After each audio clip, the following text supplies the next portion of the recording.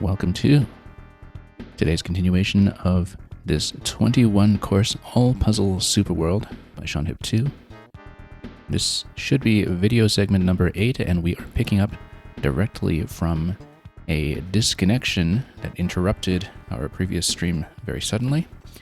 And so, in the previous stream, we were working pretty much just on one puzzle, the 19th out of 21 in this sequence. And we progressed and hit a particular point that I couldn't quite sort out.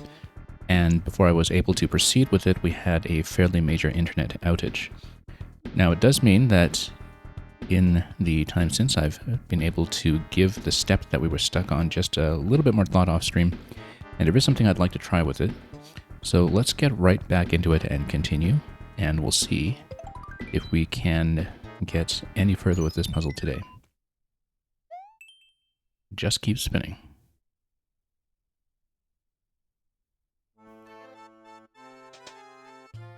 Alright, so in this puzzle, the idea is that you need to head over to the bottom right where the row of donut blocks is, and you need to drop 2 bombs in sequence to have a limit of 2 interactions on the on-off switch, and then you need to grab the key that's in the top middle and then make it through the key door, and then in order to get through the Goomba that's at the end, you need to either remove it somehow or have something above you on the ceiling, because it is an open ceiling, like a P-switch to bump your head against so you can pick up the Goomba and get it out of the way, and probably even bring it back through the door, which is something that we were just beginning to try in a previous stream. Anyway, without talking about it too much, let's walk through the sequence that we've established so far.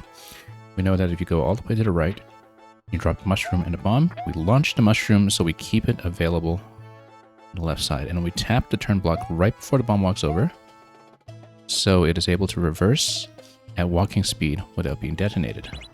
Mario stands on this block because we don't want the block that Mario currently overlaps to be blown up. We will need a P-switch to convert it to a coin at a later point in order to meet the 6-coin collection.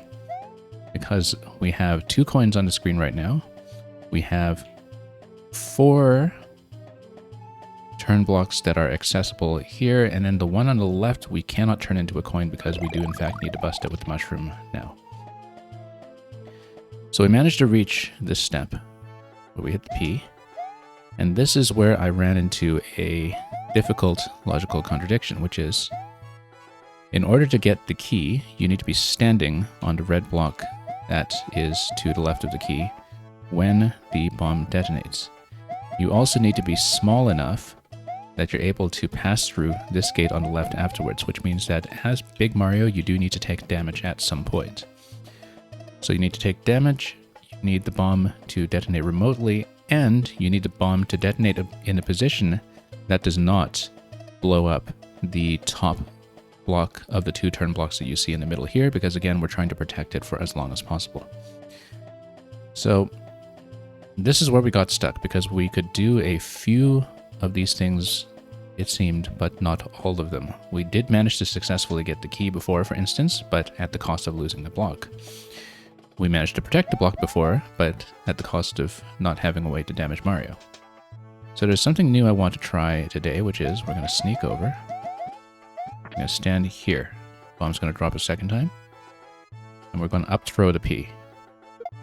Now normally, the P, if you up throw it, even from the very bottom row where the donut blocks are, typically what happens is, oh, no, hang on. Okay, no, this is a problem. We need to restart because I was talking for too long and let the bomb walk down. Typically, what would happen is, what was I even saying? Yes, if you up throw the P from this location, normally, this location right here, even if you're standing all the way down, we tested this last time and it goes all the way up to the donut block on top. But if you throw the P to carry the bomb to the next layer, like we just did, and you up throw here, the contact with the bomb actually deflects it in such a fashion that the P lands back in the place where you can pick it up again. If it landed up here, you would not be able to retrieve it. Now what we did there was we had the bomb walk, and then I found a way to take damage. And we stood here too long while explaining this, but the idea is that if the bomb is winding up here, well, first of all, we'll need that interaction later to get this coin with a bounce, because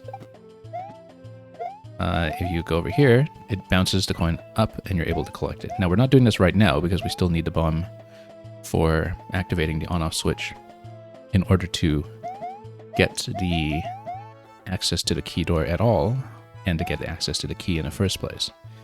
But it's a similar idea that we actually want the bomb to walk down, and I realized... And eventually we'll need to capture some of this stuff too, but I realized that maybe the way that these donut blocks were built here is that in the bottom here, it's encouraging you to send the bomb to walk down in this trap, that you bump the bomb up. You cycle it all the way around, and after you cycle it all the way around, you find a way to place it at the on-off. Because the next thing we need to do is this. We need a way for the bomb to activate the on-off switch while Mario's standing here. That's what gets you the key. But we need to do it without destroying the central turn blocks.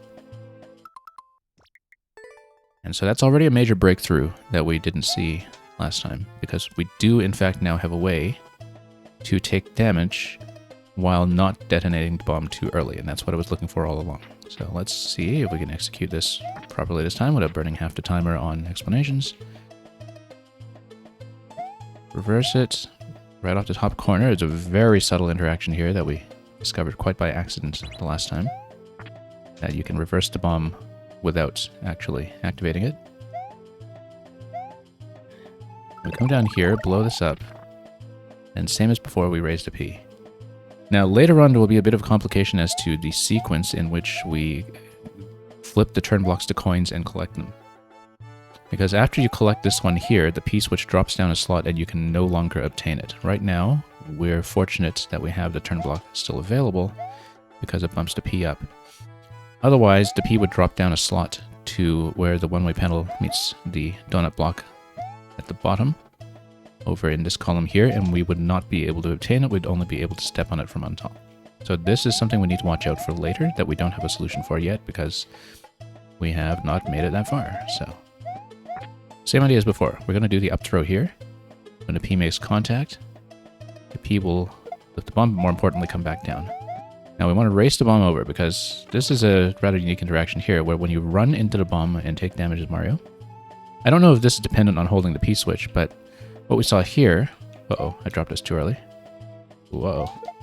Oh, hang on. I need to drop that donut block a little bit later. What we saw there is that when you run through the bomb and take damage, I don't know if it's dependent on holding something like the P, but the bomb actually reverses when you make contact with it and it walks back down the ramp. So the idea is that you race the bomb over here, and you pop this donut block open enough, early enough that the bomb follows you down here. And the idea is that we're going to release the donut blocks until the bomb can walk all the way into this trap.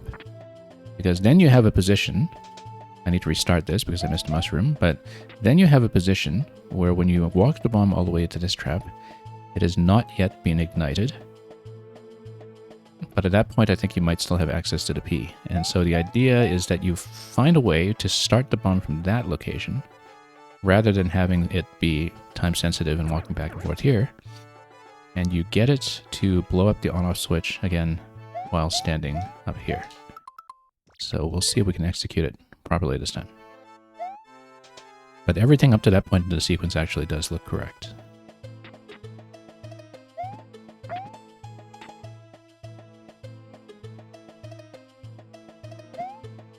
Now this can be pretty sensitive to execution mistakes if you overshoot the jump.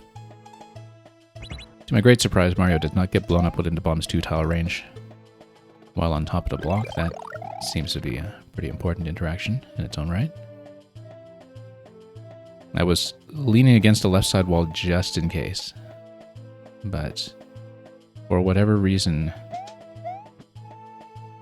when when we test it, Mario does not get blown up within the 2-tile radius.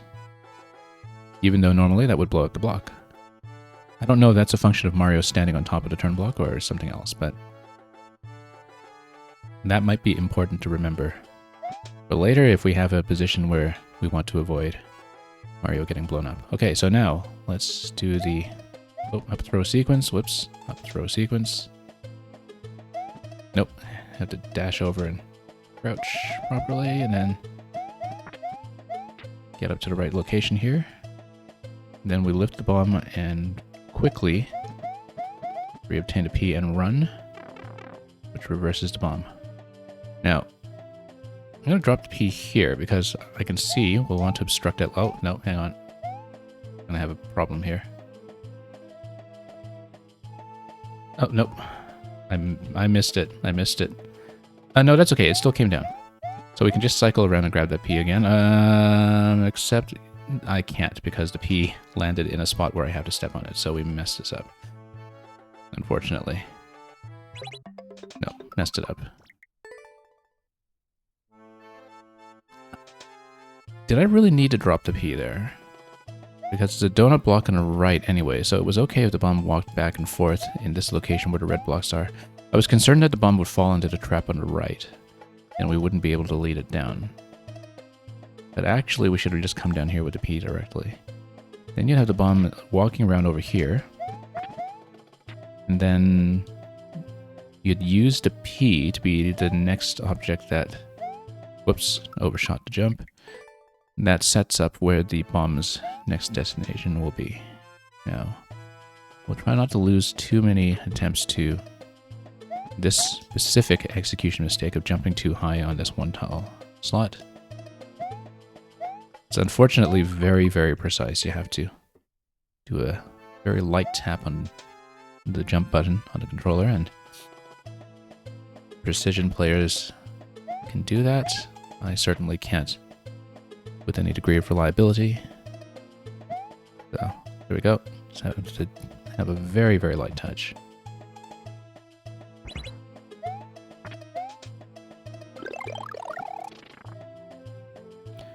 Okay, let's go for the P switch.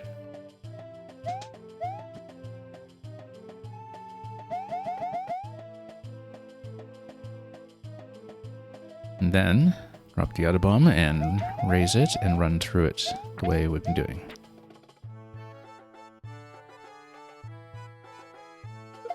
Oh, nope. Yeah, so this is what we were trying to avoid. In order to not do that...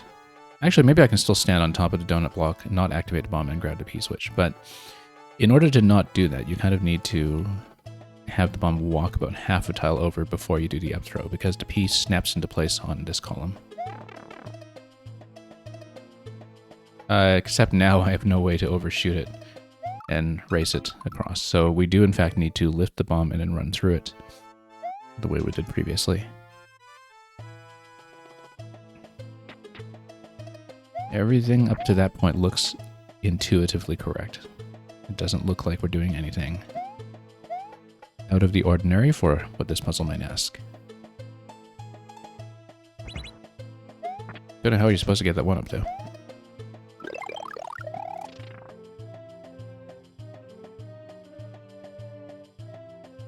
Maybe that's a later problem.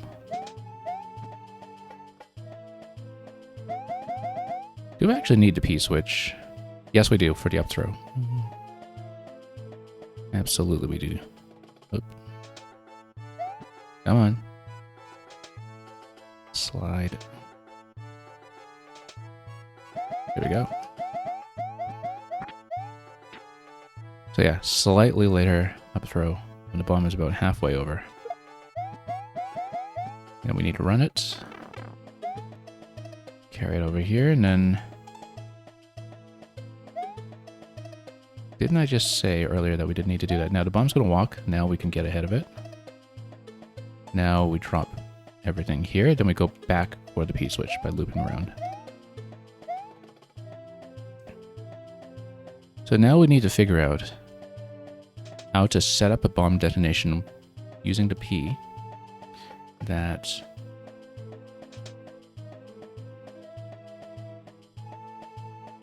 does not blow up the turn blocks. One thing I was looking at previously was getting the bomb in the bumper circle on the right. That would blow up the on-off switch from above. That is clearly safe. I don't know if there's a good way to do a P push into that location though when we're also juggling the bomb and taking it up at the same time. I think what I should actually do is drop the P or throw the P forward in such a way that it lands on the right side of the bumper, and then you toss the bomb into the bumper slot with the P stopping it so it doesn't overshoot. That does mean that the first time we get the key, we will have lost access to the P because it's on the right side.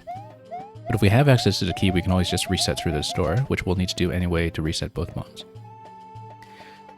So then you would basically be back to start after that point, but with this and the mushroom having been taken care of already, and with the key obtained. And then we'll see what that affects or how much of the sequence we can repeat from that point. So the idea is that if I throw here, let's say I stand right here, or throw, that's actually perfect. Stand right on top. Yeah, so the idea is that we cycle back down, we take the bomb, and we throw it to the right. Then we quickly stand here and get pushed into the key.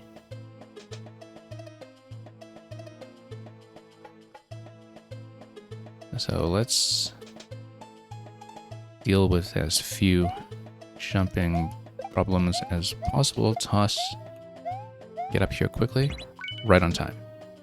Okay, like I said, we lost access to the P, but the important thing is that both of the blocks here are intact. Now, without the P, we can't get past the Goomba, because as we discovered last time, the semi-solids up top that are open are a ceiling trap, and the Goomba is supposed to bounce you above the ceiling trap. Very similar to what we saw in the Night Castle puzzle with the moles bumping you over. Now, we're not going to do it now because we'll lose our progress, but that is what the trap is. So even after we hit the clear condition, we need a way to get the Goomba out, or to get past it safely. And I have some ideas in mind for that, like how last time we actually tested putting a P-switch ceiling above it so we could bump through it. Again, similar to the interaction that we had in the Night Castle mole level. So both bombs have returned at this point, and we will need another sequence of on-off switch interactions to get the top right coin. We will need one on-off switch to get the P. We'll need the other on-off switch to get back through the door afterwards by toggling it back to the on state. I think actually the first thing we should do is just take a bomb here and bounce that coin, because that's something that's completely independent of every other interaction. And then after that, we can just reset through the door again. So I think that coin should go first, because you can do it without affecting anything else in the level, or so it seems. So this time, I think we actually do want to bump the bomb from below to send it up. And then we drop it here, and then toss the coin. There we go, there's one coin, and then we reset through the left. It's a fairly clean way to execute that, actually, so I'm quite happy with that. That's 1 coin out of 6. Now we need to do the next on-off interaction without blowing up the block. I don't have access to P-switch right now. And again, we cannot have the bomb go into the trap. Okay, no, we do the same sequence of interactions that we did the first time, except now we don't need to take damage because I'm small. Since we don't need to take damage, then we can do what we were trying the next time when toggling off back on and use the P as a blocking piece. So we do one cycle to obtain the P, same way we do at the start. Then we do the second cycle to use the P to toggle... Oh, well, I missed it. I'm supposed to stand there so it doesn't blow up that block. So we messed it up. Yeah, I'm supposed to stand there the same way as before so it doesn't blow up the block. And you stay there as Mario, just like in the first cycle. Then you come back and pick up the P. And then the idea after that is that we'd be able to then do something like the P-switch push on the next bomb to turn it back to on. And if you can keep the P switch in the on state and reset through here, then we improve on the starting position by having the P switch available at the outset. So it's a pretty complicated sequence to remember, but we've had so much practice with the early part at this point that as long as we execute it cleanly, I think we should be able to get back to that state. Nope. That's the thing, is you need to do that short jump the second time too, with the plan that I've mapped out right now. So if we have trouble landing the short jump on this tile here, we will continue to have trouble even much deeper in the level, because we need to do that a second time, this exact interaction a second time. And that's purely to reobtain the P.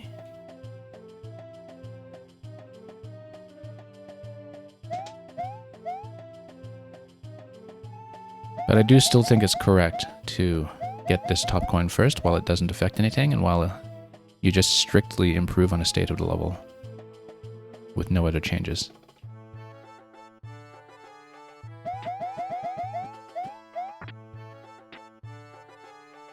So let's watch out for the timing here again. Bomb needs to be slightly over the ledge. Whoops. Okay, that's fine. Walked it back a bit early, but we'll do it. Again, we don't actually... Oh, no, I messed it up. Yeah, no. We don't actually need to drop the P here, because the bomb's going to fall down this trap regardless. We don't need to block it, because it will just walk. So there's no purpose to running over here and trying to drop the P early as a blocking piece. So, yeah, we messed it up. So we should carry the P with us the entire way. It will save 1 cycle's worth of running around as well, if I'm not mistaken.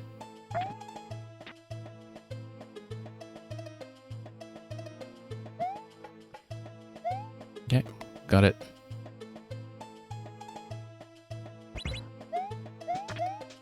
That little short jump over 1 tile there might turn out to be the most forbidding execution trap in the entire level, for all we know.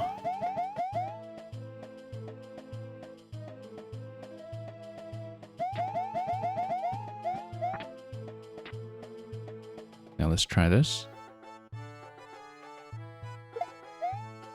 Nope, accidentally jumped too hard towards it and lost access because I bumped it when it was still in midair. We need the P to be a ceiling for us there so we can go around it on the way up.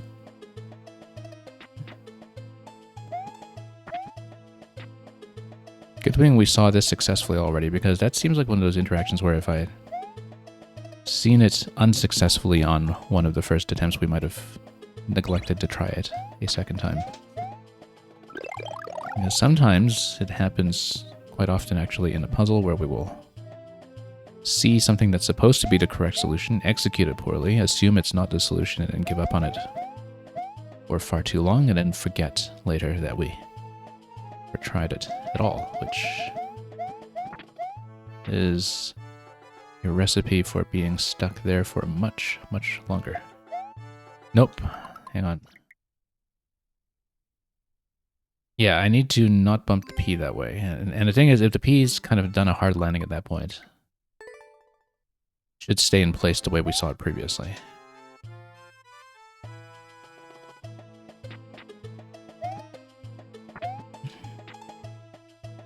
Because of course I want to recapture the P quickly enough to outrun the bomb. And reverse it before it goes up the slope, so we can buy enough time to drop it through the donut block.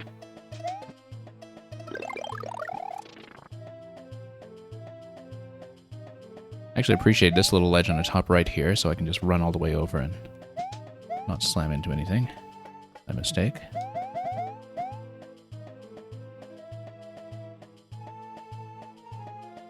Okay.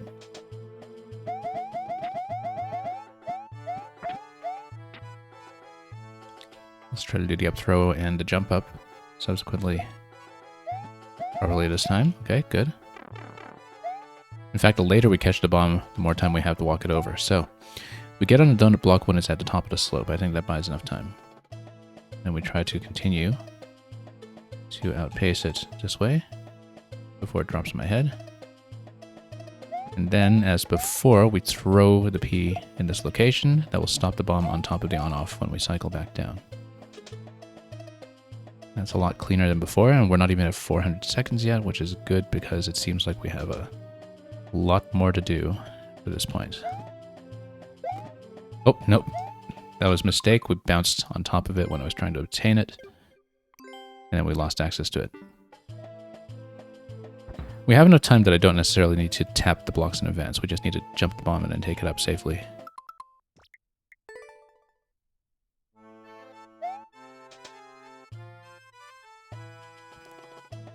So yeah, there's a lot to execute here. Many, many steps. And slightly different steps every time you cycle through the whole loop.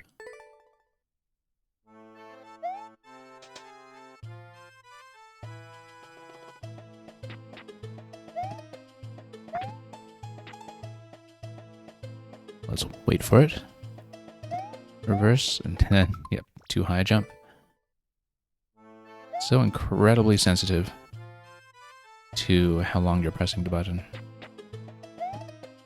I don't know if there's an easier, more consistent way to guarantee a short one-tile jump, but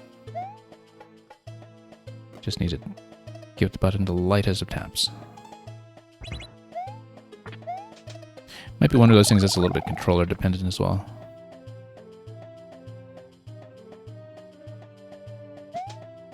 And that is easier on some controllers than others, perhaps,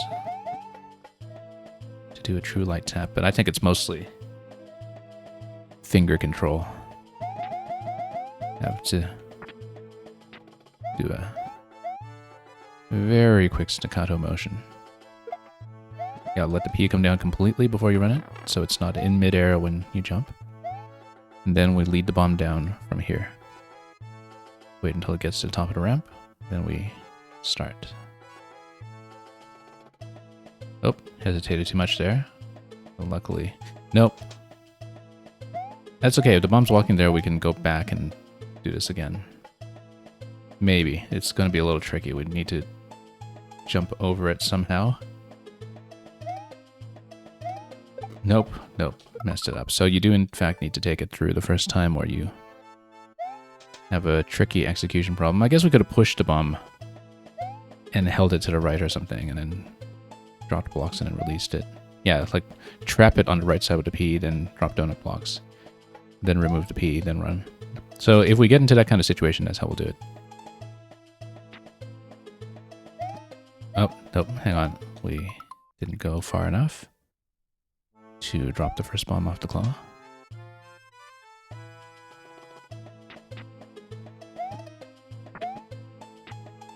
That's the thing, you have to keep track of the complexity of the solution that you're attempting and not have that be mentally interrupted by the many, many execution mistakes you might make along the way.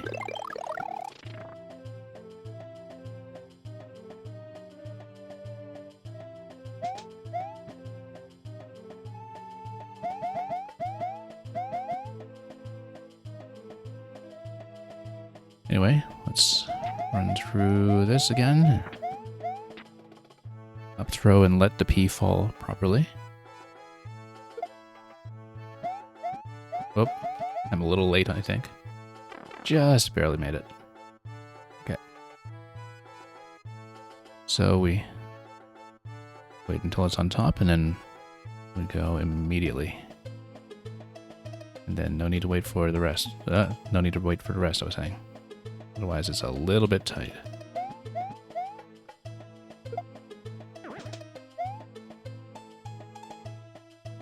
Okay, catch the bomb, and then...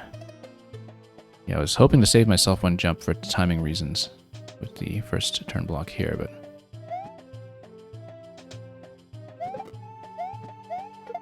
It might be consequential given that we have to very quickly get up to this block. I do like activating that first block early. So we're at about 400 seconds when we get through the key door for the first time. I don't think we'll execute too much better than that. So now we grab this coin and then reverse out again, since it really should be the next interaction here. Oh, late. Nope, couldn't get it. That's okay. If that happens, we're able to reverse. As long as we haven't blown up any blocks, we are still safe. So we haven't lost progress.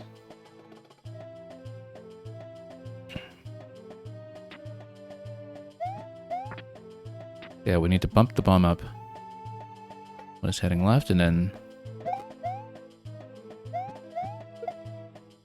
pop the coin and reverse through the door again, and then now we do the same interaction as the first pass to get the P-switch without blowing up any blocks. So at some point we'll need to do an on-off sequence for the top middle coin above this column right now.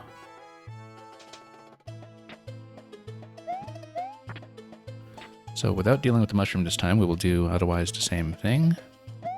Doesn't mean we need a very light jump, otherwise that loses the entire attempt.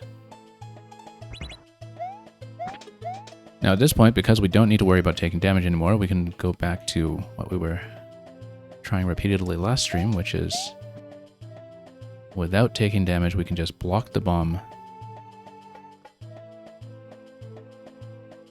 Or rather, pop the bomb and then push it over one tile. I think that's the easiest way to do it. Is we...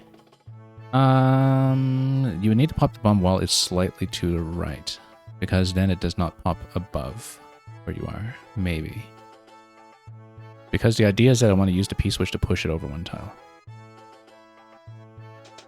If you use something like the P-switch to hold position on the turn block expires and then pushes it up, so we can't do that. We need to actually go through and pop it as it's walking over. No. Okay, that was a mistake. And unfortunately, because the on-off switch has been activated... Yeah, I was trying to use the P to push it over, but I was standing too close. And it pushed the bomb back towards me when I was trying to push it over a tile. We were standing too close for it. And the P overshot on the drop, because the P went over the halfway line for the bomb and pushed it backwards. Unfortunately, because we are trapped here with the off state, we have to reset. That's a long reset on this puzzle if we get to that state. We might even forget about this coin for the moment while we work out the rest, just so we can actually map out the interactions, and then eventually we'll work this coin back into the loop, so we don't just waste time working on that one when we are still trying to map out everything else. So let's just forget about that coin for the moment. But we know how to get it, and we know how to get it easily, so... But it does require me to... Well, no, it doesn't require anything. At that point, we already know we're resetting the P-switch to this location. Oh, no, hang on. Nope, trapped myself by mistake. We forgot to get the P-switch. You see. Execution traps galore.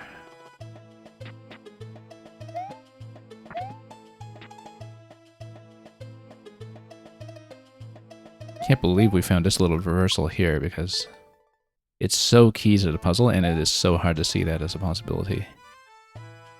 That you can, in fact, get the bomb to continue its slow walk, but in the other direction, just with a corner tap. And later on, we have to have the bomb kind of walking halfway over that tile in order to keep it down for the P-switch push that we flubbed last time, if that is in fact the solution.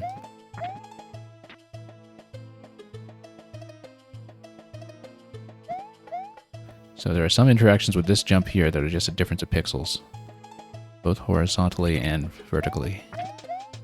And a great deal of the puzzle actually rests on that minute difference.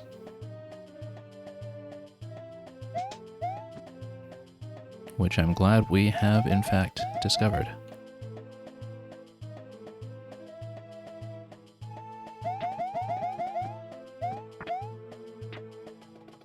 Okay, let's do the up throw bit here. Half tile over. Oh, that was dangerous. The P was still bouncing. Wait for the bomb to walk on the ramp, and then we go. No need to hesitate. The timing will all work out from here, I think, without the donut blocks respawning too soon.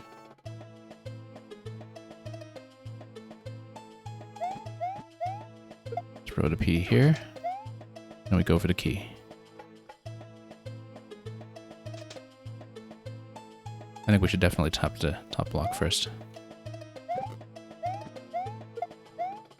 Just to buy precious moments. Saving one jump's worth of timing to get the key up and running. So like I said, normally at this stage we get this coin. I'm going to skip it for now just so we can figure out whether the P push is actually the correct solution to the next step here. Because if it's not, and if it's definitively not, then we need to rethink.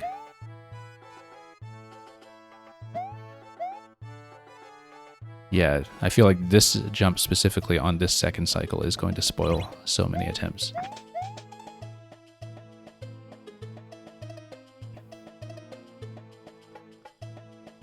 Right now we just need to map out the sequence.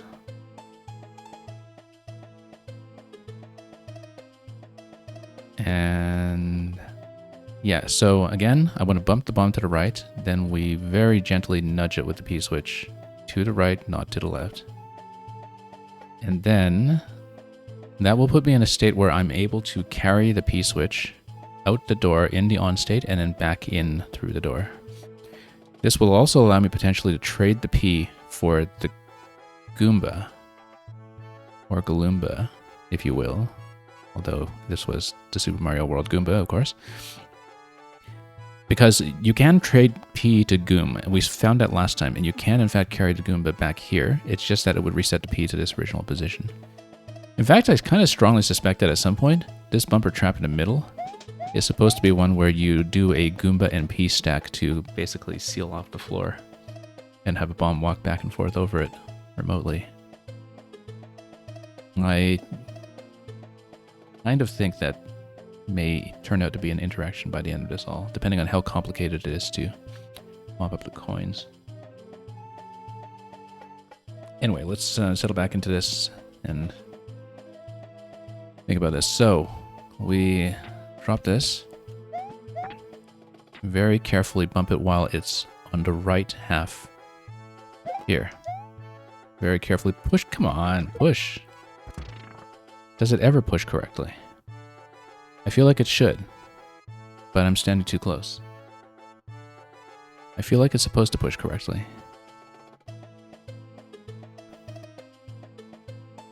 However, we don't need to do it that way. We can just stand here and protect the block in the exact same way.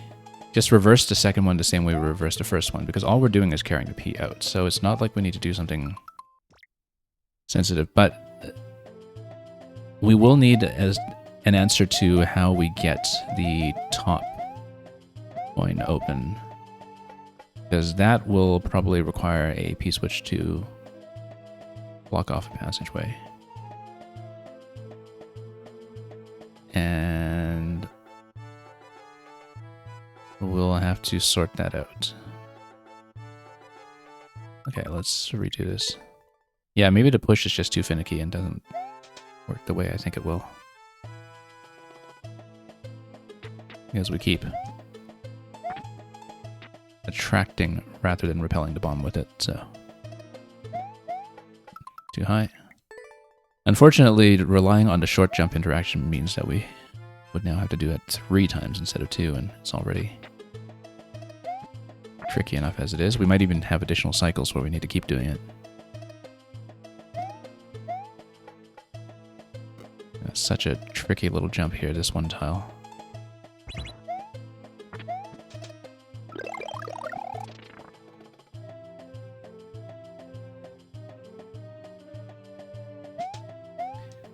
I mean, it looks like the P-switch is supposed to push the bomb forward, but maybe that just doesn't happen most of the time. And I'm expecting that the bomb is pushable the way a power-up would be.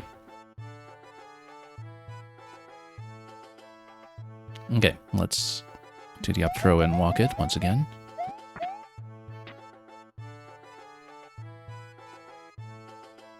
Half tile over. Let the P come down. Grab it, reverse it, wait for the slope.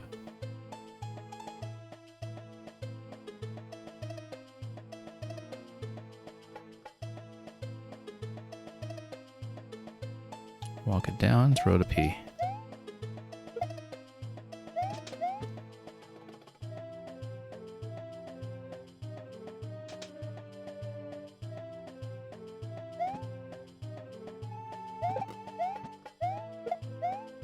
Okay, we've been executing this pretty consistently, at least, this part. So we lose the P, but then we reverse through the door.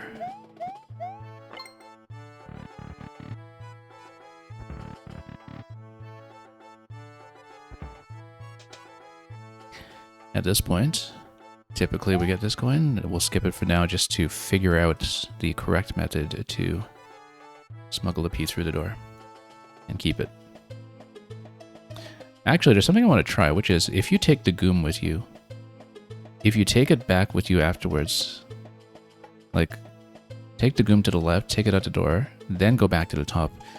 When you're holding it as an object, that might actually clear it from over the gate. That's something that we have to test, because I suspect that is correct. Anyway, priority now is to reobtain a P. Be very delicate about the jumps. Nope, not delicate enough. That's okay. We reverse as long as it does not blow up the block first. Yeah, you need to get out of here before it blows up the block if we make that mistake. If we make that mistake, we really have to gun it over, because otherwise if the block blows up, the attempt blows up.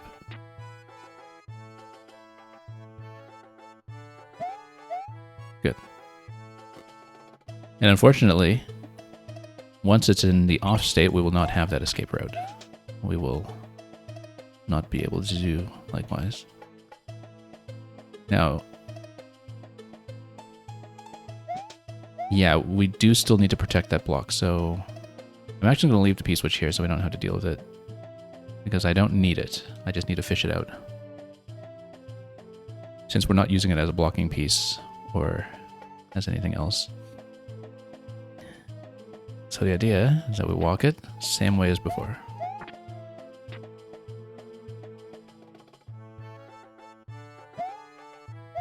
Do this slightly annoying jump when we have no more failsafe. So now we have access to P. So now we have a choice. We can get out and get back in with a P and see how we can progress from there. Because with the P having been unlocked, well, right now we can actually use it as a blocking piece to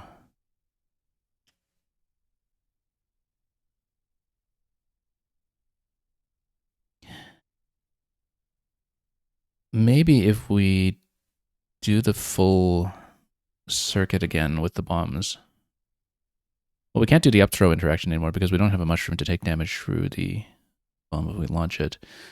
I'm thinking about what we'll do about the top coin, because we need a bomb to be in a position. Actually, you know, it's okay to use the P as a stopper on the block, on the top of the two middle blocks. It's okay to drop the P there and... no, it's not, because the turn block stops turning and then the P goes up. That doesn't work. So we need to wait for the bomb to detonate. So we might need to do the P push after all, because I'm thinking that if the bomb is over the on-off switch, then you can jump up towards the top coin. The other possibility is that after we have already used a P-switch to collect the middle coins, if the middle coins are out of the way, and if we're keeping a P-switch because we now have access to the P-switch... No, you would have to use the P-switch to do that. But what if you use the P-switch outside and then come back in. Note, then you have 4 donut blocks to get through. You don't have enough time to grab anything. So we'll need to figure out at what point we grab the turn blocks that are the 2 stack on the right side. So right now I'm thinking about how in this state we're able to press the on-off switch while we're safe. I think we actually do have to, in the end, do the bomb push with the P. Now the thing is,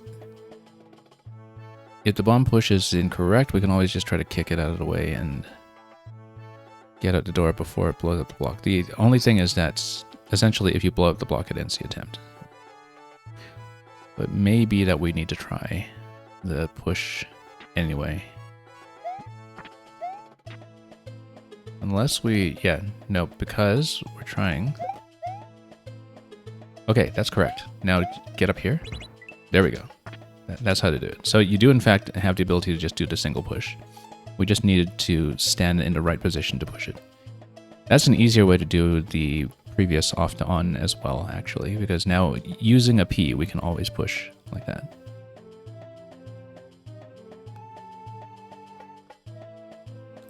So now we would need on state again in order to get out the door. Although here, supposing that we took this top coin already, what if at this point we activate the P and collect all coins? Now, if you activate P, though, we no longer have access to the Goomba. And we cannot collect this coin here. Yeah, so actually I think... yeah, we don't activate the P until we've gotten the Goomba in this room, perhaps. Now, if the Goomba is in this room, then we need to redo the sequence to obtain the P. Which is fine, we know how to do that, as long as all the blocks are still in place. So we leave the blocks in place until the Goomba is in this room. Once the Goomba is in the room, then we can reacquire the P to do the rest of the cycle. Then we get to this state. Once we get to this state, since we have 60 seconds left, I'll just show it. We would want to bump the bomb to the right, or at least trap the bomb to the right side, by going like this as far as possible. Then, before it walks over... oh, come on. Well, too late. You need to get this and this before the bomb detonates. And you see the top block, oh, the coin here also gets blown up here. But you need to hit the P-switch. Pretty much at this point. If you use it as a blocking piece, you do kind of need to take it with you as well. So the idea is that you delay the bomb push for as long as possible. Let the bomb walk all the way over. Then you take the P. And then you obtain all 4 coins. At that point, you should have obtained the other 2 already. Then you have the clear condition. At that point, you need the Goomba in this room. We have 2 seconds on this attempt, so I'll restart. You need the Goomba in this room because if you then take the Goomba with you back through the door, that should remove the obstruction to the gate. So as long as we know how to do that circuit, then I think that's the puzzle. I think we've worked out most of what we need, although I've said that prematurely with many of the puzzles in this sequence before, and there's still a mountain of execution traps to get through first. Like this one. Yeah, we don't want to be doing 3 short jumps. I'd rather be doing the P pushes. Accuracy problems and all. The short jump is just an absolute nightmare. This one right here.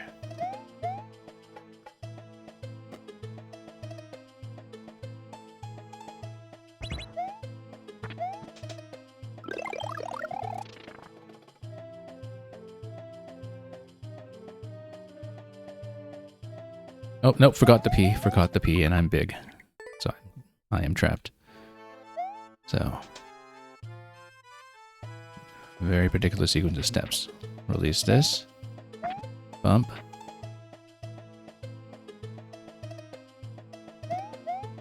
Too far.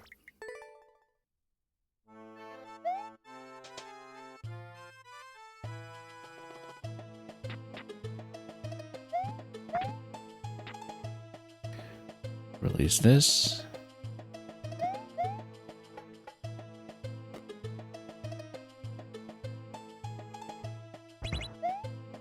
So we figured out the top 2 coins that are just coins. It's just a P-switch sequence to collect the rest that we'll also need to deal with at some point.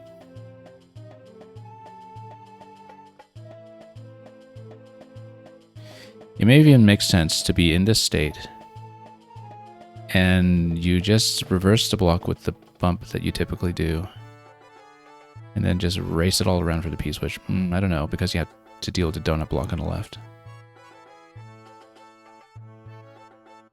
We'll figure it out. Okay.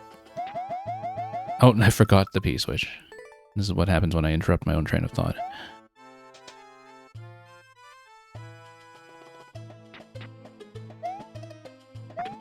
Okay, walk it down.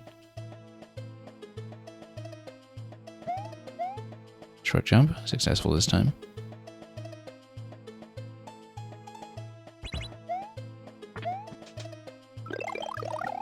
Bust through, and then let's not forget to get the P-switch.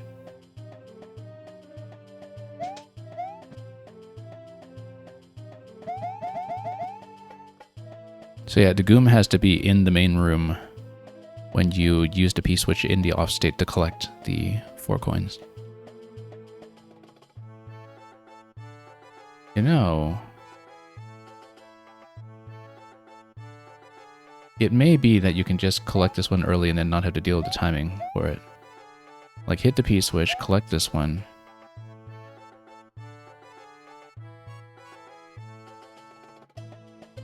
And then get back out with the next interaction.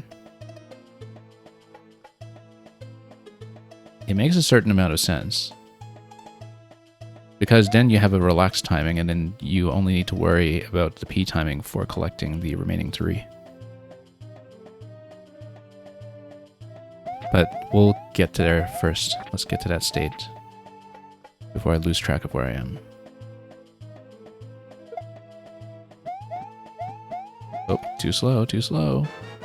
And then reverse. Thank you so much, the Gaming Sage, for the raid. Give me 1 moment here so I can actually do some of my timings here properly.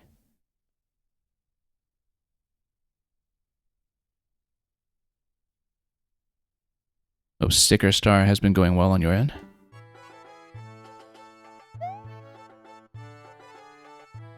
Okay, we take this down. And welcome Tech Wolves as well.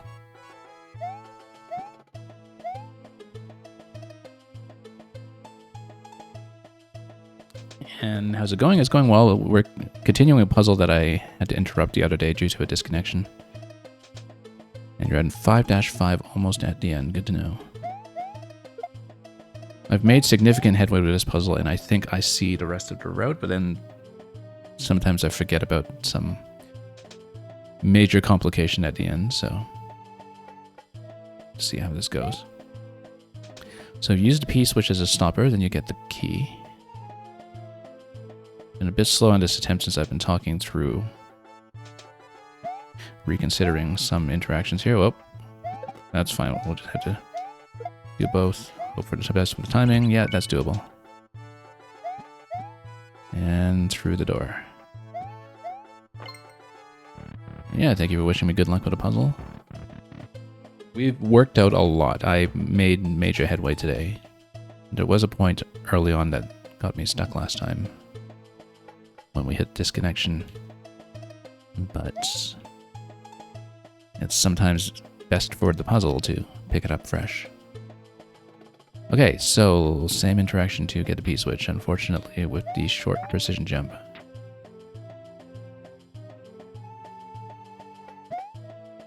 Nope, too high. Okay, if it's too high, you get out the door as soon as possible before anything blows up. and just escape. And that's why we don't want to do it that way on the second pass with the off to on, because we will not have that escape.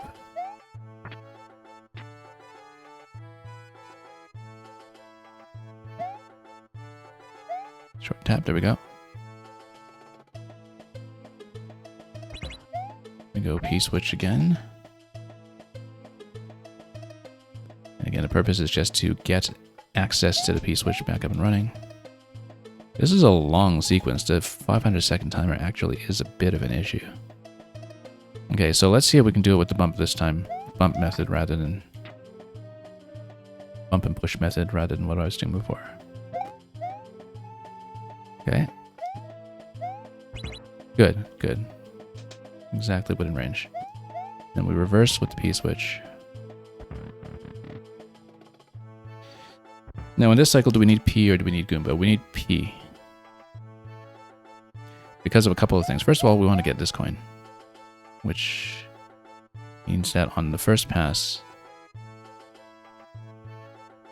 Actually, we can even do that on the second pass. So we do the P-push stop once again. Here. To get the top coin.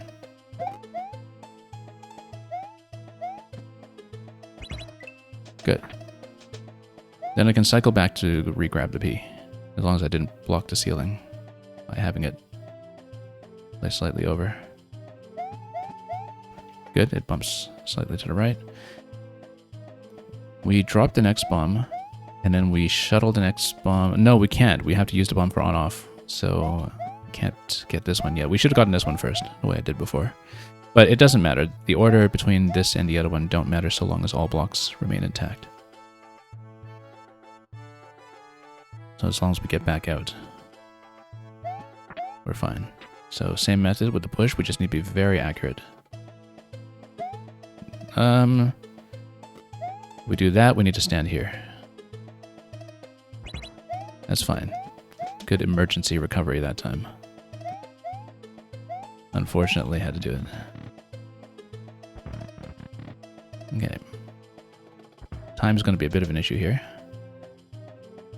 But next we will just jump up and take a bomb to hit this. Then we carry the P-switch again and go through the door once more and just reset again. I do foresee the timer being an issue because we still have to do the run with taking the Goom back, then re-obtaining the P-switch from scratch with the Goom in the room. So the next question is, for the next cycle, do we come back with P-switch or do we come back with Goom? I think we come back with Goom, though. Because P-switch at this point doesn't get me much more. So here, we up-throw the P-switch. Then we bounce on a Goom, which allows me to carry it. Now, I want to test one thing. Which is... if we go through this door, Goom should be away, right? On the right side. Yes, it is in fact empty, as we know, because it doesn't duplicate. Now, we just leave the Goom here, because it doesn't matter if it wakes up. And then... we do the exact same interaction as before. It might have been better to use the Goomba as a blocking piece, actually. It's just that it might wake up unexpectedly and cause more annoyance.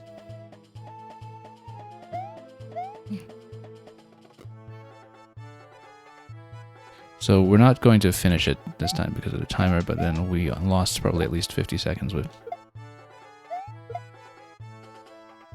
what we were doing earlier for timing. So at this point, we drop the other bomb into the lower claw. And then we had to come back, hit the P-switch. Maybe I shouldn't have left the Goom there in that spot. Hang on, pause for a moment because we've got 30 seconds. So at this point, I think we hit the P-switch once the bomb is about to detonate. Like, basically, bomb is heading towards the right.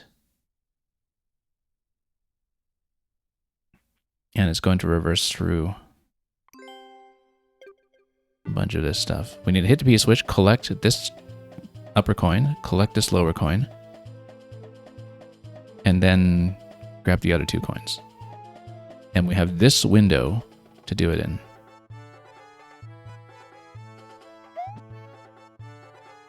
We have 18 seconds, we will clearly not see it. So the idea was that we... Oh no, messed it up. Messed it up. Well, it's going to be lost now. And the attempt will be lost. That's okay. Okay, less talking in the early parts this time, so we have enough time to actually do it. We're a few steps away, I think. We were pretty close to when we need to activate the P for the final coin collection. It's very doable with the information that we have. But time is in fact of the essence.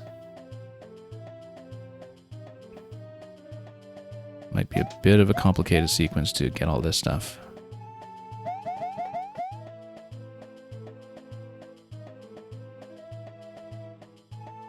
And yeah, we'll see.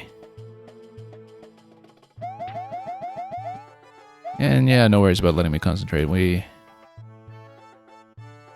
are generally still able to converse while I'm mapping out how we're doing this. Okay, so at this point, it goes up the slope. And we lead it down. We should be able to finish this whole cycle within the first 100 seconds. Nope. Oh, okay, no. We had an emergency recovery method for this previously, which is trap it here. Nope. Oh, nope. Nope, no, it bounced back and I stepped on it.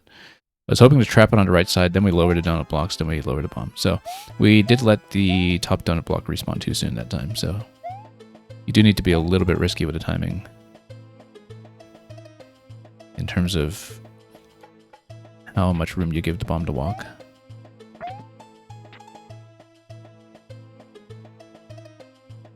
Reverse it, short hop.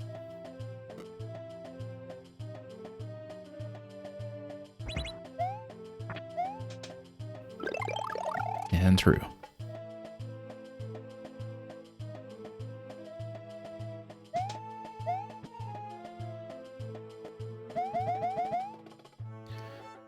Okay, now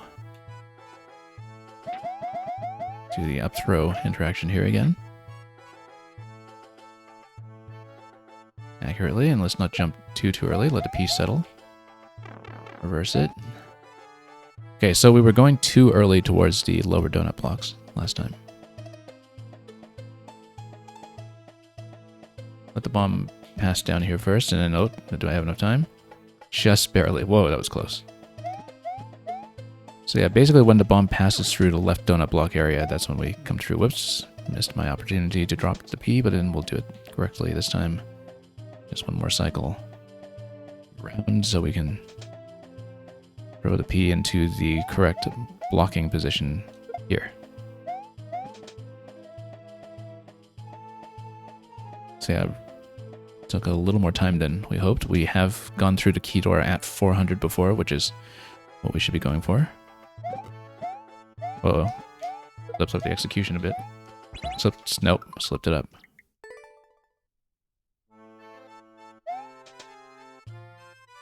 Was that actually a reset? Or rather, was that avoidable? I guess, no, yeah, because we hadn't obtained a key, so we couldn't reset the room in that state. So yeah, I do have to not miss jumps here.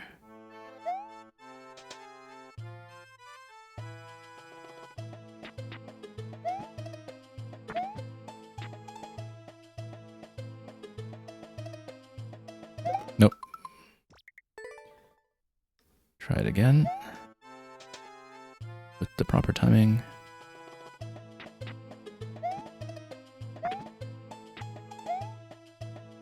No, too soon. We need to stay on a lower block and then bump it over.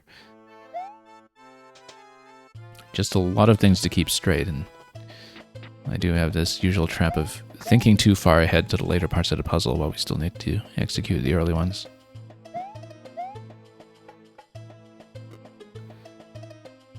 Stand here for a moment. Blow that up. To the left.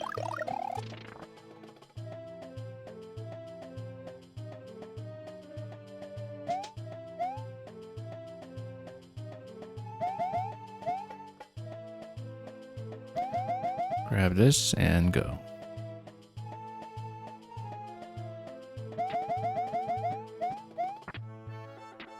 And we dropped it down.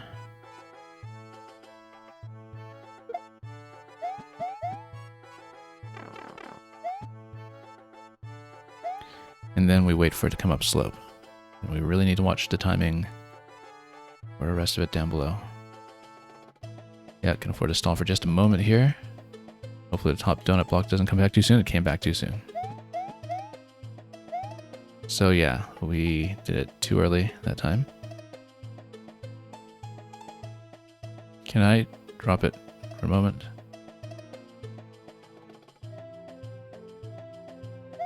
Okay, that's... Nope, we still can't do it that way because it still drops too early.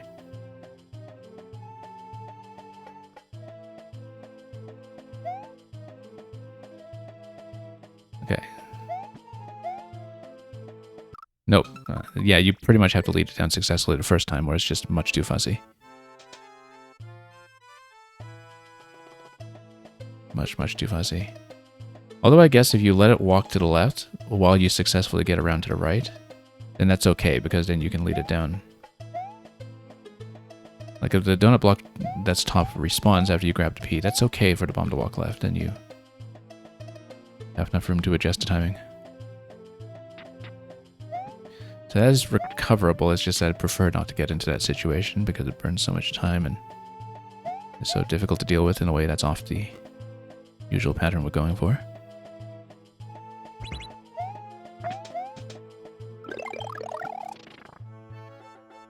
Okay, next we grab the P.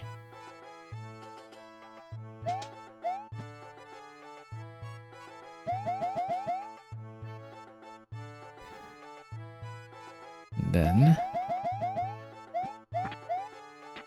prepare the up throw.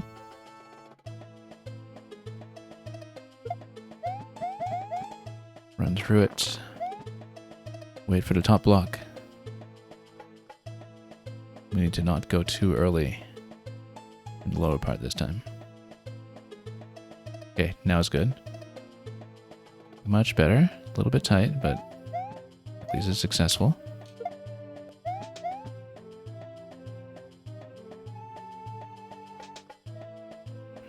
Now let's not mess up the timing on this part this time.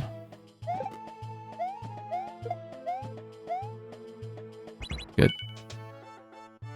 A little bit of room to spare there that time. It's always a little bit tight.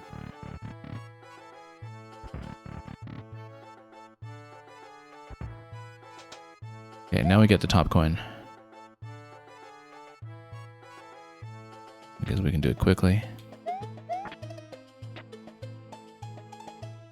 And then we know how much time to budget for after that. Nope, left. Come on. There we go. Barely missed that. Almost. Barely made it, rather. Okay, now we go for the top right coin. No, we need a P to go for the top right coin. Now we reobtain the P.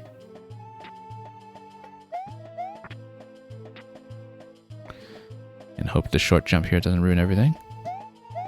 Nope, it ruined everything, so let's get to the exit before anything blows up. Try again. Does cost time, but at least we didn't blow the whole attempt. And we have that emergency failsafe.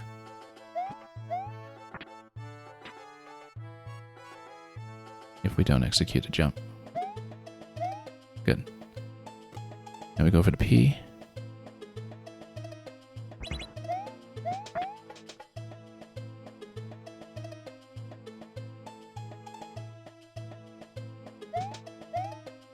Made a lot of time-related mistakes already here, so we need to be pretty careful. Whoops. Oh. Let's hope this block comes back in time. Half tile over. Slight push. Then we come back with the P.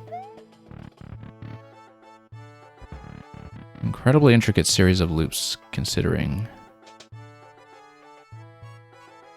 that there aren't that many elements we're actually playing with.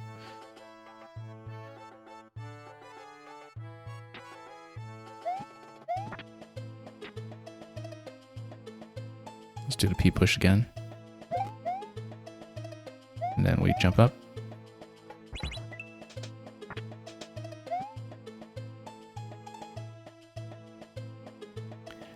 And then we just need to reobtain the P. Actually, yeah, the P can just stand there and block if we just jump up to the middle turn block, perhaps. Because the P is going to be there anyway, unless we want to remove it. No, we can do it this way.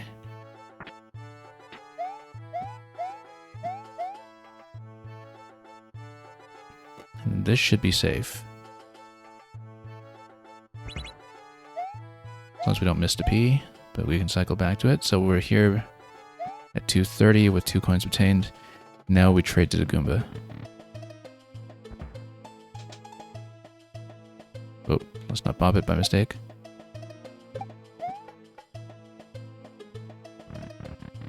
Let's remember to up throw from time to time so we don't have it wake up. So do we want it stepping around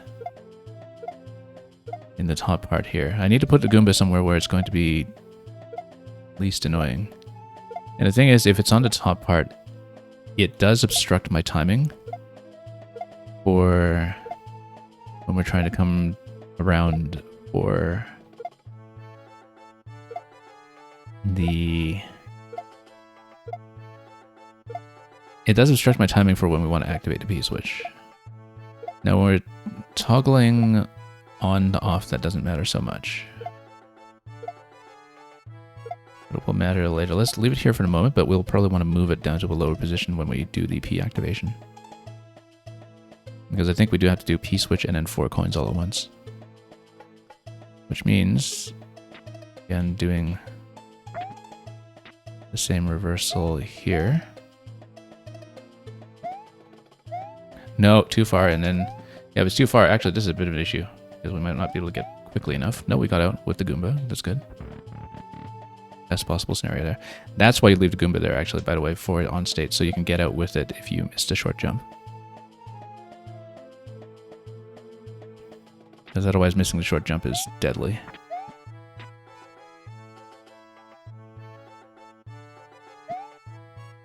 Nope. Get out. Cannot, nope, it blew up. And that's the attempt. Yeah, the thing, you have to absolutely make that short jump or that whole attempt goes under.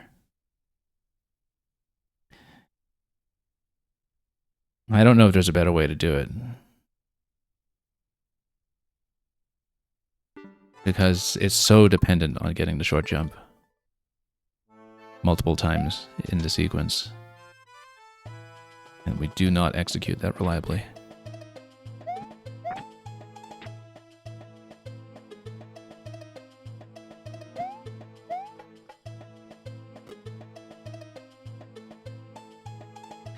It does look like everything up to that point is correct, though, in terms of the logical sequence. Everything up to that point makes sense. But that is one additional short jump that I was not necessarily counting on. Just to get back to the P-switch. For the same reason as the first 2 times. Which is that you need a way to preserve the first block.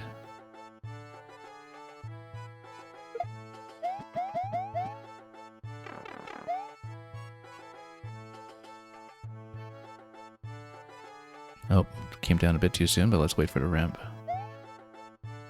Let's wait until it comes down. That's a little late, actually. Too late, too late.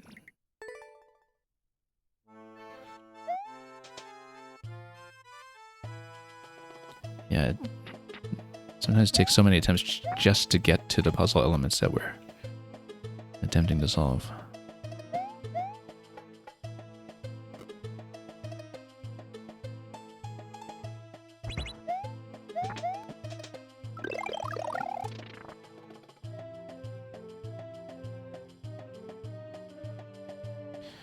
Okay.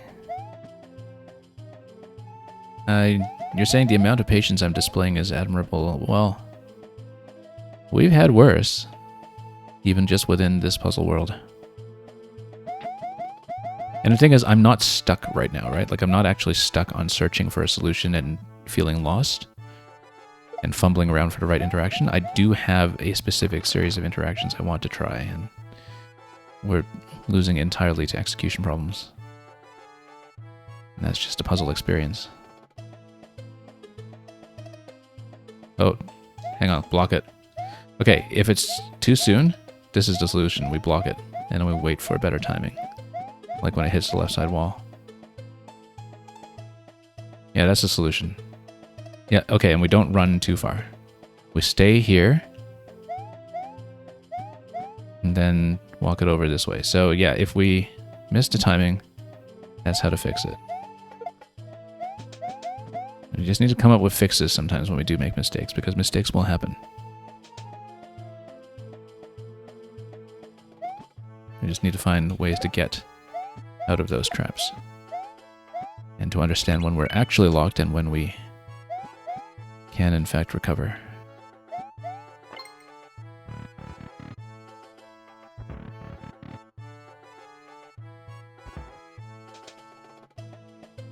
Okay, now we've reobtained a P. And that requires not a short jump, but at least we have the escape.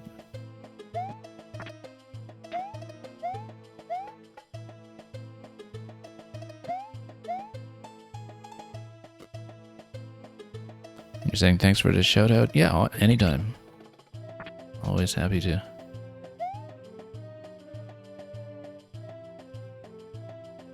Draw attention to our word of thanks and to whatever content has been going on your side. So let's see. We will now use the P as a blocking piece for the next interaction so we can escape with the P. Oh, rather not as a blocking piece, as a pushing piece. Push. Slightly over. Yeah, need to stand correctly to do this. Now we come back with the P intact.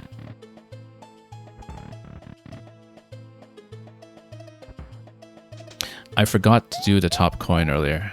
We can still do it. We can still do it. I just need to do it now.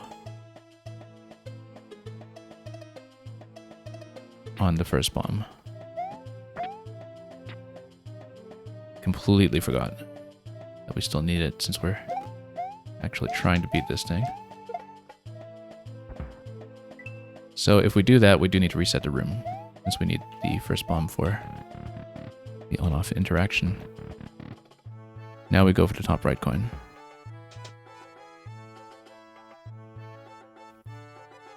That will require the P-push, which is okay. It's better than the short jump, so don't mind it so much.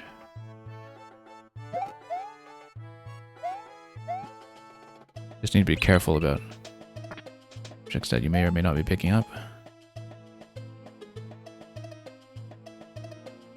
Now here, we can risk the short jump. And...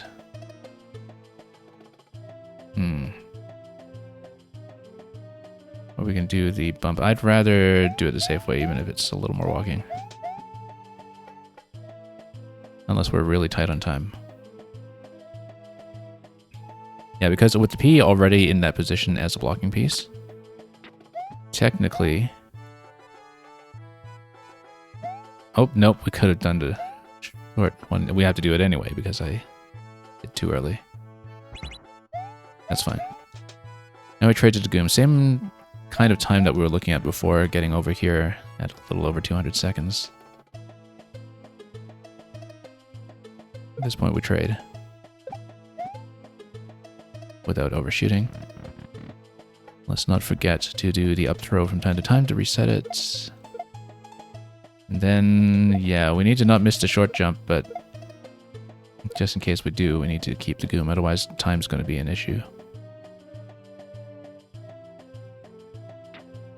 So this is where the short jump is necessary once again. Need to hit this accurately. There we go. Now we have access to the P. Now we hit the P switch and collect the rest, I think.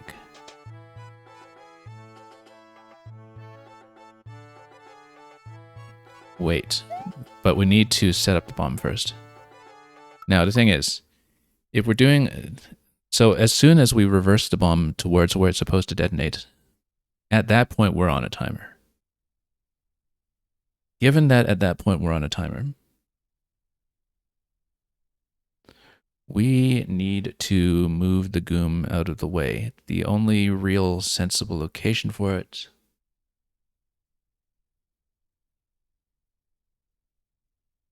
might be the bottom. Because then at least it's easy to jump around. I mean, I might run into it accidentally. I bet that'll happen, in fact.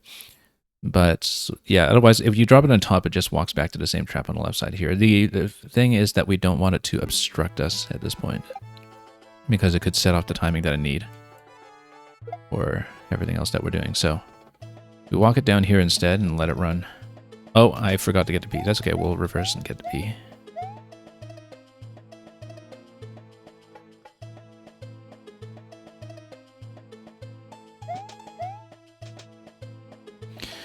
So at this point, I think I want to do the P push. It buys us slightly more time, as long as we don't miss the P jump later, because that's absolutely a risk. Buys us slightly more time. I need to drop the bomb. Oh, actually, no, this is a problem. Since the goom is there, I can't drop the bomb, because I'm not close enough. So I actually need to pop this thing first and get it out of the way.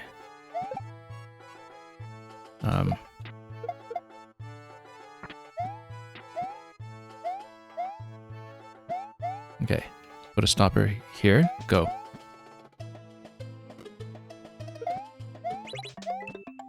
Get on top. Nope, got stuck, just slightly too late. Now, one thing I was considering earlier is whether we want to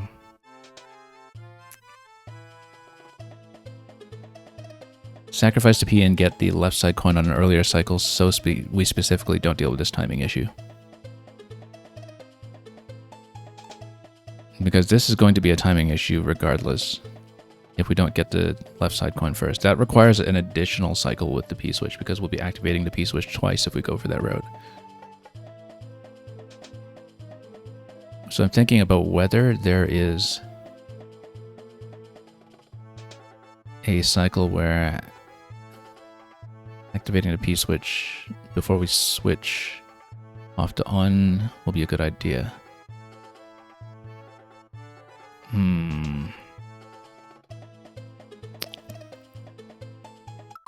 That's going to require a whole additional cycle, because if we can't hit that timing to get top and right, and it looks like that's really tight, then it's going to be a problem. That's the first time we've even gotten far enough to try that, though, which is at least progress when it comes to information, but certainly this left side placement is not an accident.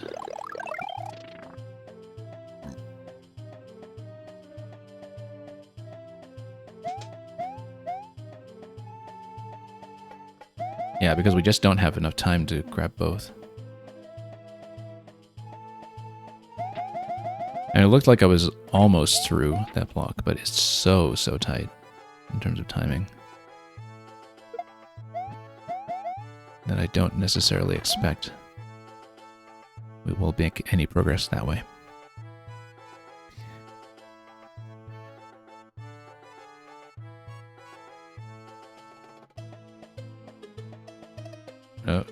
Oh, too late.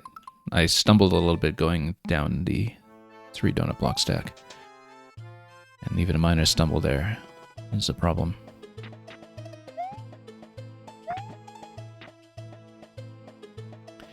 We have so much of this mapped out at this point, but there are many, many steps to execute, and very many things that can go wrong.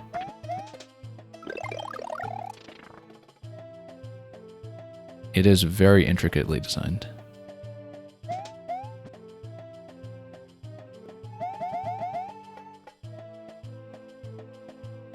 Considering how few elements are in play and how understandable the central structure of the puzzle is. You know right away what you're ideally going for. It's just that you have all these intermediary problems of spacing and timing that you might not think of at first glance, or which you really need to see in practice before you can calculate them accurately. Stumbled on the corner again. But we got out.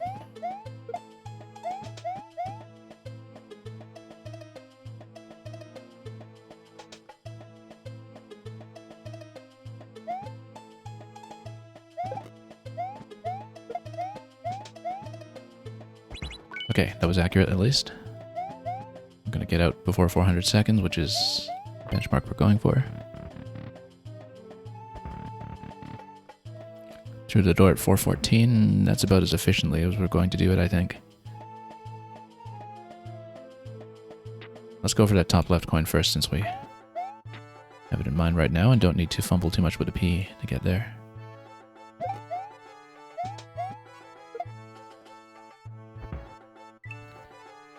Reset through the door.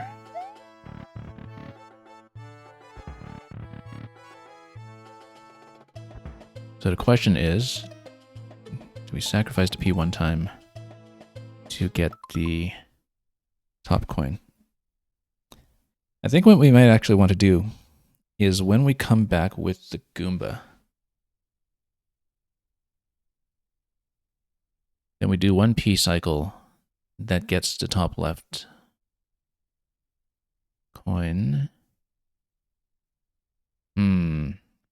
I don't know about that, because the thing is, if you activate the P switch and you're waiting for the bomb to detonate, well, the bomb just has to detonate on a position where it will not blow up the central turn blocks. Maybe we do need to do this the fast way, because we need something that's going to obstruct the central turn block, or at least walk the bomb back with a lengthy timing. Yeah, because the thing is, I don't have a way to protect the central block if we're going for the top left turn block turning into a coin. Like if we turn that into a coin, well, actually, in the off state, no, you can do it, but you need an additional short jump to do it, which is annoying. I think what we do is we have the Goom in the room at that point. Then we turn the state to off. Then we use the P switch to grab that coin. We let the P switch expire, which unfortunately burns a lot of time. Then we have to do the short jump interaction again to reverse the switch back to on. Then we re-enter this room with the Goomba. Then we sweep the rest with the P switch. It requires one whole additional cycle through this room, but at least we can be reasonably assured that we will make the timing for the rest of it afterwards. So where are we right now? We have the P switch available. We need to reobtain it. Basically, the fewer short jumps we need to do in this spot, the better, because I just am so likely to overshoot. And the thing is, later when the Goomba's in a way, we can't necessarily reset without losing the Goomba. Or losing the attempt. It's so hard to do this jump consistently.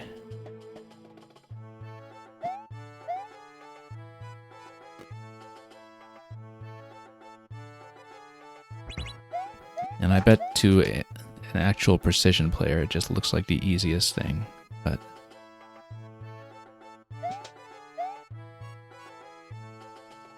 now what you can do,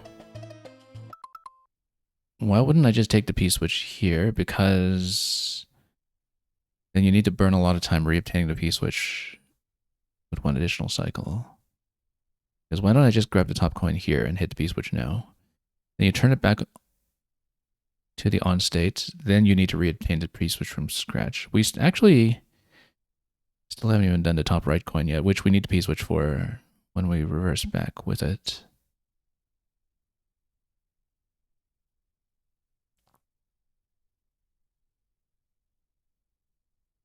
Let's map out the timing. No, let's do it this way. Let's stay on course, do it the same way as before.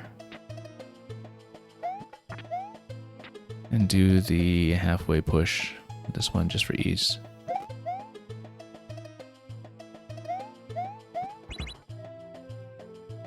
Then we're out of here at 300. And we go for the top right coin.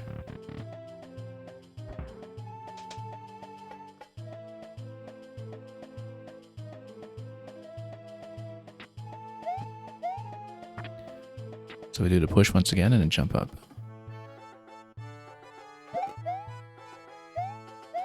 Let up on the dash button so we can have a nice clean ascent over here. Now, for the sake of time, maybe we should do a short jump at this point. Or maybe we hit... Wait, do we hit the P-switch at this point? No, because we want to take the P-switch with us to trade to the Goom. Once we trade to the Goom, then that saves a decent amount of repetition.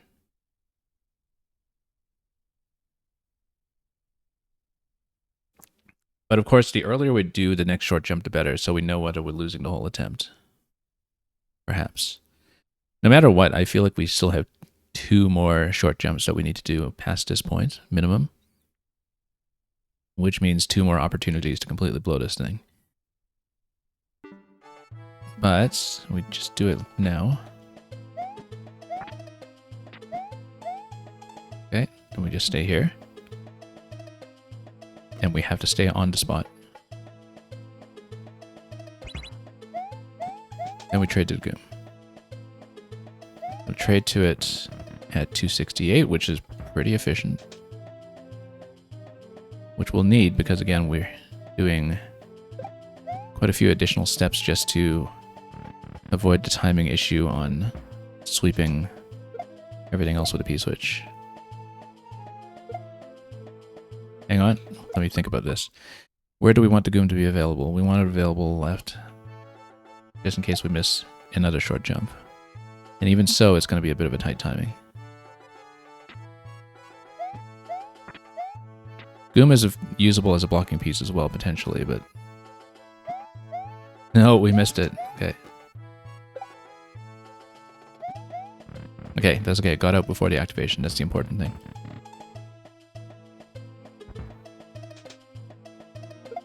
Yeah, if you miss it, you have to see that right away and go right away. That burns quite a bit of time there. It burned about 30 seconds just on this missed jump. There we go, got it.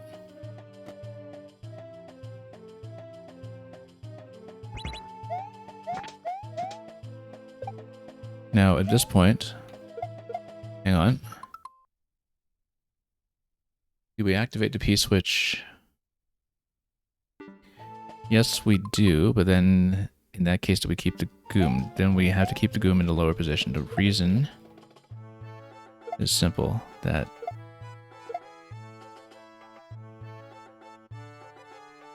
actually, I wonder, what if you leave the P-switch here? Use the Goom as a blocking piece. Okay, no. Leave the P-switch there. Use the Goom as a blocking piece. Just run down a step on it. No, that doesn't make the timing any easier.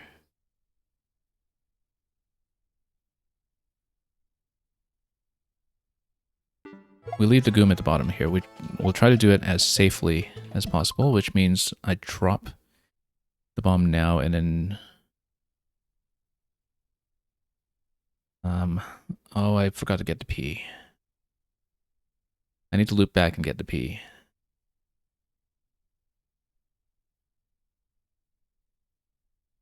Or do I? Because if I step on the P... No, I don't want to fall through it.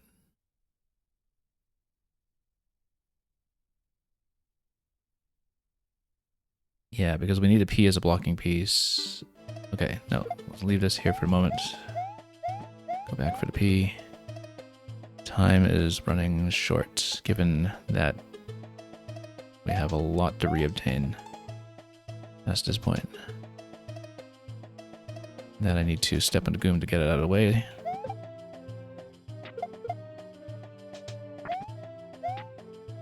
Okay, first of all, what do we do? We need to leave the P.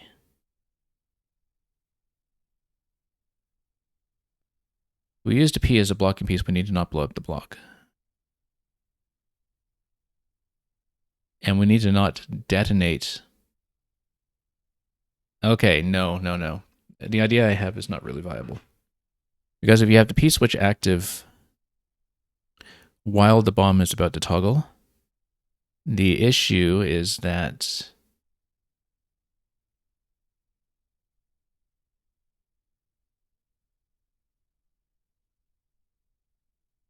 yeah, if you leave the P while the bomb is about to toggle, the issue is that it's going to blow up the central turn blocks as a coin. So I think I actually kind of have to do this the fast way, so to speak.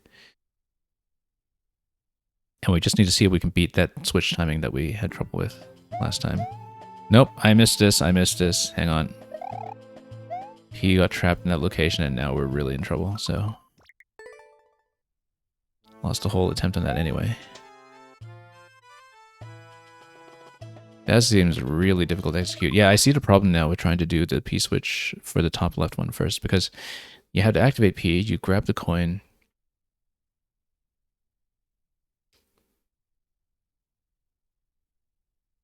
Actually, no, it can be done. It can be done. I forgot what I said earlier and why it was we needed one additional short jump, which is that you can activate the P slowly and wait for it to expire. Then you reverse an undetonated bomb and trap it the same way as usual on the early interactions. Just needed to keep some of this straight because there's so many little variations here to keep track of.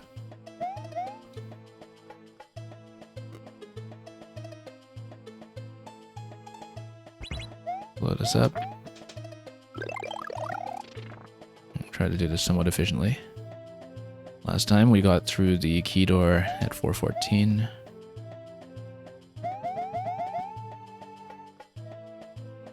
Oh, we're still a little tight by the end.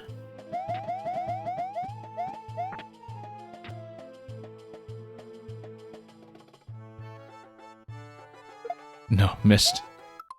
If you miss, that blows the attempt.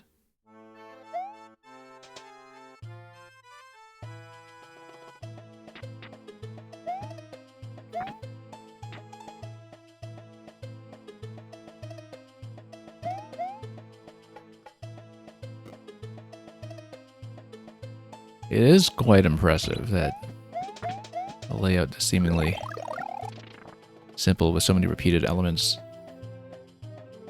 turns out to be this intricate a series of steps to work through. There's so many minor changes that you need to make to how you hit things on each cycle. It's very, very well designed.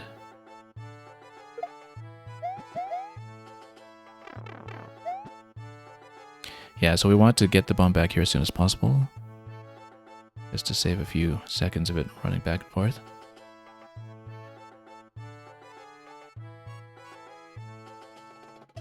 And we'll go through, good.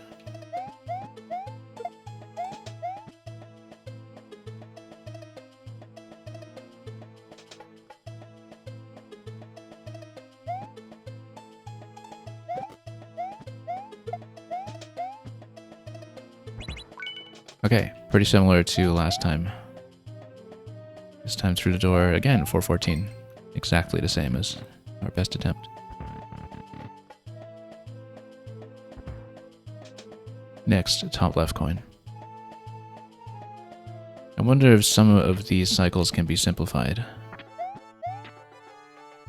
and merged into each other to save time, but I'd rather just go with what we know for the time being. Oh, you know what? You can just toss. You don't even need to blow up the coin to raise it, actually. You can just toss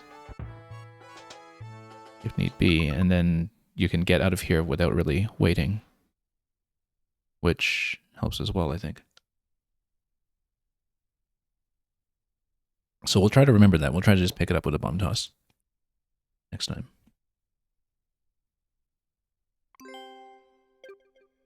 Okay, now obtain a P-switch. This is the next risky short jump.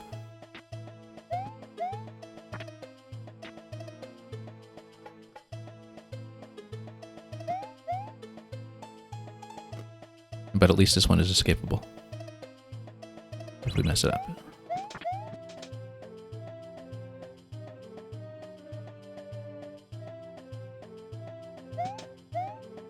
Next, we grabbed a P.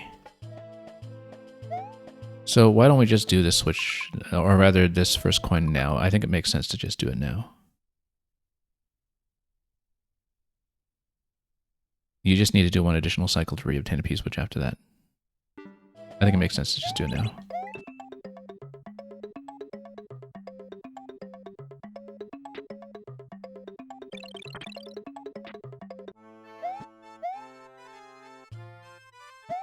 Because you know you need to do a short jump reversal anyway, so.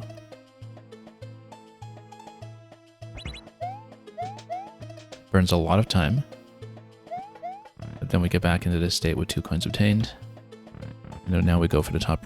Well, we go for P-switch first. We need to cycle to P-switch to get top right. But then it significantly eases up on the timing after we're past the Goomba phase without having to juggle the Goomba quite as much as we were doing for positioning purposes. Got the short jump, that's important. I'm trying to think about how many short jumps we need after this point, whether there is one more. But right now the priority is to just obtain the P.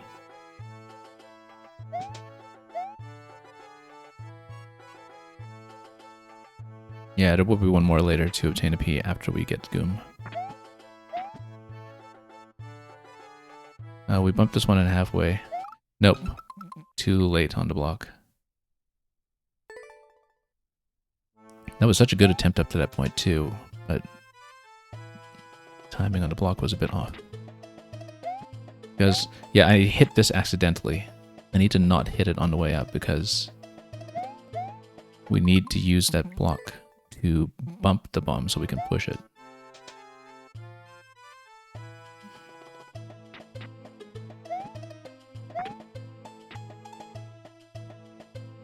There's a lot going on here. And a lot of steps that need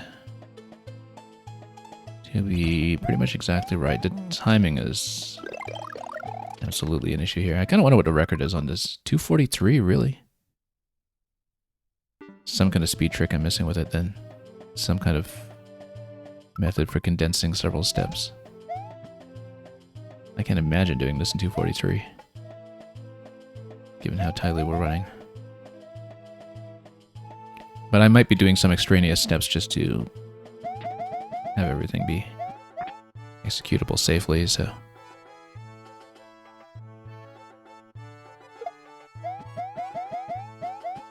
Probably some kind of cheese timing that simplifies things considerably, for all we know.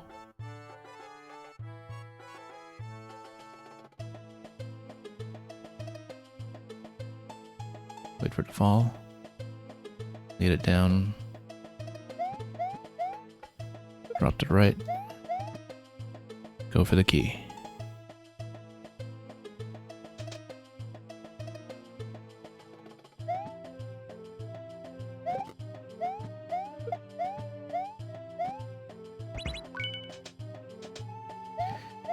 Reset through the door, and then we start sweeping the simpler coins. It was 407 that time, a little slower than before, but not too much.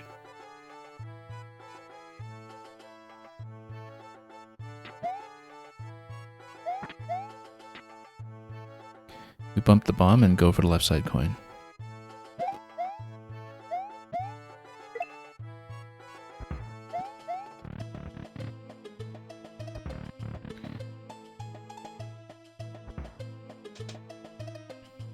Now we re-obtain the P and go for the second coin with the P activation.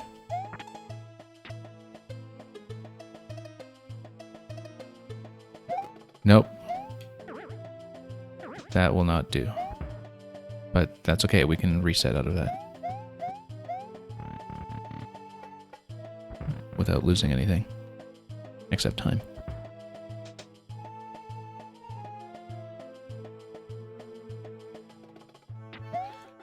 The choke potential on this level is absolutely immense. When it comes to just this series of jumps in the middle.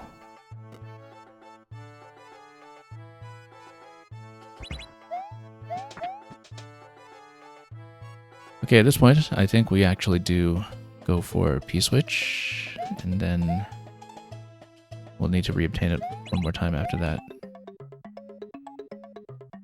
Wait for the expiry. Or we can start walking it down. We'll have no time. Can't stall too long waiting for it. And yeah, you cannot miss this jump. Now we will need one more with those short jumps to reobtain the P. But that should be the last one.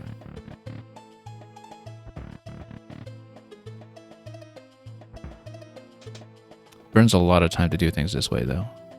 Ideally we just sweep all 4 turn blocks with one single timing and then it looks like it's doable. It's just that we were a smidgen too slow last time and got caught in the final block. At this point we keep the P and use it for a push for the next activation, just to make it easier to execute.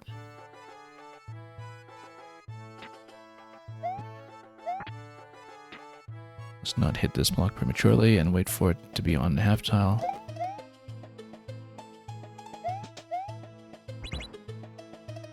And then we do the push again to get the top right coin. Yeah, burning a lot of time here, but that's because we did rethink part of the sequence.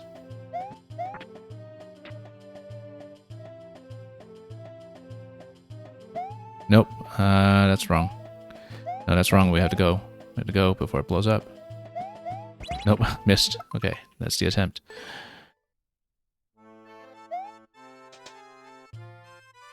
Yeah, you just cannot miss any of those jumps. Sometimes you reverse the bomb, sometimes you bump the bomb. You cannot mix those up. And it is a difference of pixels.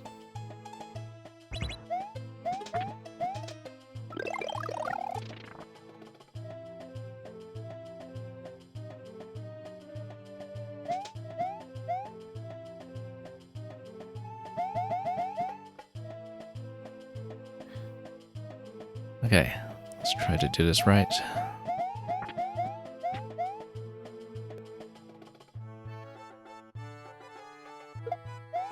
Nope, mistake. It went too soon.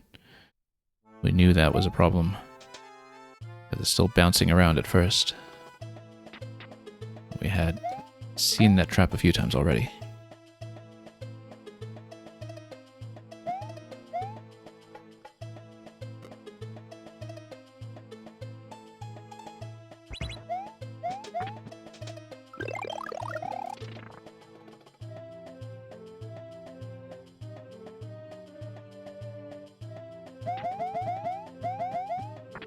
I forgot to get the P. That blows the attempt.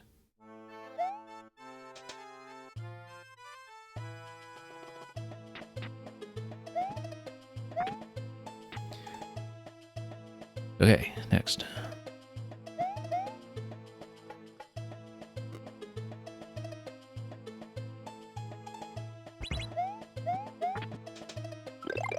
Note to self. Actually remember to get the P.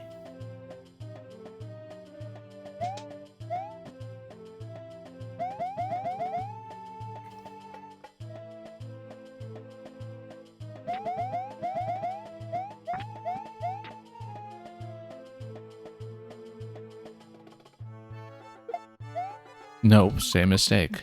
Can't jump too soon. You see, it looks like the P lands, but it actually has one additional bounce where it's still contactable before it does the hard landing or the hard ceiling. It's very tempting from the animation to just jump right away when it lands on the ground, but it is not finished bouncing at that point, and you just need to know it and remember it.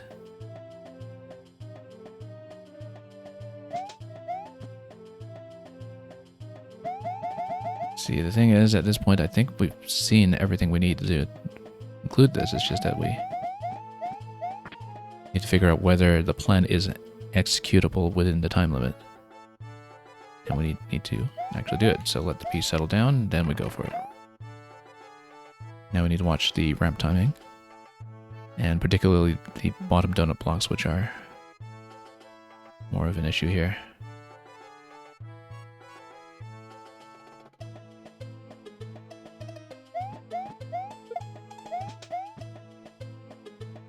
And then we can go for the key.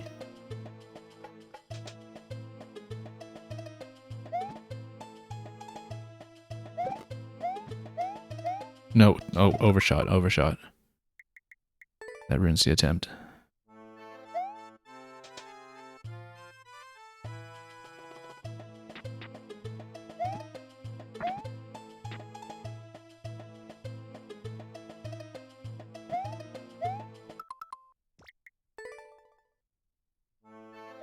Consistently, the trickiest part of playing a puzzle level is actually having to play Mario Maker. Actually having to play Mario.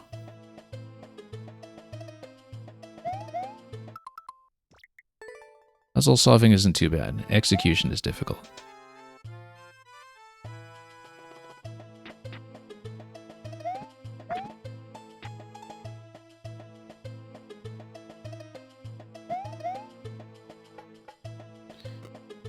Okay, next.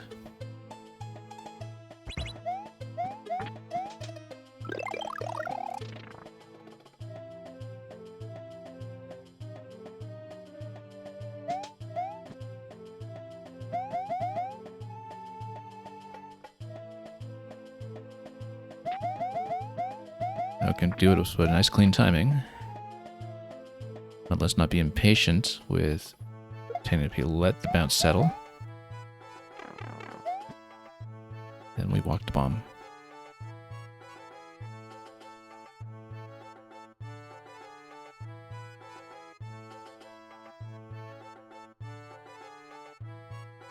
A little close here.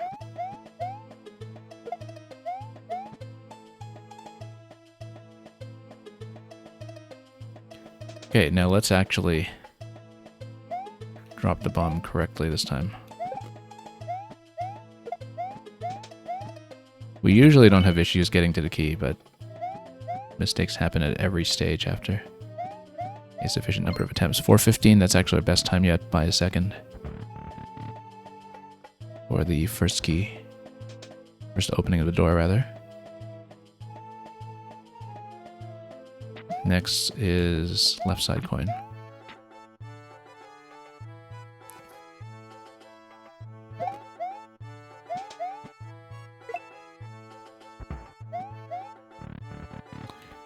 $3.95 on a left side coin. Next is P switch.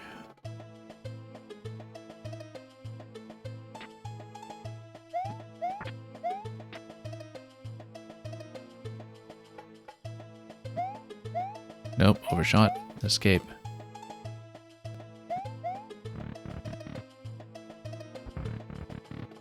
Yeah, burnt 20 seconds at $3.95 to $3.75. That could wind up being critical.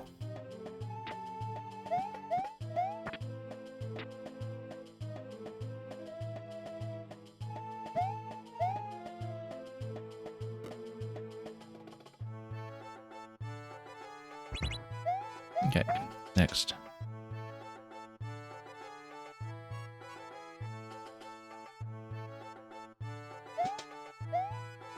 Let's just go for the top one now. And no need to wait. The claw will give us enough of a stall here, I think, to let the coins expire. As long as we don't bump the block too early. As long as we reverse this cleanly. So despite the 20-second deficit earlier, we will be able to get out of this position at 319.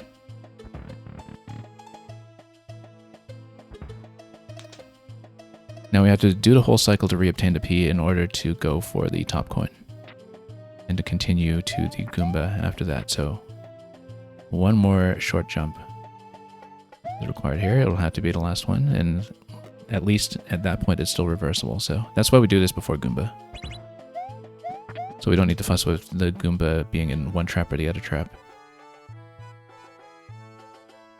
In the event that we need to escape out the left side. Well, let's just do this part before the Goomba sequence. Now we have to bump and push. No, no, no, no. Pushed it too close.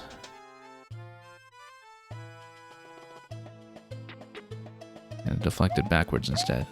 That's what happens when you're standing too close when you try to do the P-push.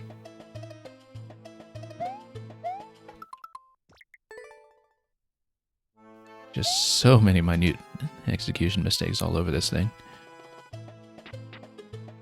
Because you need so much finesse to do the right thing.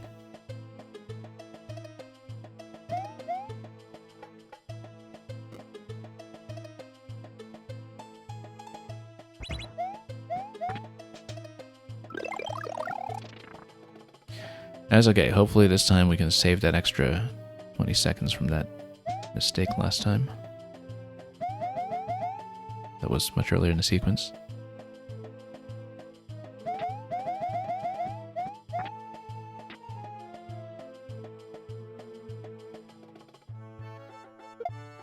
Okay, wait for the P.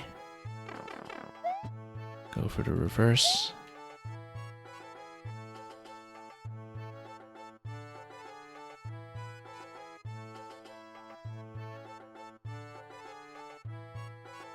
Should be able to drop. That position will do.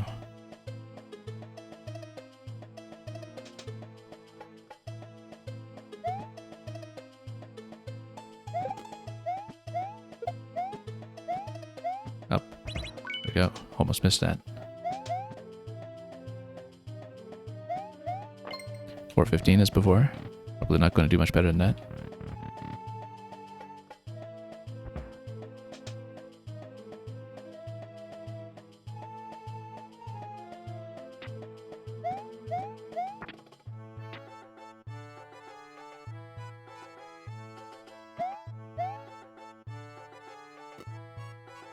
And this time we'll hopefully pick up the P cleanly.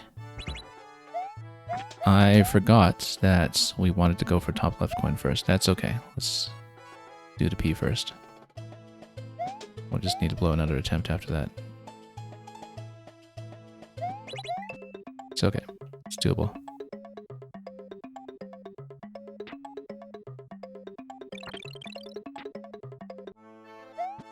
Do we even need the bottom of these two coins to be open? Since we're no longer doing the double push interaction that I suggested last time.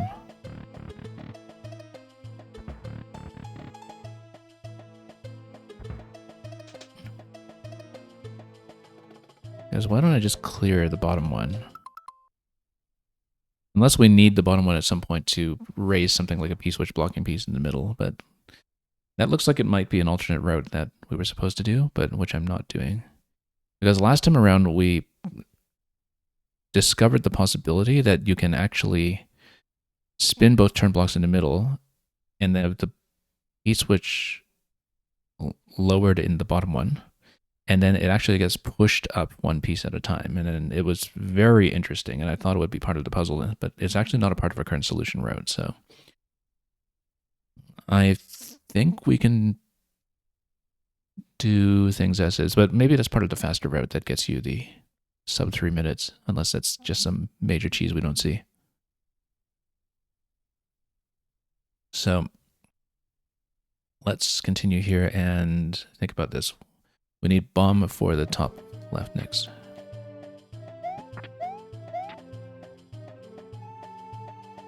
It actually helps to have this first obstruction Now, because we only have one bomb available, we need to reverse. So 2 coins obtained at about 3:30. And we need one more short jump to get the P back in action.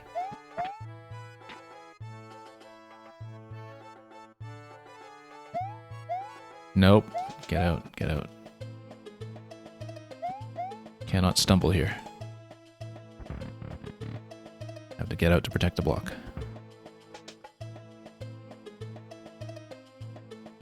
And again, it's about a 20-second mistake if you do that.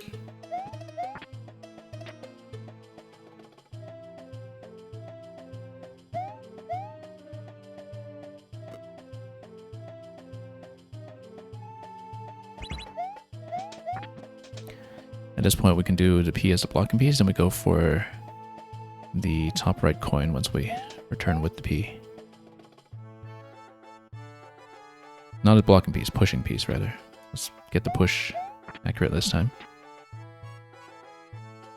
Without standing too far to the right. That should be within range. It's tricky, but doable. Yeah, you always need to walk slightly to the left before you drop the P, because otherwise you do push the bomb too close. And we'll need to remember that for the first interaction here, which is going to get us top coin. Oh, uh-oh. This block had better reset. Okay. Nope, stepped on it by mistake. He was too far over. Stepped on it by mistake. Because I did go left to give myself enough room for a safe push, but then the P ended up being too far left and I stepped on it. That's one mistake we had not made before.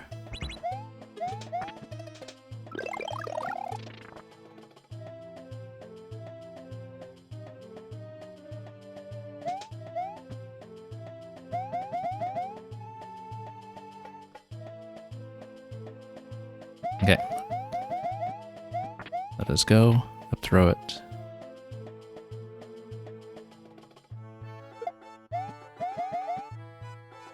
Walk it. And go. And then we wait for the ramp.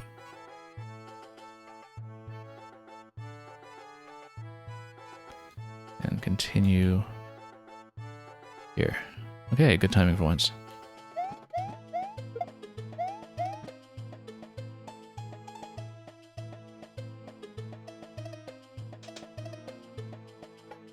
Up the top block to save a jump. Nope, nope. Let go of it too early before we were in the correct row, and once again, that loses the entire attempt. Yeah, that's what happens when you have a puzzle that's built around having to keep blocks alive. The mistakes are generally not very recoverable, with very few exceptions.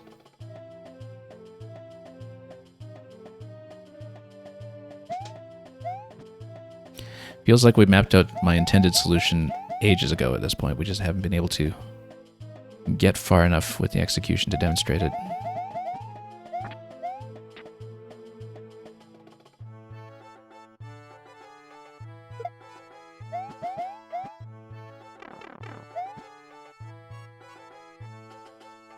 Okay, wait for it to come to the ramp.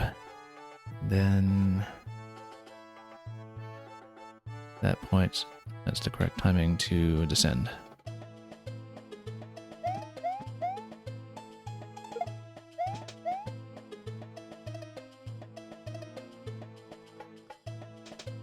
Okay, at this point, again, we need to hit in the correct location. No, missed too many jumps and just could not get in position. I was already flubbing too many jumps in the middle, actually, in terms of getting the adequate height. Your jump control needs to be very, very good in this puzzle, just in terms of jump length and height.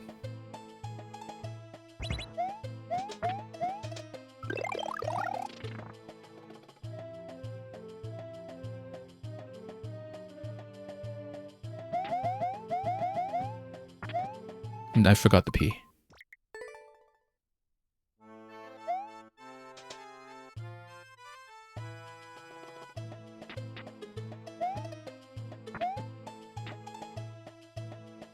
Okay, let's do this again. Yeah, we have a solution that looks like it's going to work. It's just a long sequence of steps to get back to the point where I can demonstrate it.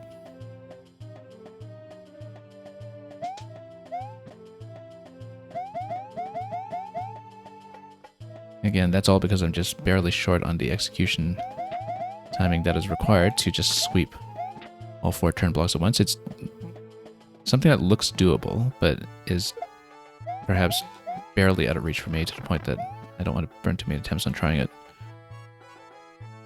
We can't quite get it straight.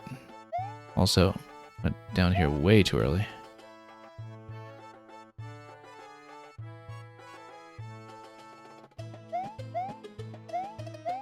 Nope, missed. We had to circle around one more time.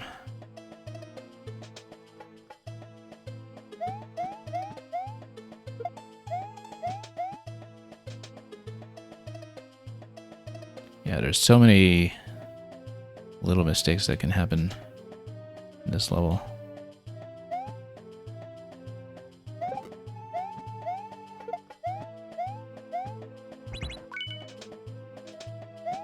So we'll be through here at 4:02, which is about a 13-second loss so far, but we'll just try to make up for it by not making some of the same mistakes as usual elsewhere. Let's go top left coin first, just to get it out of the way.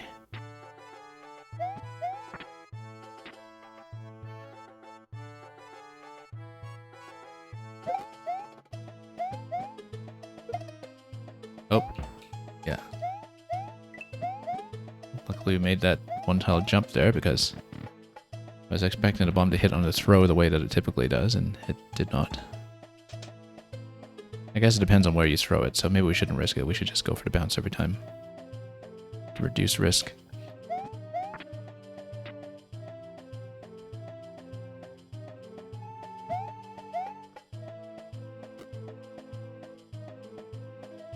Okay, P-switch and then left side. Can I just step on it here? Yeah, that's easier. We don't need to burn time on lowering the P-switch and going back to get it.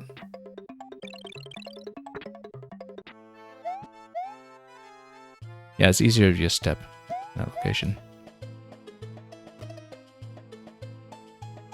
So that'll be a bit of a time save compared to what we were doing before. Because there's the overlap with the donut block anyway, you don't risk dropping through the P. Now this will be the last of the short jumps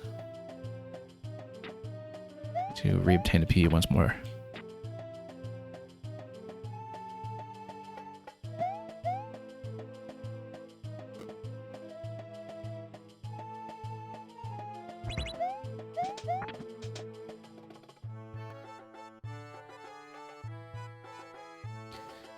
Then once we get out of here with the P and back in, we go for the top coin.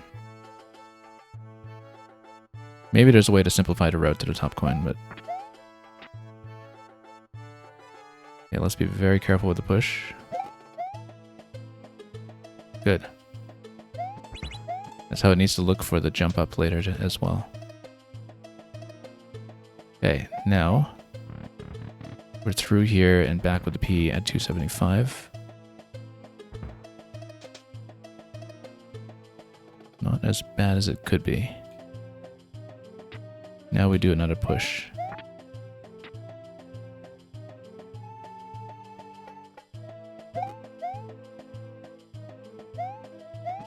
Good. Didn't step on a P this time. That was a very close call, though.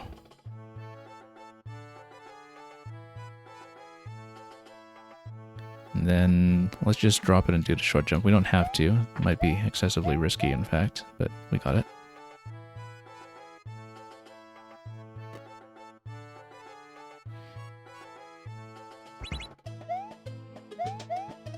Now we trade to the Goom. 3 coins obtained, trade to the Goom over 200 left. That's actually pretty good. It's an improvement from what we were doing before, in that previously we were hitting the same timing, having only obtained 2 coins. So we're through here at 217. And then, let's leave it in a trap. And worry about it after we obtain the P one more time. Actually, yeah. So we do in fact need to do one more short jump. I don't think it's really avoidable.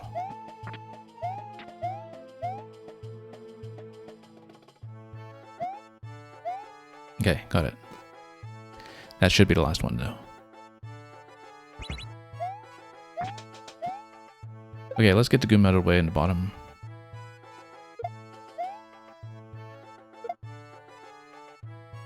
And then, oh, I missed a P. I need to cycle back for it. Juggling too many pieces at once here.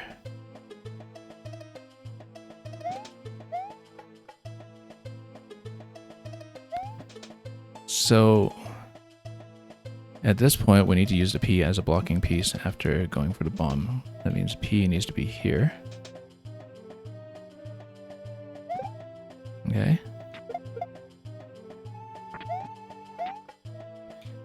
And we'll do the push. Actually, nope. Hang on.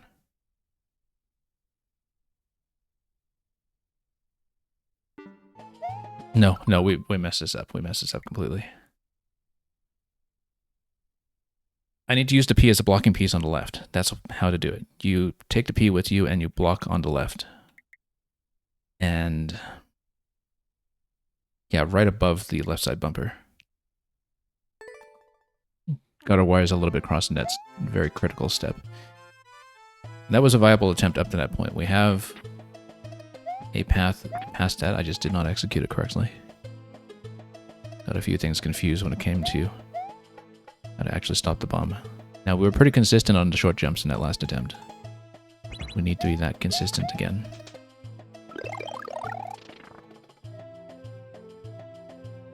It's a lot of steps to keep straight. At least the way I'm doing it. I forgot to pee. Like I said, a lot of steps to keep straight.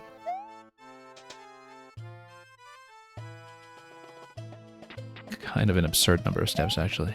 I mean, I'm sure there's a simpler way to do it. I'm deliberately taking more steps in certain places to do things safely.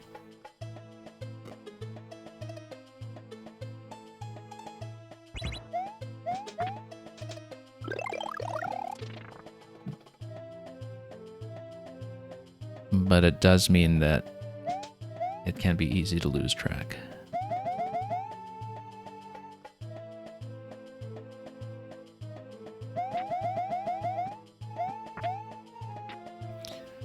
Yeah, the Goomba management probably leaves much to be desired on the final loop as well. No. We cannot jump it like that. We jumped too early and made contact when I needed to just run through it.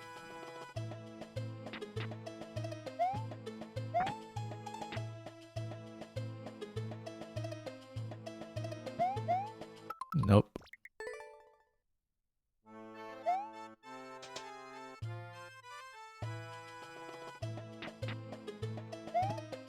Might take a while to get back to a round with good execution. Okay, got it.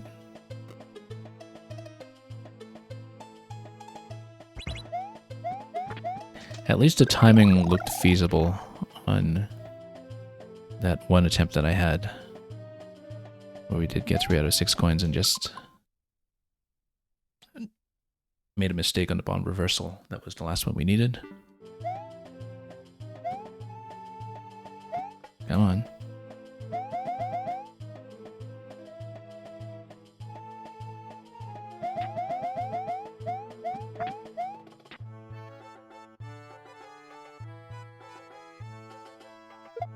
You need to watch so much half-tile positioning all over this level. Yeah, so you don't jump too soon, so you don't accidentally stop the bomb and activate it.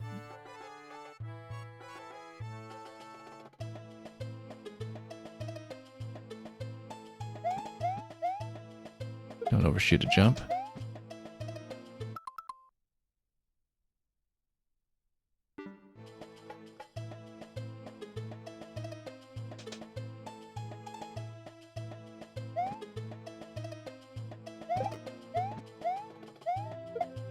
Go for the key. Ooh, close one. I didn't get the jump height I wanted, and so that was slightly worse than intended. We're 11, close to our best, off by a few seconds. Top left coin is next.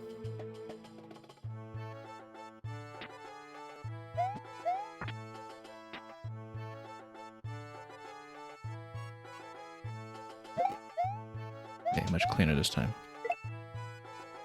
Confirm the hit on the coin before we get down that slot. We'll get through here at 390. Key switch and second coin will be next.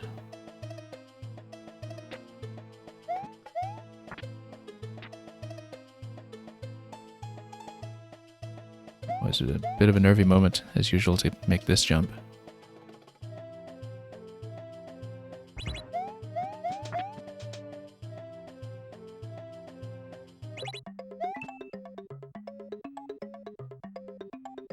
And then to save time, we can just keep going.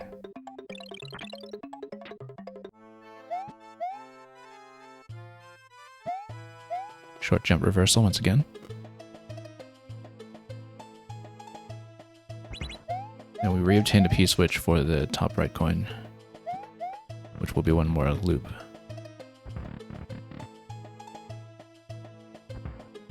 Yeah, the logical sequence could absolutely be cleaned up a bit further, I think. So we'll see. And then this will be the second last short jump. We need one more later after we get to Goom to re-obtain the P-switch yet again. And we need to do all the pushes correctly as well.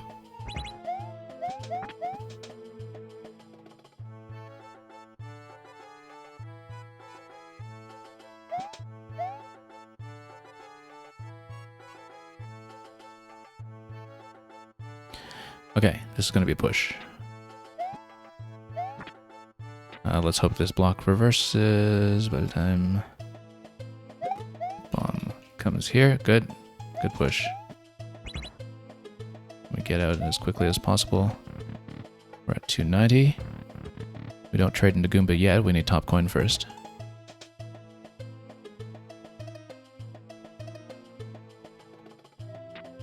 Which is going to be a push.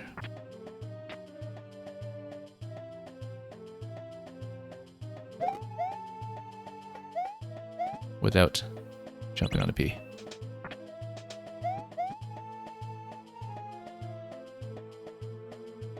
Do we risk the short jump for timing's sake? Sure, let's do it. You can regret it after the fact. There we go.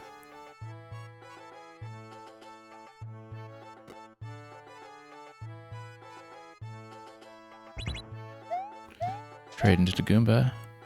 Making good time. At 245. Don't land on it. Yet.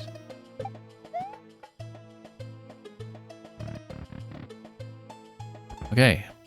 Big improvement here. Got it here at 230. Now let's think this through.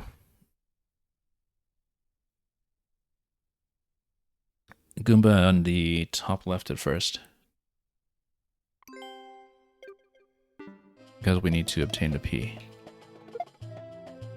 There might be an easy way to use the Goomba as a blocking piece, but I'd rather just go with what we know. We need to make the short jump and the reversal bounce. Right here. Oh, that was close. I was a bit worried about that input there. That should be the last short bounce though. Now at this point, we fire the Goomba to the right, but then we do have to obtain the P here first, just to get it out of the way. Oh no, I needed to walk to the right for the bomb. That's okay, because it means that I can drop the P here as a blocking piece. No, well, we need to pick it up and put it back down, I guess, but... Oh, I don't want to accidentally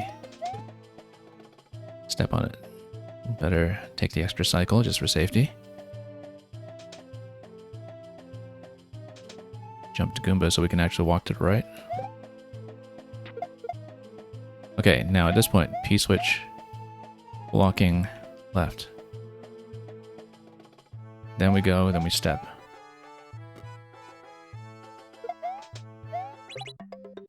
No, too late still because of the throw. That I couldn't get onto P-switch when I needed to. And that blew it. Because, look at this. If you don't get trapped on the block at that point, and the donut block is a problem, actually. Because the donut block stalls you for quite a while.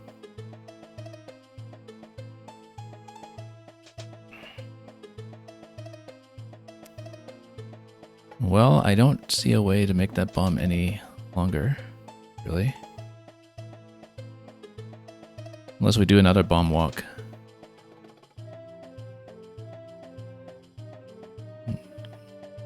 Like we did on a much earlier cycle. No, we can't do that.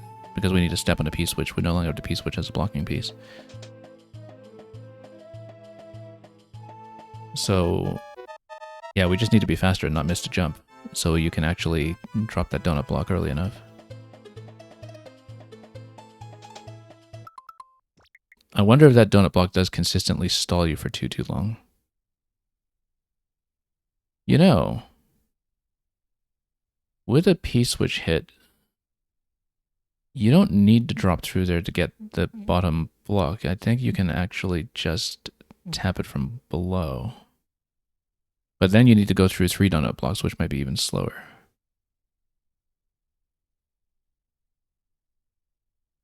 Yeah, no, you need to go through the right, because otherwise you get trapped by 3 donut blocks and then the on-off timing will really not work.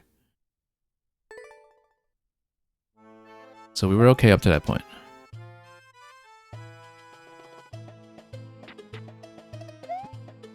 But I wonder if I have to rethink that method completely. We're already going for a big time saving by taking the top left block in advance. So this block has to be taken on the last cycle, because after you take this block that's currently under the P-switch, once it's been transformed into a coin, you're not going to get another chance at a P-switch, since you have pressed the P-switch to activate that in the first place. And you will not have the P-switch spawn in an obtainable location after that, so this has to be the sequence. It's just the timing is wrong, and the fact that we were still hitting that trap even after taking care of the top left block first goes to show how poor the P-switch activation was that time. Nope, missed a P-switch.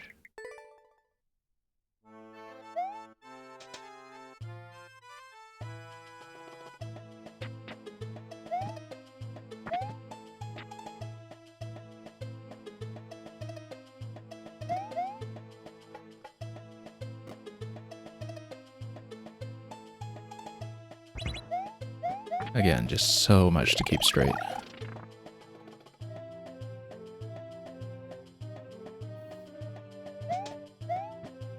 It's quite possible I'm doing this in a needlessly complex way, but we're going to go with what works, while the timing still looks plausible.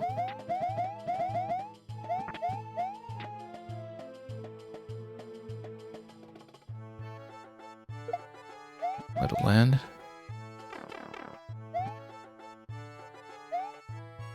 And let it come up the slope.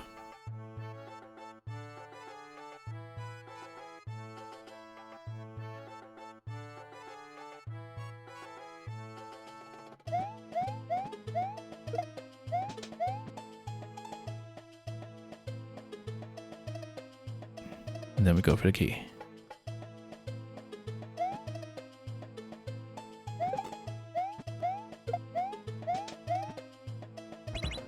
Yeah, that's about as clean as it's going to get. And as before, our best time through the key door is 4:15. And it does not look like it can go any faster, at least not with my method. Top left coin.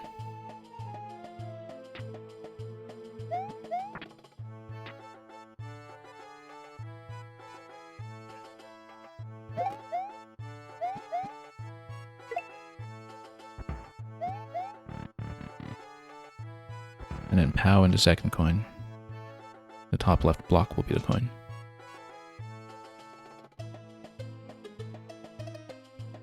Yeah, that's correct. Okay, we're gonna do a short jump reversal.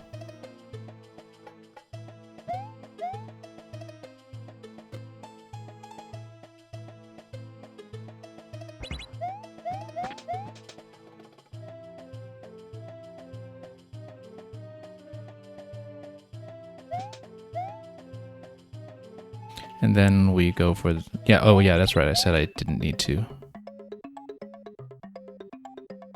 do all this stuff. We can just step on a P-switch.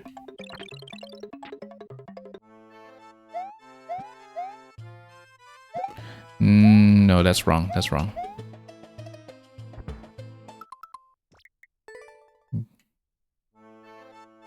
Hit it just a little bit too late.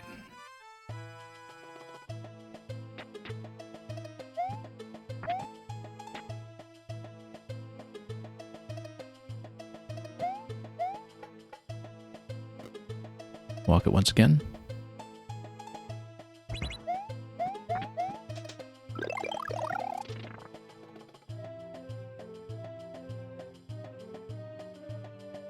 And then not forget the P-switch.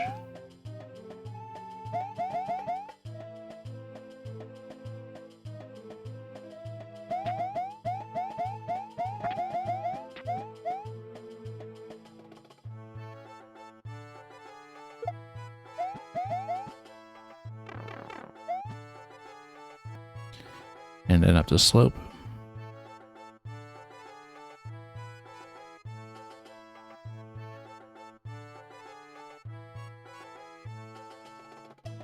Always a little bit worried about that timing there, but we got it.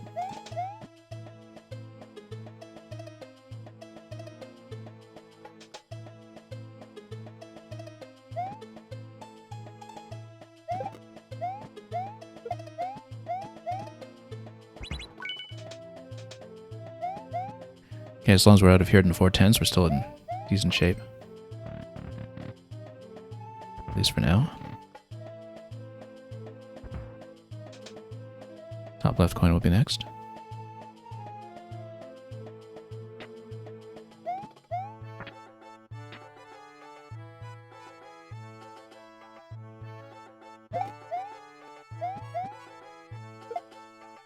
We need to obtain this.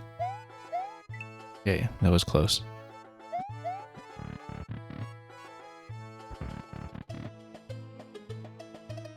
Yeah, sometimes that throw doesn't work out. We shouldn't be playing that risky.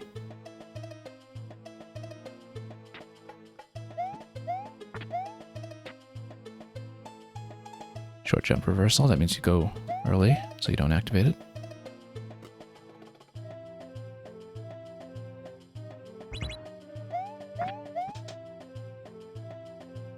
Step on a P-switch, get the left side coin.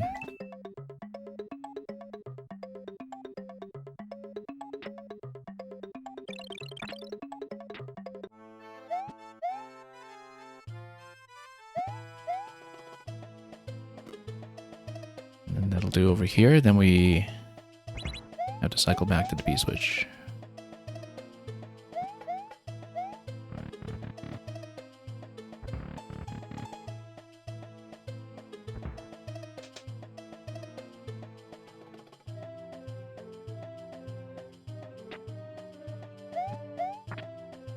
Gonna be short jump reversal again. We have to really be careful about these timings when we keep them straight.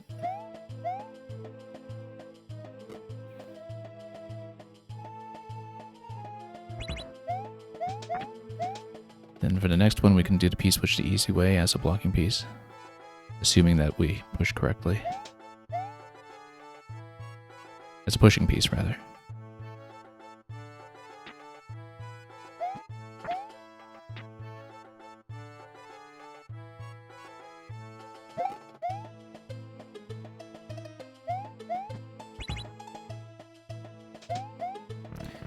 through here at about 290. That's in keeping with one of the better attempts earlier.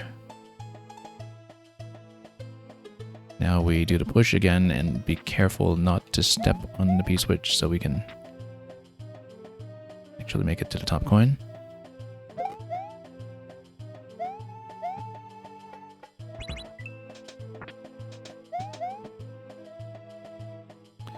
I guess we'll do the extra short jump to save time here with the P already in blocking position.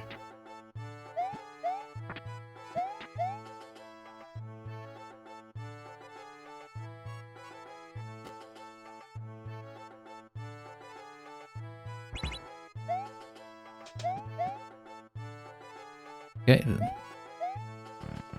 Now 3 coins intact, we trade for the Goom.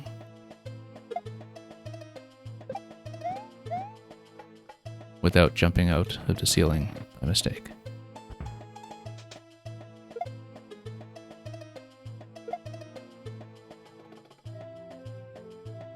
Reobtain the P. That will be the reversal. Missed. That's okay, missing is fine. We can take the Goom and walk back here. With the next reset. Missing is fine. As long as we don't blow anything up prematurely. And don't lock ourselves in. We can absorb that mistake.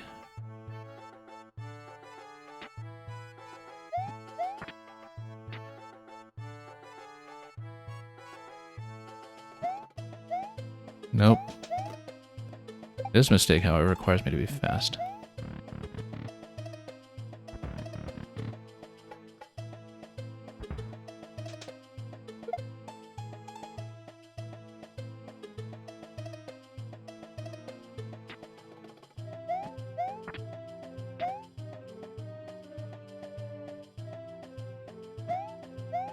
Okay, got it. Next part is going to be the tense part. Yeah, we really can't afford that extra jump with the Goom in the way, so...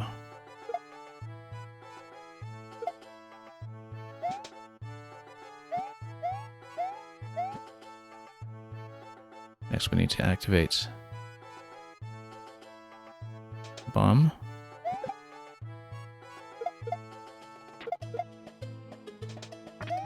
Run it down, rather. Go.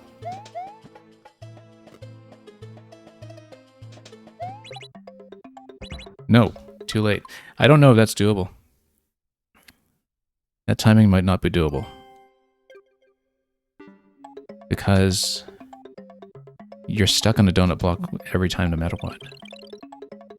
If you're stuck on a donut block, I think we actually have time to just go below and grab the coin from under the one-way panel instead.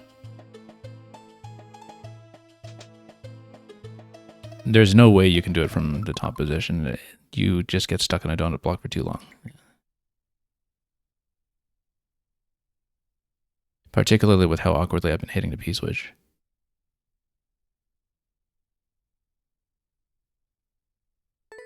Yeah, you have to go left. And I think we still do the left block separately in order to maximize the amount of time I have to collect all 3 of the remaining coins. If you don't do that, you can save an additional cycle by going for all 4 turn blocks at once, but that is an additional jump. And given the donut block obstruction of having to go through 3 donut blocks in the time that the P-switch is active. Actually, yeah, no. You see, 3 donut blocks does not take long. It's about 2 seconds. You have 10 seconds on the P-switch. And the important thing is P-switch before on-off, so the coins on the right side get scattered. The timing that we really have to worry about is whether the last coin is still available at that time. Once you go through the donut blocks, do we still have the coin scattering around? Because basically from this point, you've got a coin that's scattering, and then you jump, and then you have to do the other jump, and it could be tricky. Maybe there's something else you can do to get that bomb timing on the right to actually behave. I don't know if you can extend the way it walks somehow. You can't just spend the goom on that because you have to keep the goom to go through the door and hit the goal after the clear condition. Anyway. Yeah, going down the right side will not work. It just has too many problems with getting stuck on a block. What am I doing here? Oh yes, I need to let it come up the ramp.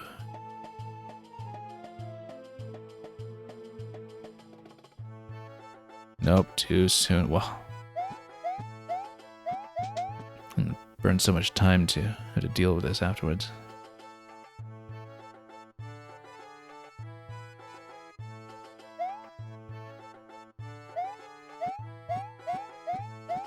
There's a huge time loss here. No, that is way too fussy if you missed the first one.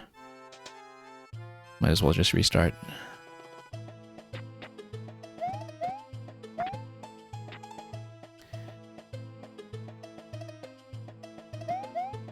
Yeah, I don't think the last coin is doable from going through the red switch blocks. You will get trapped.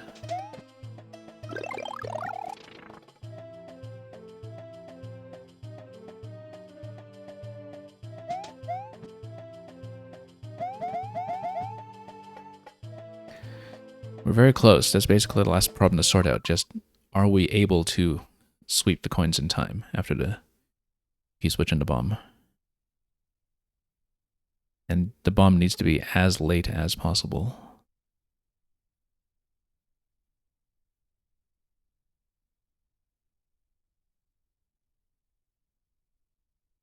To the extent that I wonder if dropping the P-switch... So, we're dropping the P-switch one tile... Right, well... Yeah, the donut blocks are really in the way, that's the thing. That we are a bit limited in what we can do just because you get stalled by so many gates.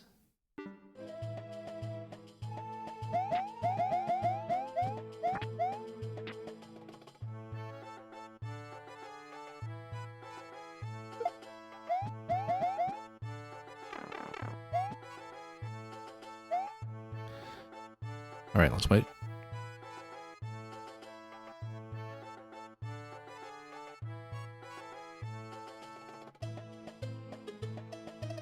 Tight timing.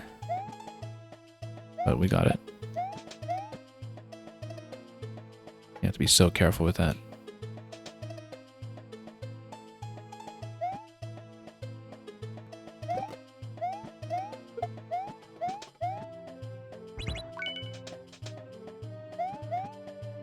Okay, still a decent effort for the first part. Despite complications and a very lengthy train of thought to keep on the tracks.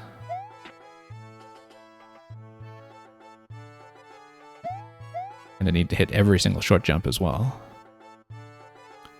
The precision requirement for some of these steps significantly extends time required for the level. I also forgot the top left coin. That's okay, we'll just grab this one first.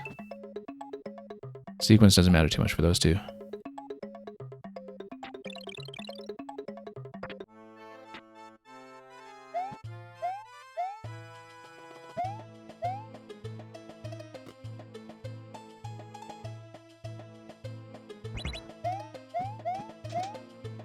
We'll reverse, we'll grab top left coin and get back to the timing that we needed.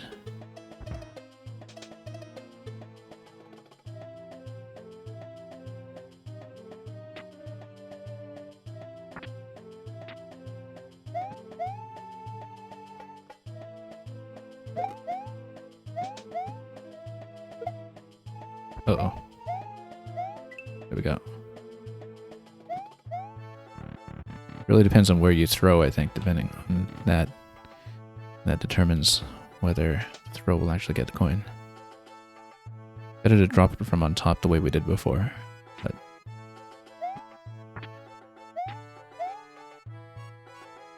we've impatiently rushed a few things.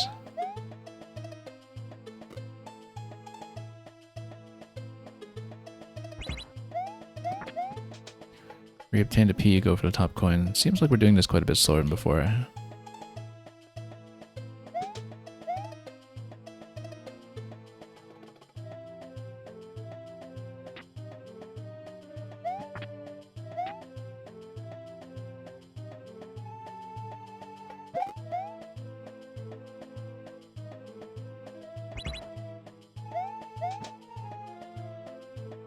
Yeah, close to about 290 though at this point with 2 coins obtained, so we're sort of within about 5 to 10 seconds slower than best attempt in this part.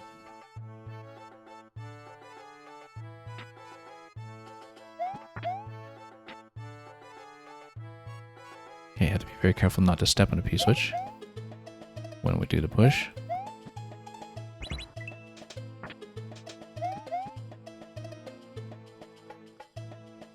Very complicated dance in some ways.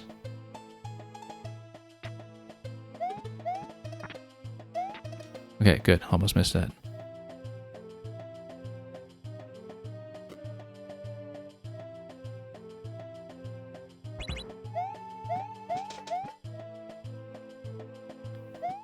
Yeah, trade to the Goom at about 240. That's relatively on par with what we were doing earlier, if it does suffice. Now we re-obtain the P and then sweep for the rest.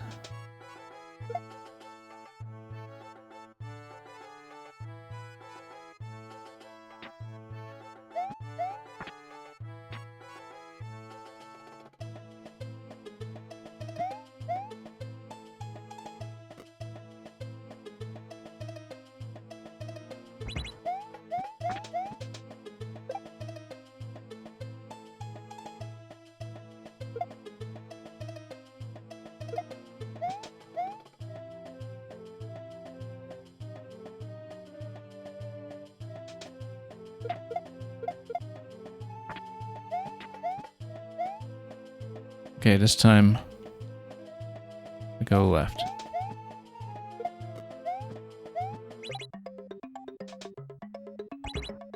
No, that coin's gonna expire.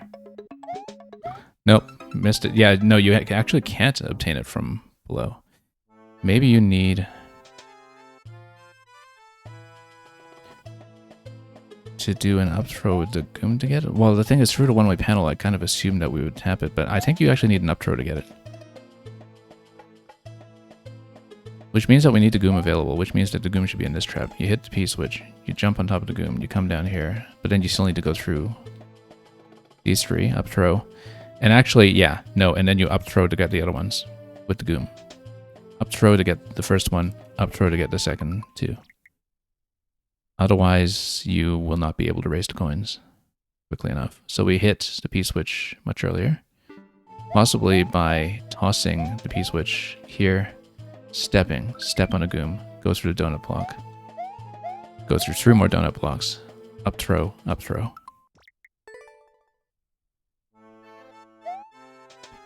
That looks so tricky.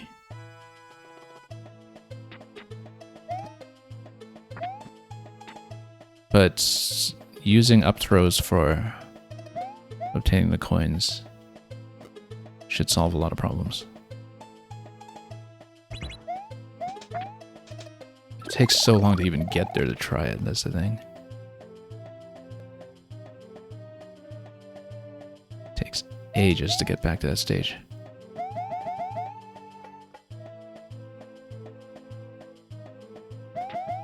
This might wind up being the only puzzle we can do today, depending on how long the execution takes. And the thing is, I felt like I had a general idea a long time ago, but now we do actually have one thing I have not solved, which is how to get the timing to work out for the final sequence. It's a little more complicated than thought.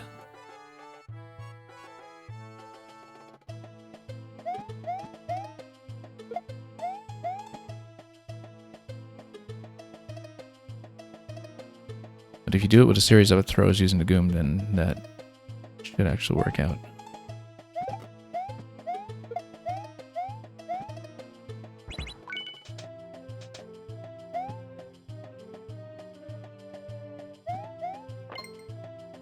Okay, back through here, making good time. Top left coin first, so we don't forget this time.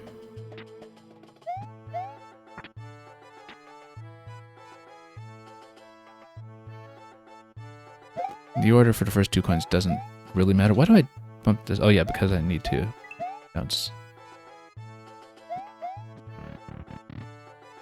Let's not lose track of what we're doing here.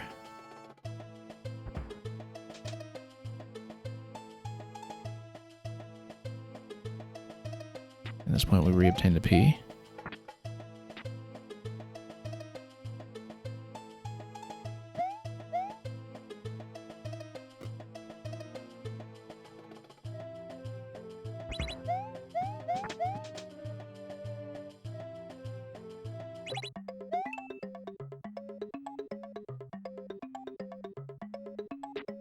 And go for the other coin. Reverse without detonating. Nope, too far, and that lost the attempt.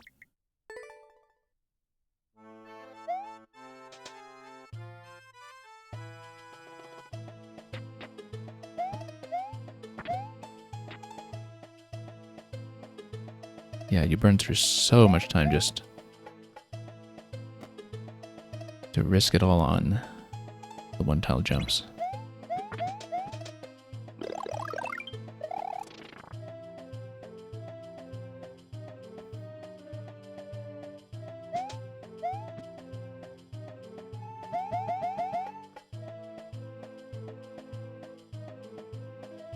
Okay, down we go. And we'll lift it. That was close, went too early, but made it in the end.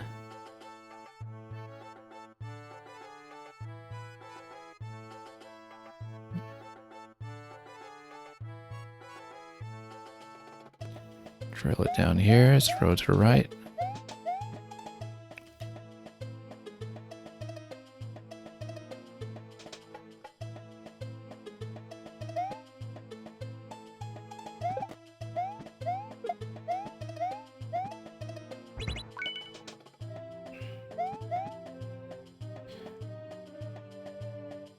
And then, oh no, we can just go through the door at this point. That's the idea.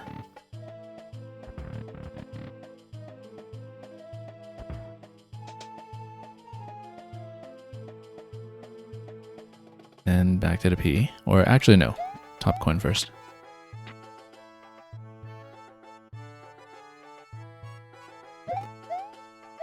Let's just do it safely this time. Just drop it. Much less risky that way, even at the cost of just really no more than 2 seconds.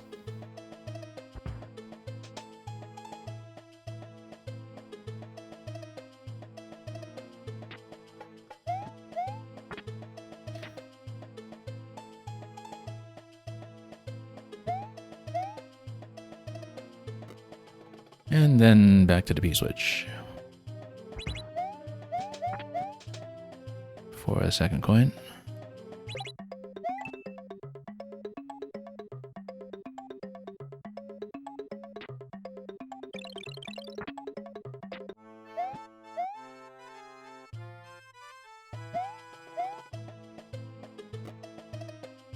This is all correct so far.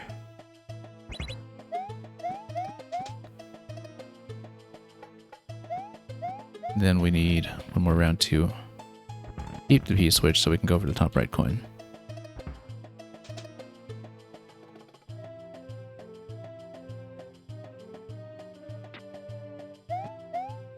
I definitely feel like I'm not doing this efficiently, but the important thing is to get it done. Whoop, missed. So you miss, you get out.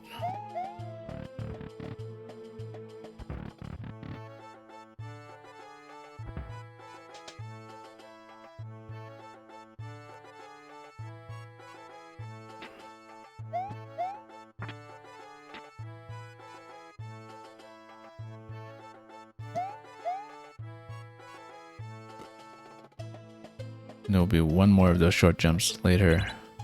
Post Goomba. So let's do the pushes correctly first. Worry about that later.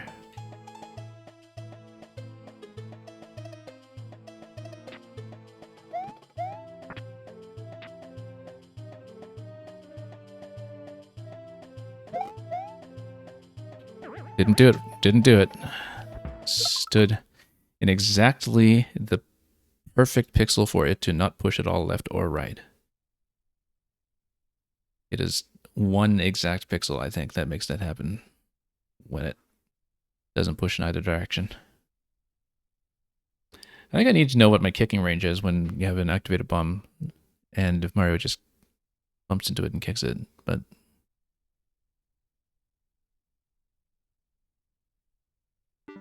because maybe I'm overcomplicating that. In fact, I'm going to test this. Okay, forget about the correct sequence for a moment. Let's just do this. I just need to check something. Actually, no, because you kick it too far over often. That's why you need a P-switch push. We discovered that last time. That's the entire rationale for setting everything up for the P-switch push anyway.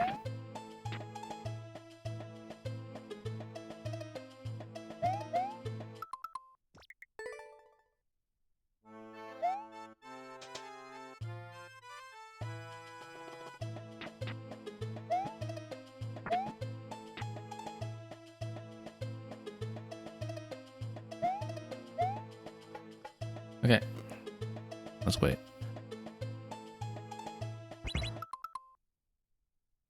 And then let's think about this for a moment. Then we continue through the mushroom, yeah, as before.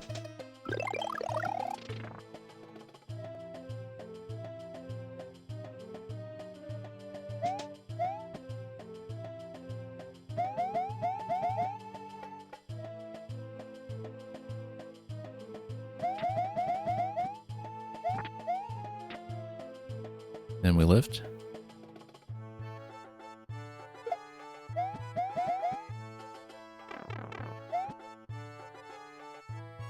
And then we walk it.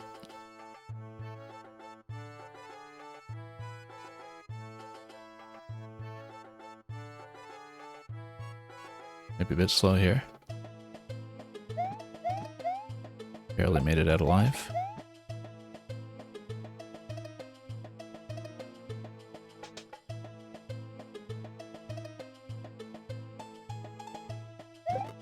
Oh yeah. We do the extra jump there, but that's okay, we made it.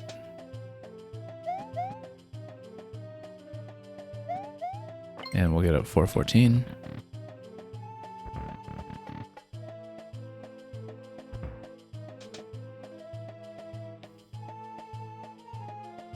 And then we get the top left coin.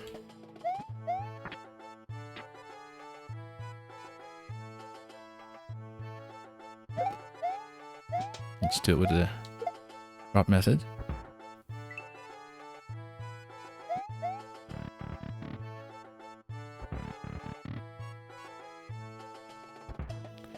Because that way it's 100% reliable.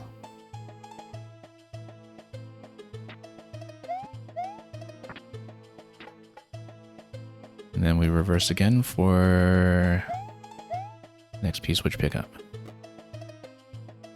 Not even a pickup, we're going to use the P-switch to get coin 2.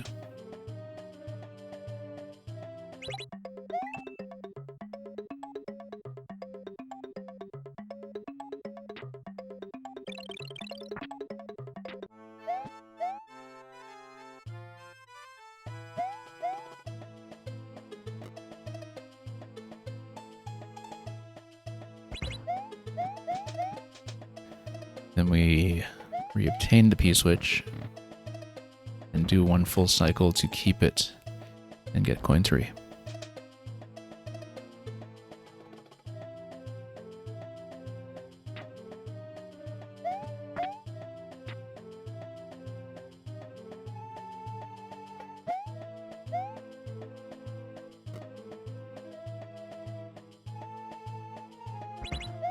This is where we need to do the push. I mean, we don't have to do it using the push, but it's a much easier way to do it.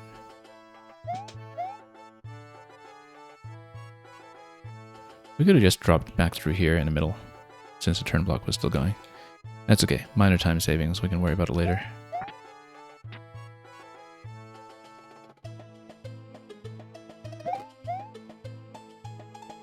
Yeah, that should be within range. At about 290, that's on par.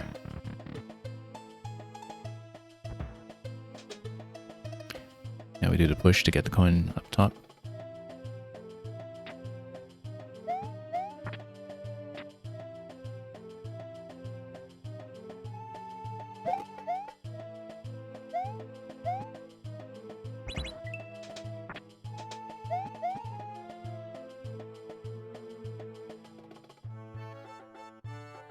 Then needlessly risk the short jump to save time. Oh, that was needlessly risking it to save time. Okay. Okay, no, we blew it, we blew it. That's why I should perhaps not have needlessly done the short jump. Because one miss eliminates the past 250 seconds or so of work. But I am a little concerned about the clock, that's the thing, or the final interactions, which is why we are trying to find optimizations where we can.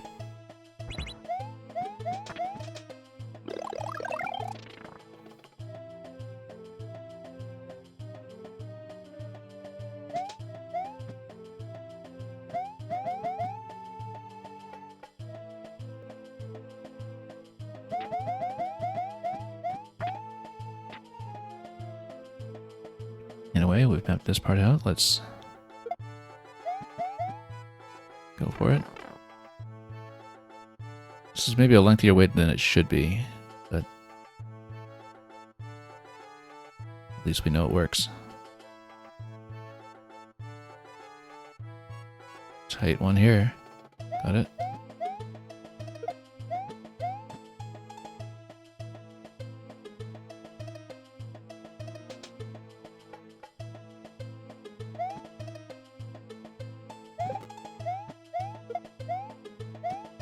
Nope, hang on.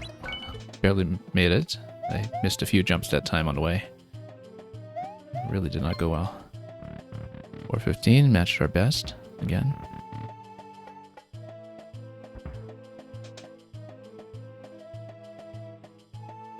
So at least we've demonstrated some consistency. This is going to be top left coin.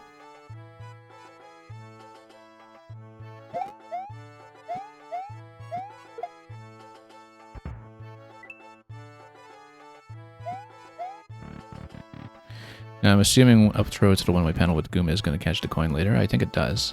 I feel like we've seen that interaction so many times in so many levels.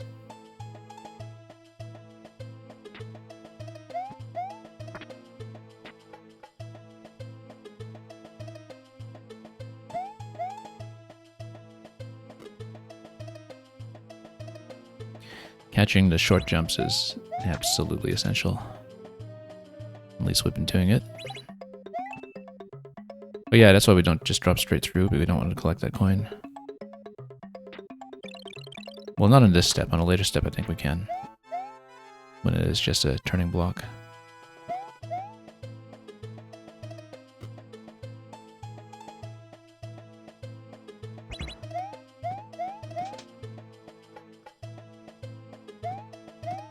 And then, yeah, we need to do this again in order to reobtain a P-switch for the third coin.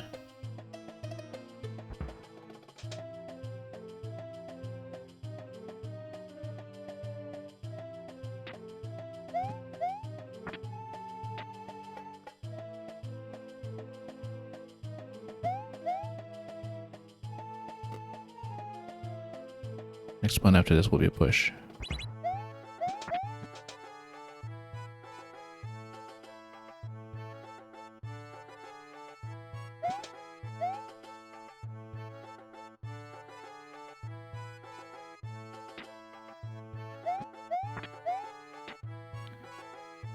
To be very exact about when you hit the blocks and when you don't.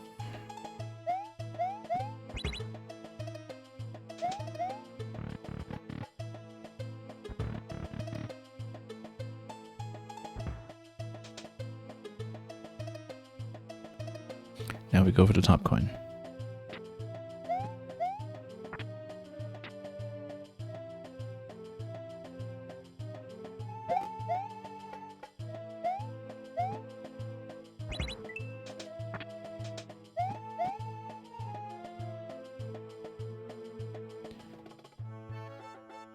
I'm going to say we don't risk it this time. I can afford to take the extra time to not blow the whole attempt on doing it with an input we know to be unreliable. I mean, it's entirely possible I'll still miss this, so.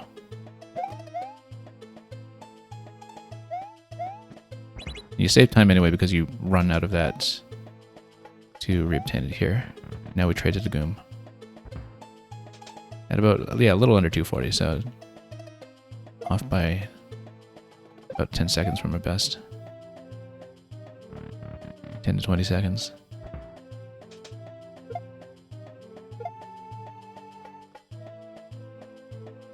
Reobtain the PU.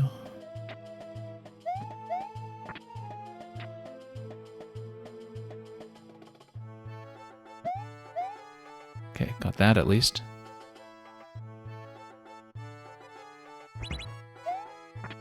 Now here's the critical sequence. We go to obtain the P. The Goom remains in this position here because we're going to use it for up throws later on our way down.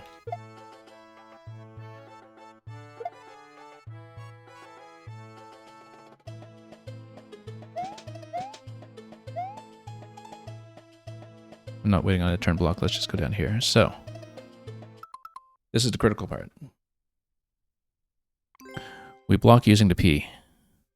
We throw it to the left at the top. We drop on top of it. We drop on top of the Goom. 2 up throws after getting through the donut block stacks. How long did the donut blocks take to come back? Disappear at 182. Come back at 179. Yeah, so the donut blocks will be back. We can't really prevent that. We just have to suffer through it and hope that the combination of the up throws and the P-switch timing coming before we hit the Goom will actually get through.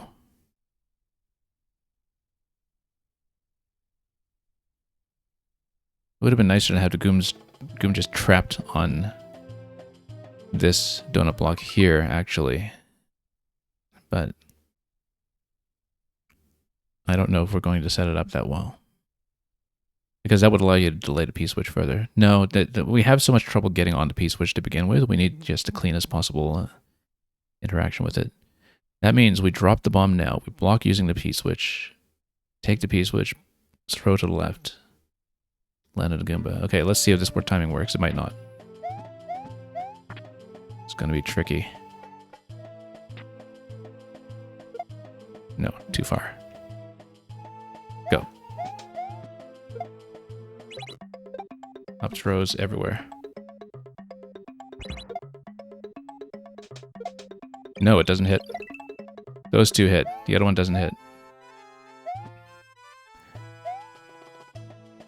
Then how on earth do you get that one? No, that's okay, because we're allowed to reverse one more time with a P-switch. We don't want to lose the Goom in that position, do we? That's okay, we can get one more P-switch back, but no, we have a problem, which is that I don't have a way to walk the bomb now.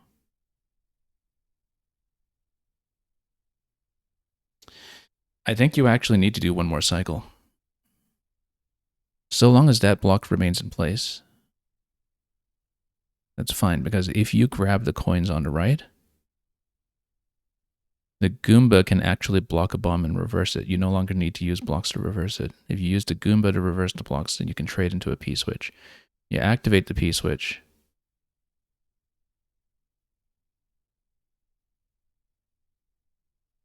And then Yeah, you need to do one more cycle after getting the central coins. That's what it is. So we don't rush this one.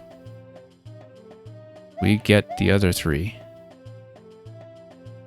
And given that we're not waiting on the right side here, we can even get this in the same cycle as the other ones. Particularly if we're using the up throw method. Now the problem with the up throw method is that the Goom is winding up too high. So we might need to jump or at least throw the Goom to the left and dispense with it. And the idea is before the coins disappear, we jump through, collect all the coins. Then we need to take the Goom with us at that point. Out the door, back in. Then what happens is we wrap back here. With the Goomba in tow, with the P-switch having returned to this position. We use the Goomba at this point as the blocking piece for bombs. Which means we need to jump up accurately. And we need to kind of do a little up throw tap here so it remains available. Maybe, yeah, even facing this, well, there's the thing, we need to not overshoot that jump or everything is kind of lost. We need to land very accurately, like here, here. Tap up throws to the right along that wall, perhaps, to make sure we keep the Goomba available. Block a bomb. Block the bomb. Go for a P-switch. You can just step on the P-switch directly at that point, drop through to the coin. Use the Goom again. Block the next bomb. Then, exit. That requires an additional cycle, but then maybe we can merge this one with the other 2 coins. Depending on timing. Might not be safe.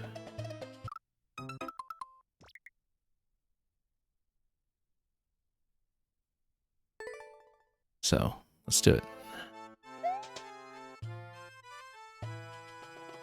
Yeah, because otherwise the timing will not work out. It's okay, we're getting closer. Just need to figure out how to get the adequate coins on time. And the thing is, if on the P-switch cycle you only need the 2 coins on the right anyway, that actually relaxes the timing by quite a bit. I think.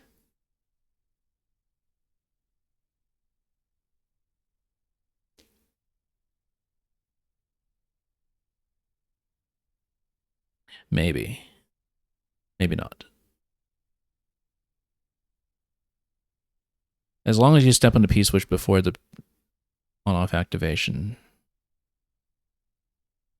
then you should be able to get through that stuff just fine.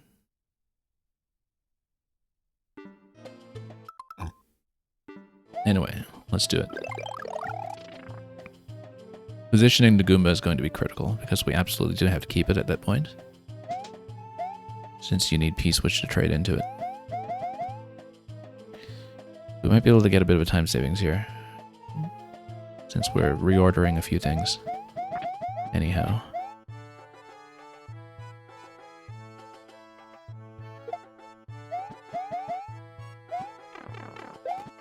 Nope. Accidentally jumped on it.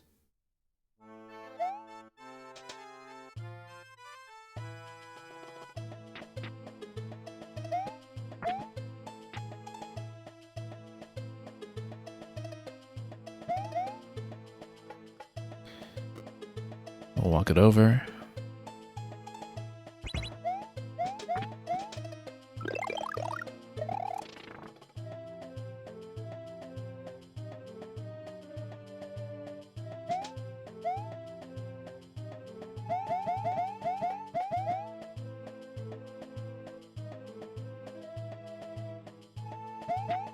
Activate this.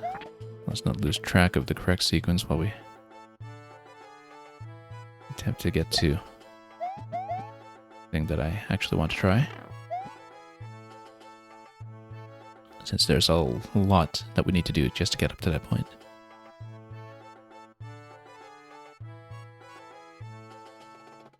Oh, that's a bit late, I think. Almost.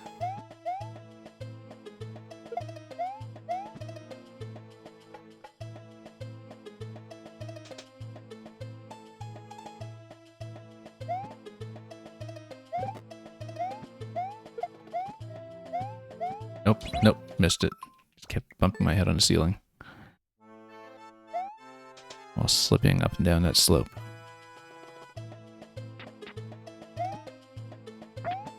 That's okay. Execution-wise, that was a bit of an awkward attempt to shake out anyhow.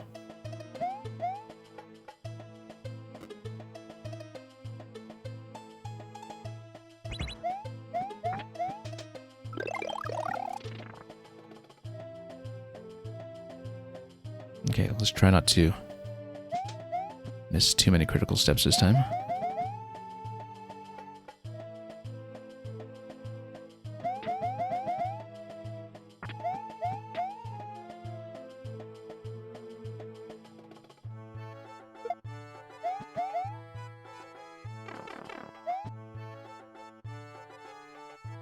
And we'll just mind this timing carefully.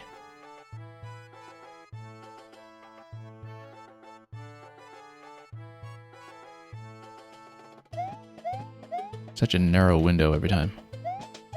It's very hard to see whether it will succeed.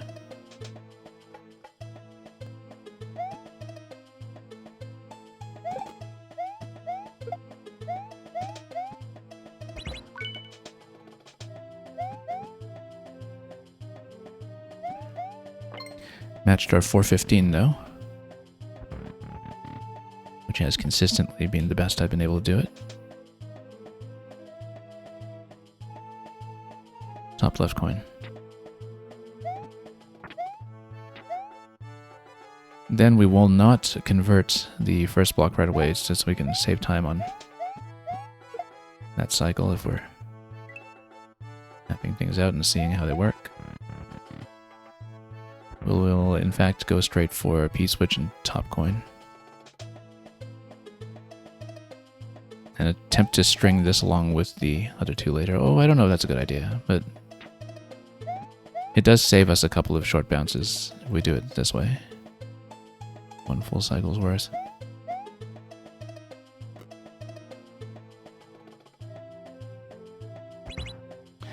It is a little risky. I think actually in the interest of just attempting to clear this level, let's do it the old way.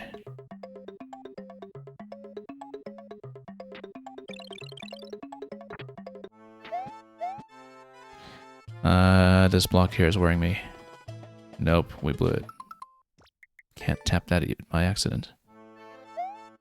Had a couple of issues there.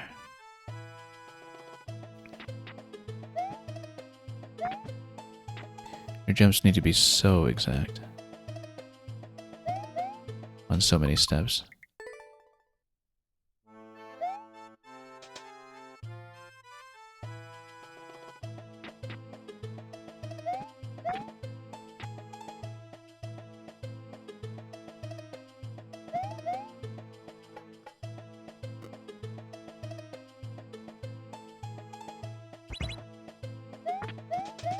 Okay, let's go.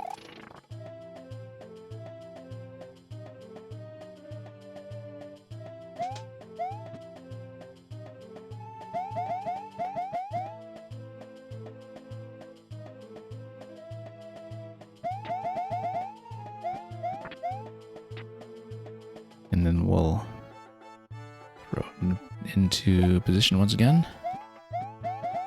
Oh, a little bit late there. And it extends the whole walk back time if you catch the bomb that late, so hopefully that won't turn out to be too critical here.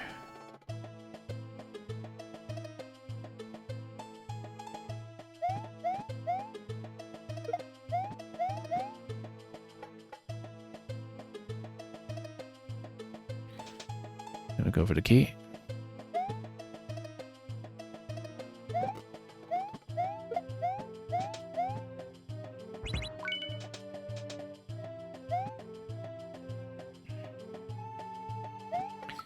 The fact that we never really figured out how to get that one up in the middle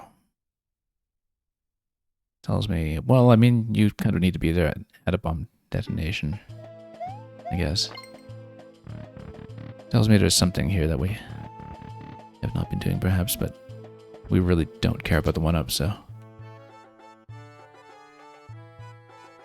that'll be all right.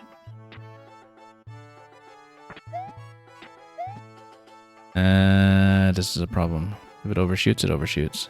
Yeah, no, let's redo it.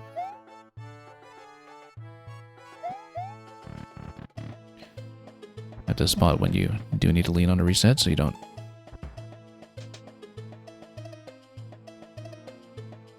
cause anything irreversible as a mistake.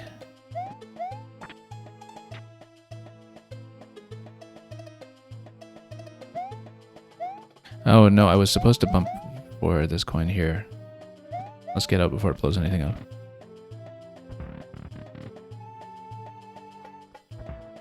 Yeah, I lost a lot of time here just trying to get the sequence straight. The way we've done it before. Johnny Ray Ray, welcome. Okay, let's bump it up.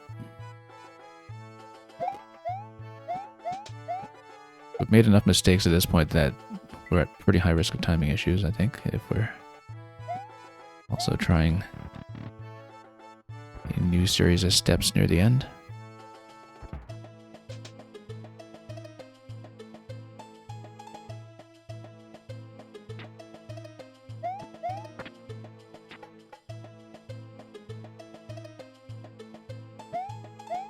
Nope, overshot. Need to get out.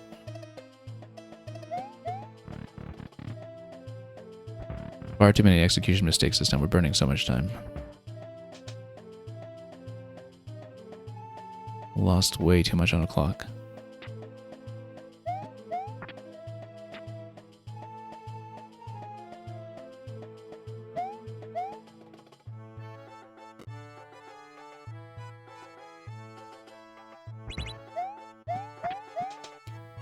Okay, at this point, yeah, let's just go for that. Just to simplify the later timing as much as possible.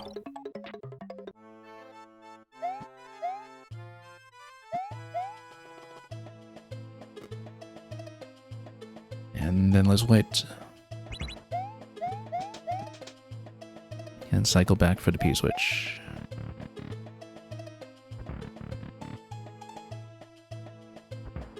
We are well behind.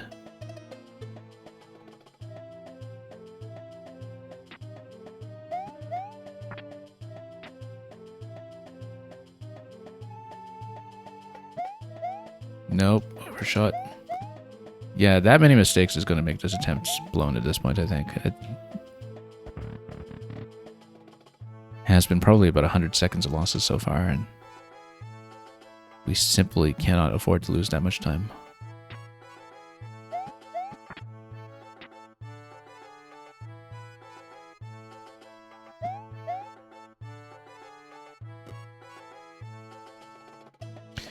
But we'll try to map it out and see if we can at least get the P-switch timing straightened out for after we trade into Goomba.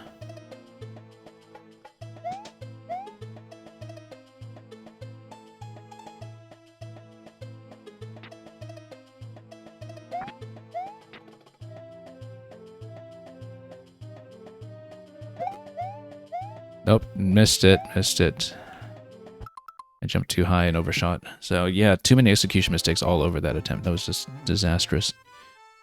It's amazing that we made it as far as we did, given how poorly that was played.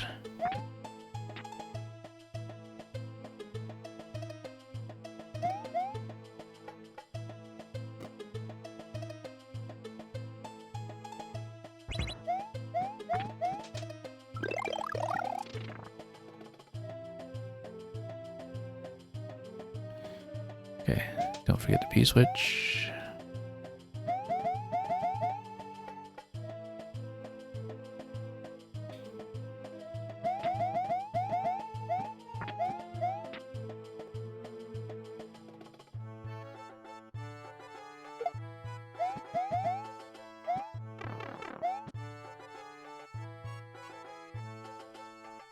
We'll walk down to the top of the slope.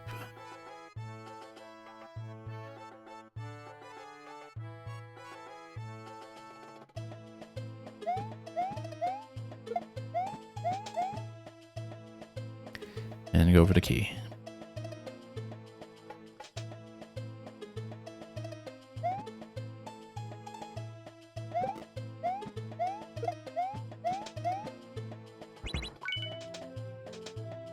Almost overshot there on the left, but we made it.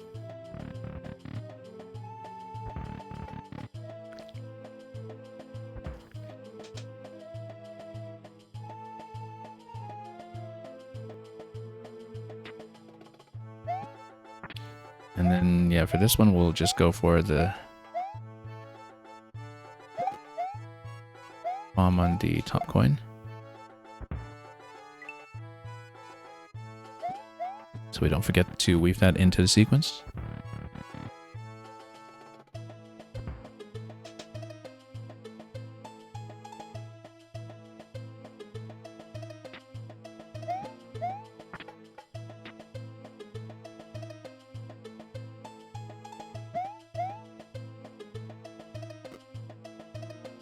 Then we step on a P-switch. Again, this step is potentially condensable to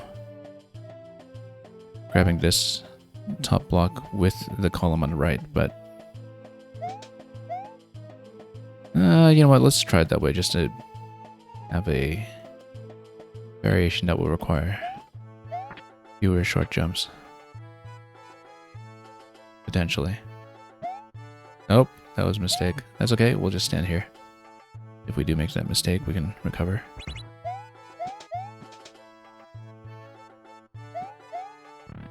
I was trying to activate and push it. At this point, we'd go for top coin. And this one we will need to push for.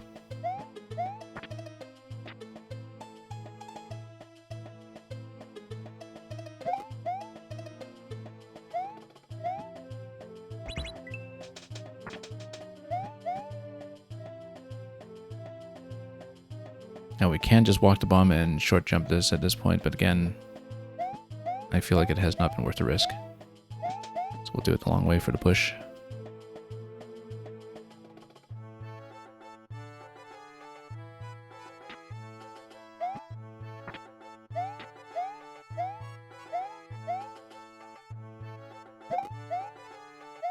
Need to not miss, of course, because then that blows the whole attempt, so... In an effort to simplify that, we ended up spoiling the attempt instead. There's got to be an easier way to distinguish between one-tile jumps and two-tile jumps. I guess you just need a very good sense of how long you press buttons. That's the kind of thing that is the reason I don't play precision levels. At least not much. Not by choice.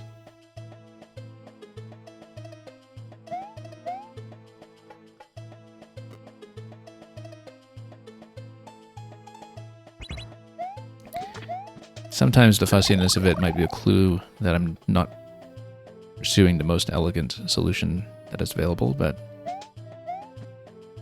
we're also so far in researching this route that I'm not about to consider alternatives while we still have things to try and work out.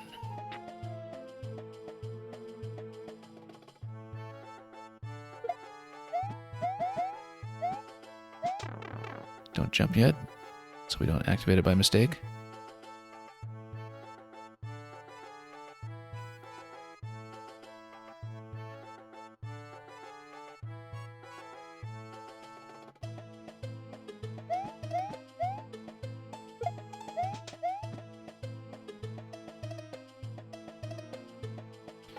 And then we'll trade up for the key.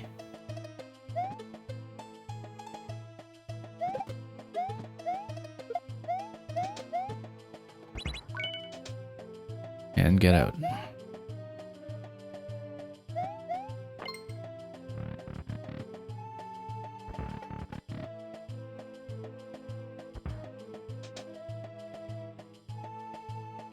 Top left coin should be next.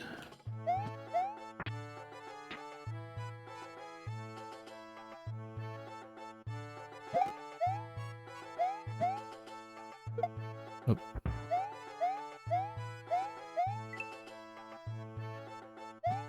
Forgot that I wanted to do it by drop. Maybe you can actually just collect that with a Goomba throw. It's just maybe less reliable.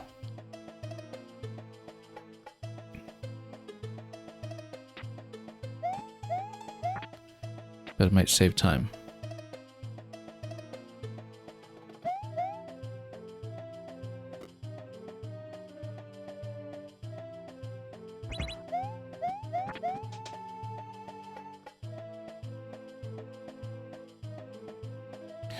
Yeah, I guess by going down here, we've already kind of committed to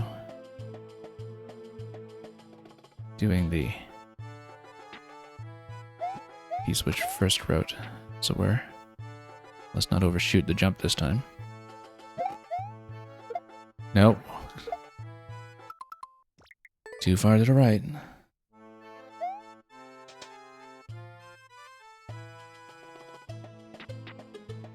I thought that was supposed to be the easier way than to try to land the one-tile jump every time.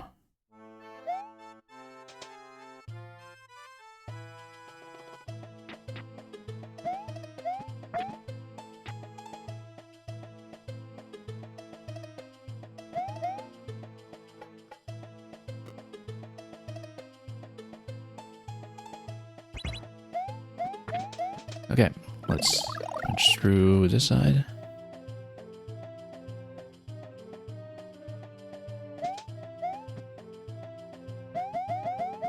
And do the rest of the loop for the key.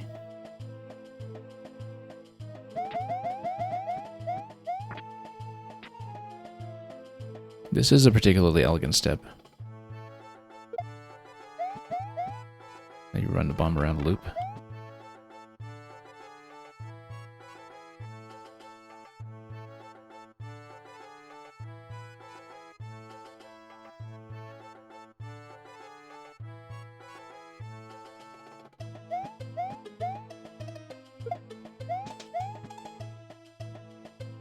We go all the way back to load the bomb into the appropriate slot.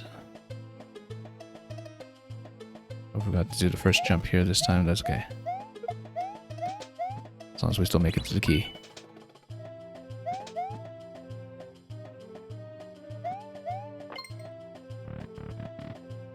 Right here on 415 on the dot, once again.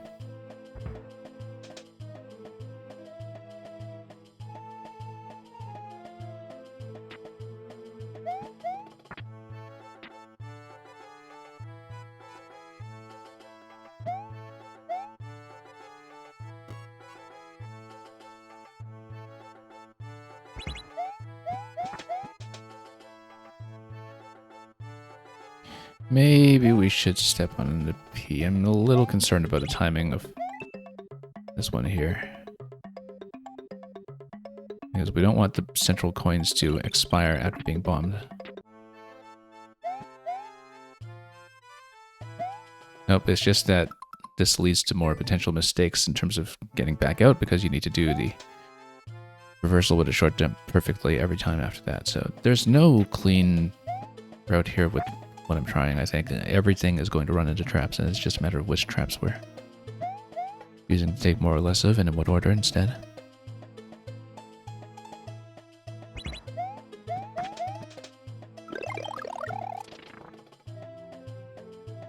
But every route has traps.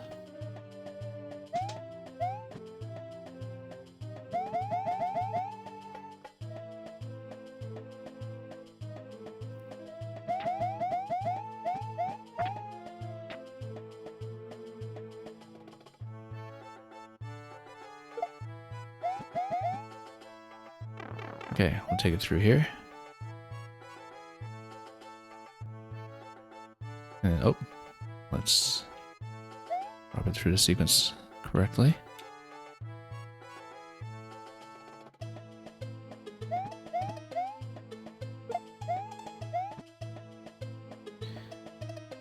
once more for the key.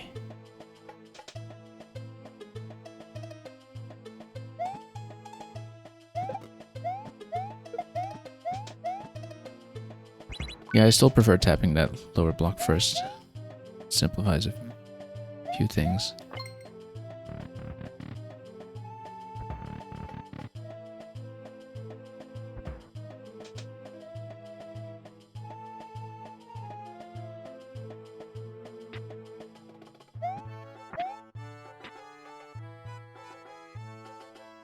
Okay. Got that right on the first try this time at least, which is an improvement. Let's not mess up the push. I also totally forgot to go for the top coin first. Top left, rather. We'll do that on the next part of the cycle.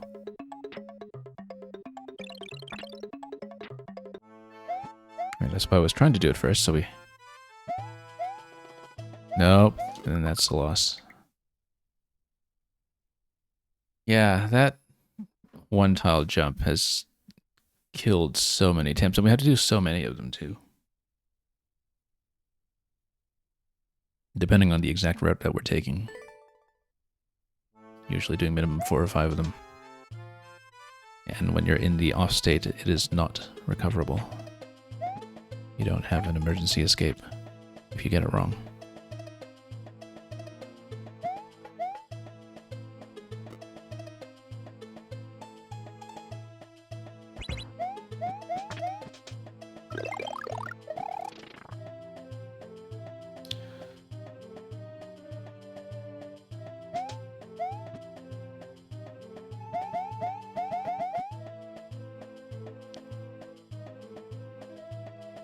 Okay. Let's get back to where we were. Almost too early on that throw, but we got it. Now let's wait.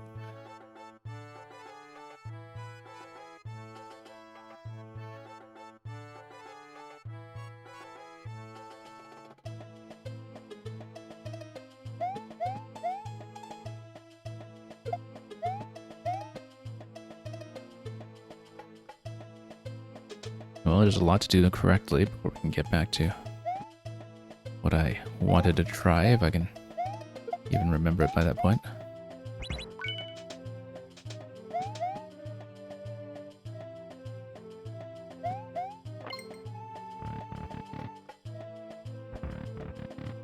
Okay, let's go top left coin first so I don't forget. It's very easy to forget if I'm not paying attention.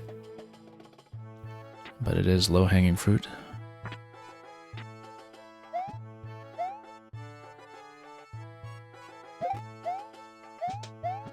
And critically, it doesn't affect anything else.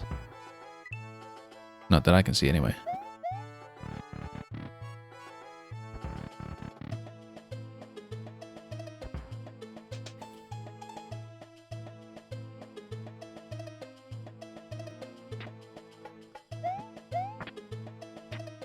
Okay, let's try to do the short jumps again.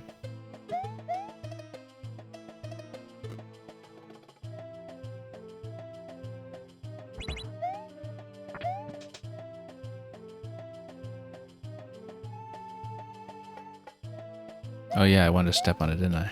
So, let's do it.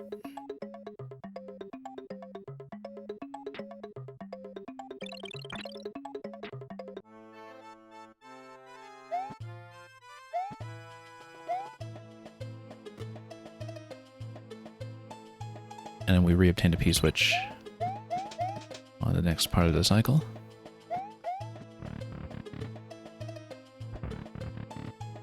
And then loop back in here for coin 3. If we make it that far, let's do it first.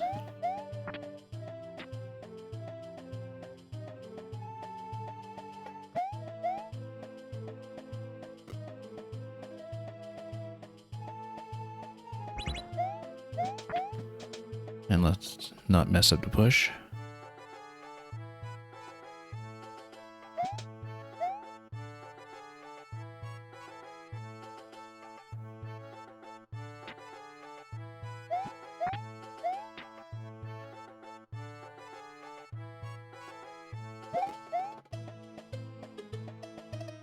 Okay. Took a little while to position that exactly the way I wanted. Dangerously long, in fact.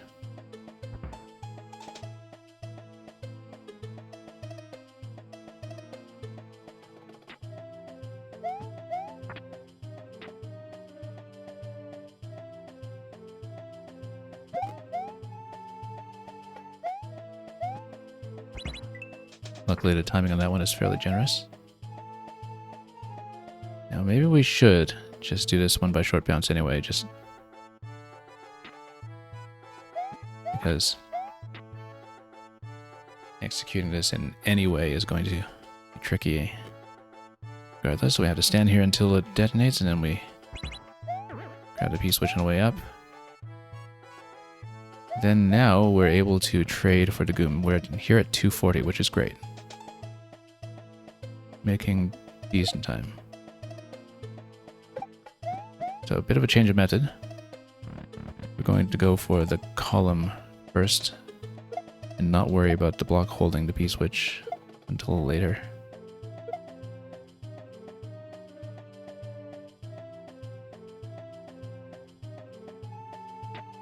Which means, sadly, another short bounce is coming. Got it?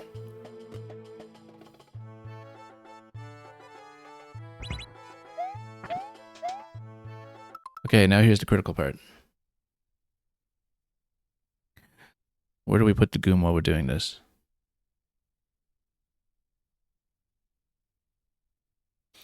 If we're hitting the P-switch anyway,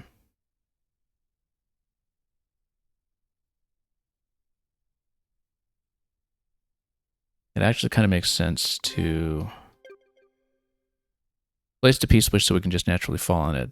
If we're hitting the P-switch anyway, we don't need to worry so much about the walking pattern of the bomb. I'm assuming that the bomb gets blocked by the upturned Goomba incidentally. That might be a big assumption here. But I need that interaction later in the puzzle anyway, so maybe we position the P-switch so we can just fall on it without fussing around too much, and we can maximize the timing that we have on it while carrying the Goomba with us and sustaining the whole way through. That means we need to do a little bit of a trade here.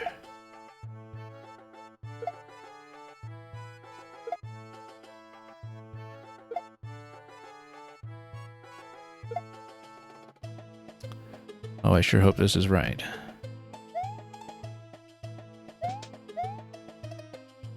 Because we're going to drop the P-switch here, so we just run directly onto it. And we save ourselves any kind of fussiness with jumping. Now this might be a little tricky.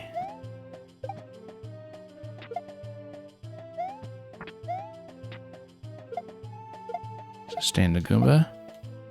And drop it. No, you can't drop it on top of the bomb. It'll kill it. Like, you need to give it a bit more distance. Unlike with a P-switch. But the idea was that I was going to do that. And then we can rehearse this to check the timing. Basically, at this point, we go for this. Skip this. Go straight here. So the bomb will scatter the coins. As long as we're able to reach the coins before they've been scattered, then we're okay. Then we're back to the on state. And then we take the Goomba back out and back in. And then we have to do the blocking interaction once again with these coins gone. In order to... yeah. Well, I mean, if we do the blocking interaction, we can just leave it in this spot. As long as I don't lose access to it the way I just did. Which is a potential issue as well. Because then, in the off state, we fall onto the P-switch, grab this coin. Then we have to get back into the on state.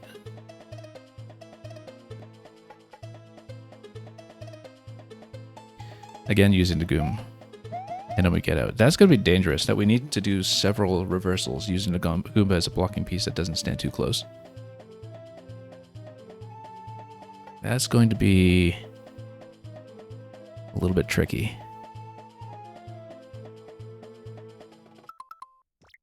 So we'll just need to be careful not to kill the bombs and not to drop the Goomba too far to reobtain it.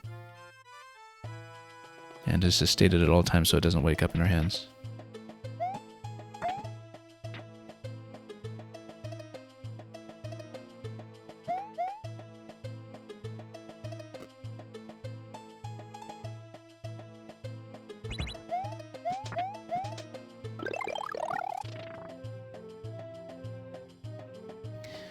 Well, if we can get back to that state in the puzzle that far, then we'll be in good shape. Might even make sense, since we need to up-throw the Goomba on so many steps anyway, that we do it while not grabbing the top left too soon. The top left block, rather. We can basically save ourselves a cycle of messing around with the P-switch.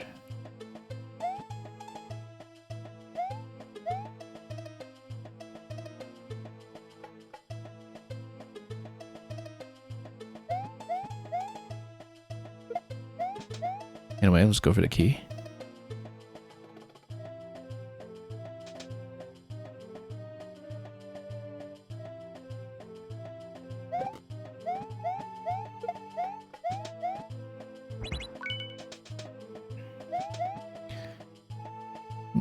About a dozen seconds behind, but that's okay. We'll be compensating in a few different ways. Top left coin first.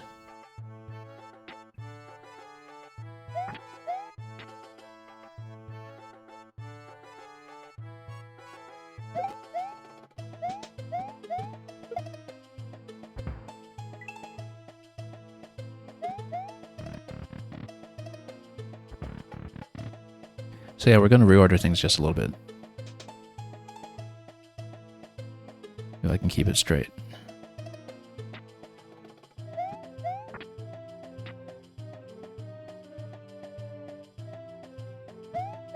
Nope, too far. That's okay, if it's too far, we get out and reset.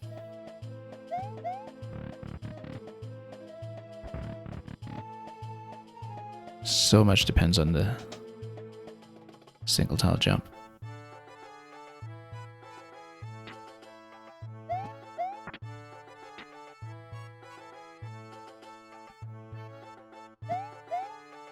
We'll reorder things to go for the cycle where we keep the P-switch straight away.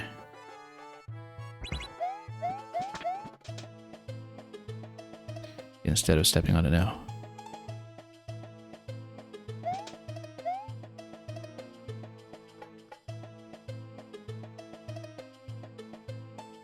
Okay, now we push.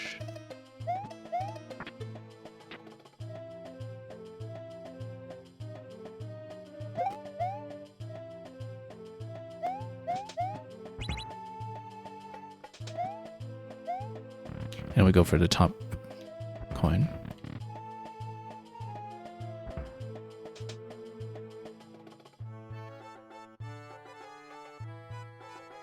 With another push.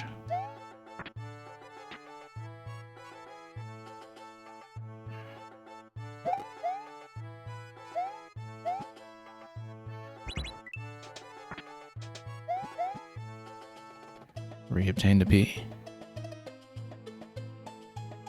Do we want to rush it? Well, we'll find out. Okay, as long as we land in this slot, we're okay.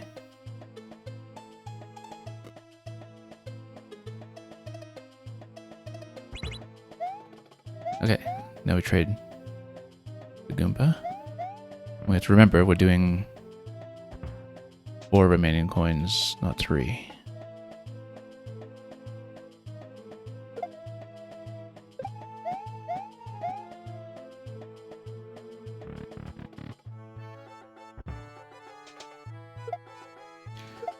watch the Goomba wiggle, so we don't get into problems with it.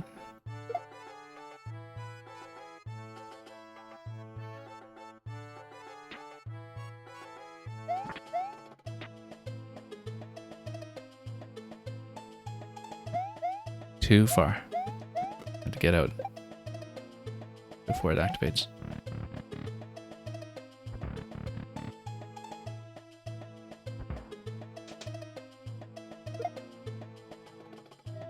At least it leaves you barely enough time to do that, in case of mistakes.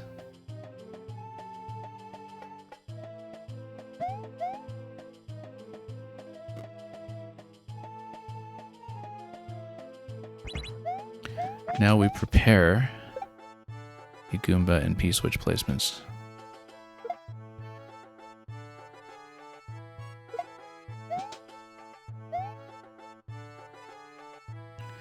Yeah, so the idea is we step on a P-switch, up throw to Goomba, maybe even up throw it while we're standing on a donut block, so the donut block can drop while we're doing that.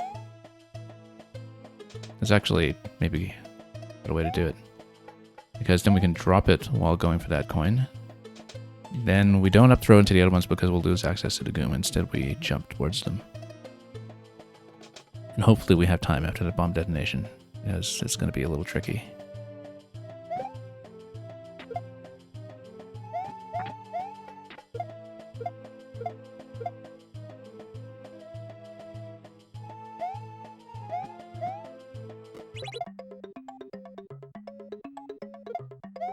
No, we missed it.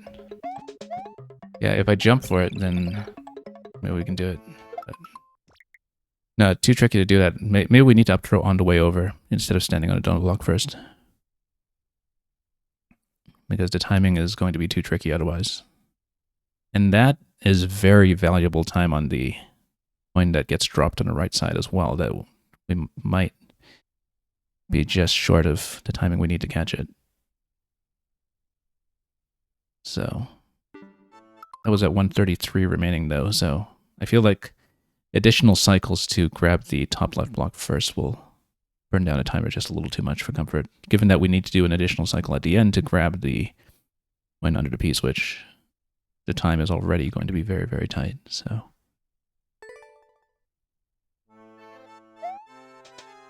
let's try to execute that step cleanly. At least we got a chance to try it, which is not always the case and takes a little bit of work to get back to. We did lose a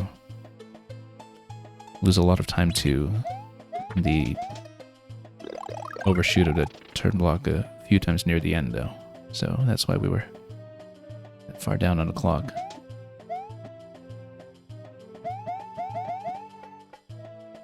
Maybe even just jump up to this block, as long as we catch it before the detonation happens, right? Because if you think about it, as long as we catch the top block before the detonation happens, after the detonation happens, that's our timer to get to the coins on the right side. And we don't even necessarily need to hold the Goomba during that. We can kind of leave it, since we're not using it for an up throw. We just want it out of the way. After we use it as a blocking piece, we just need the Goomba to be somewhere where it won't obstruct. So we might even leave it in the top row and just get it out of the way while we go over the P-switch. Okay. Let's try to get back to there in that state, and then it'll be easier to show than to talk about. Nope.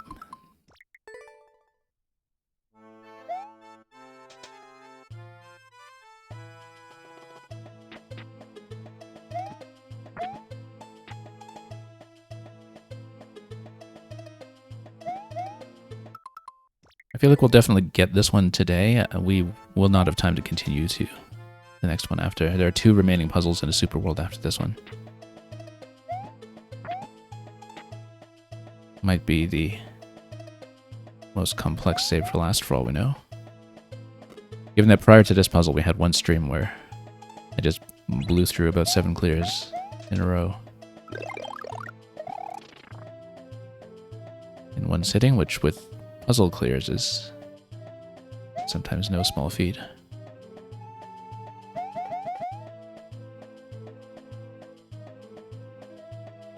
But then the execution complexity of this one absolutely picked up.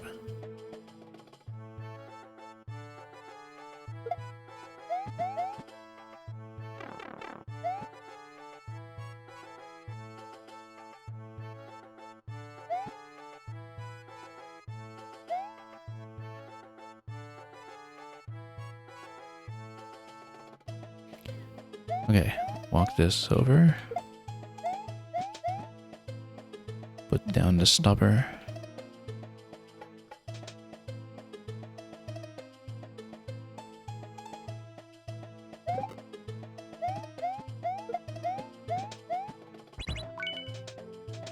Bit of a close call there again.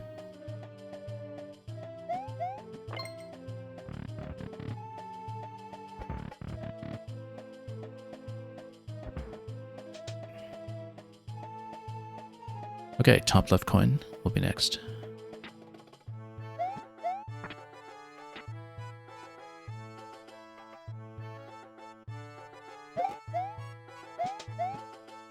We'll toss from above to do it the safe way.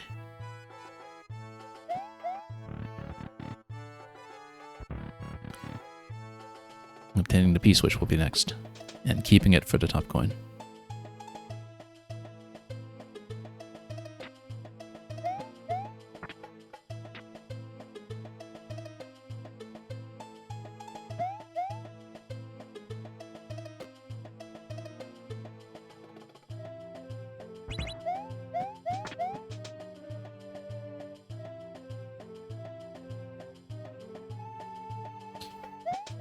We'll get out of the off to on switch with a push, which will hopefully be reasonably accurate.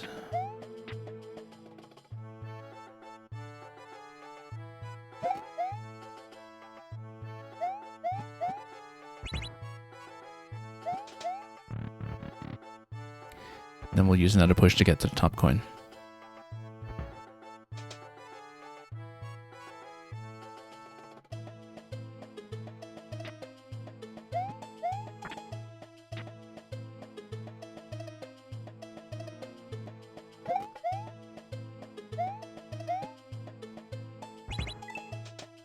Very close to accidentally tapping the P-switch there.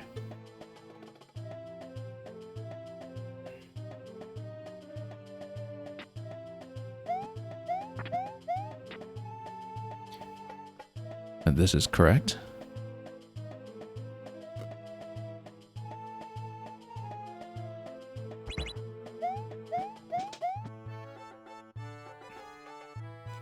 At this point, I think we're safe to trade to the Goom. Nope, jumped up by mistake. You have to walk, you can't jump, otherwise you get trapped over the level. We were doing so well until then, too. This is the first time we've made this mistake the whole stream. As well, we haven't actually revealed the ceiling over the course of the past several hours of play. What a time to make that mistake. Oh well, at least it wasn't at the very end when we were going for the goal. That could have been a lot worse, as far as chokes go.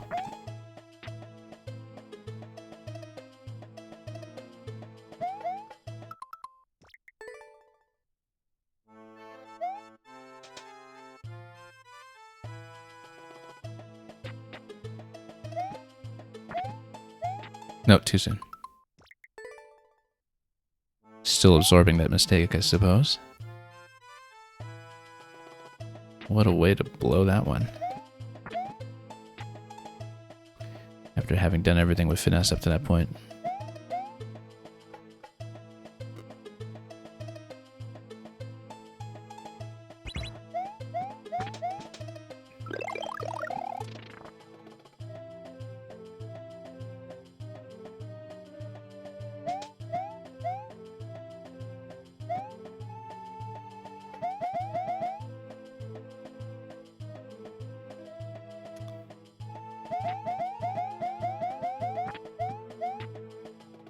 Okay, back to the up throw.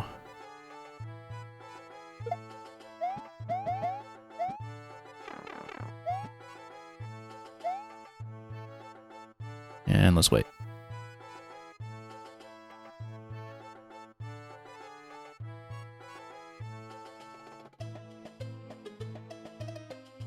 Cutting it close.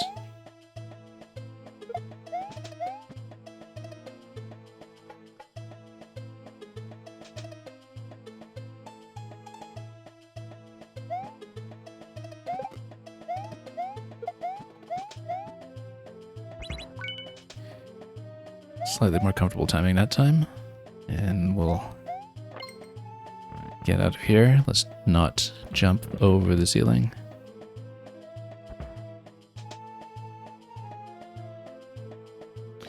And top left coin will be next.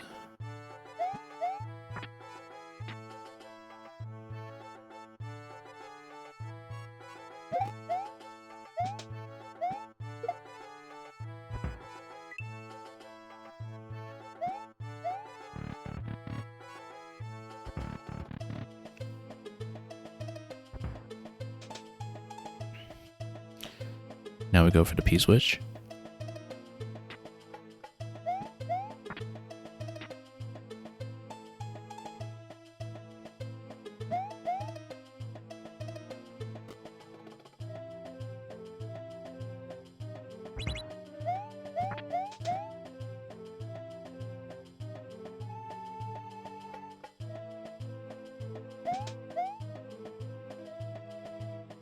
And we'll try to keep it.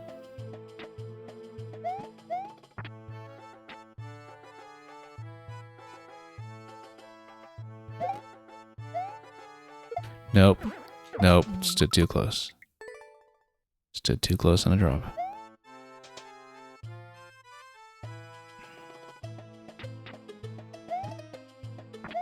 Just so many little things to keep straight. That a moment of confusion will really blow up the whole thing. And of course, just a moment of pressing a button slightly too hard or too long will also blow the whole thing, so... No. It is so hard to nail that.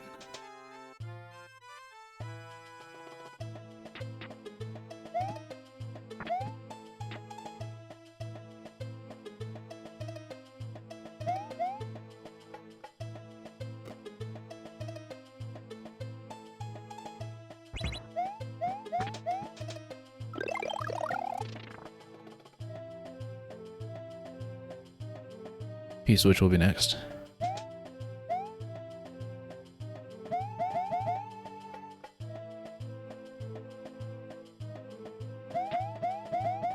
Followed by the up throw.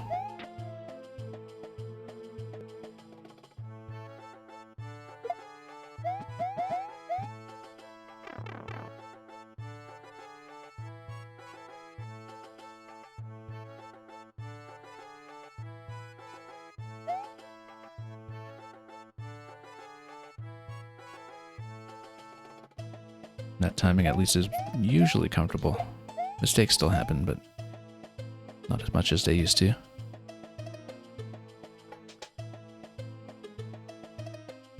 Put this first.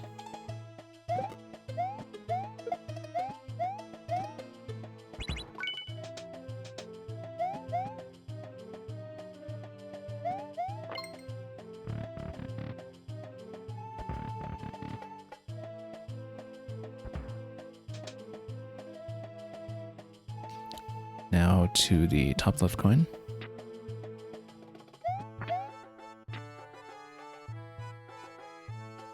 Yeah, maybe the top left can be improved.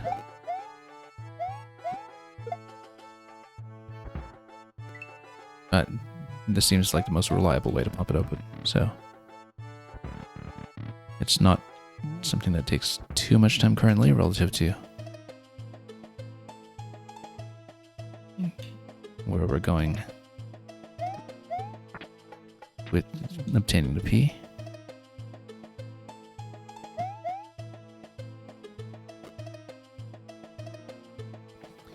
We need to not flub the push.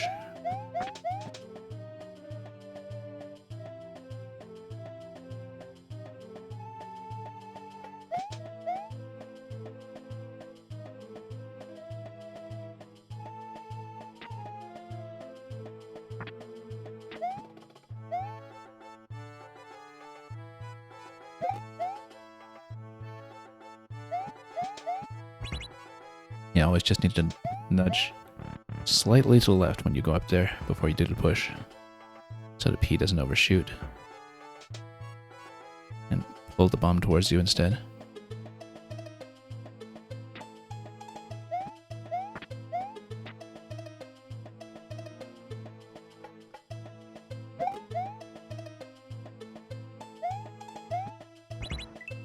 I was a little worried about the timing there, but we got it.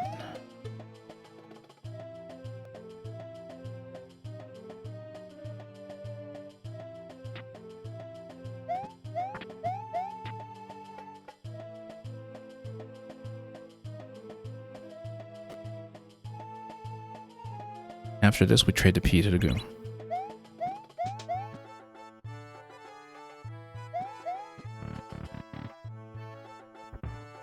Without jumping.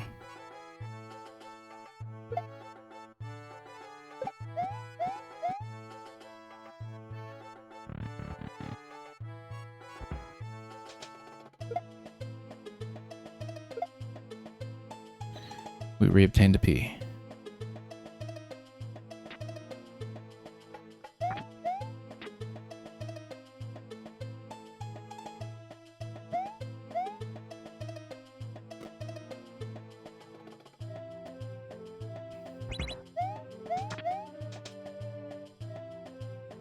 Okay, this is something we need to think about now.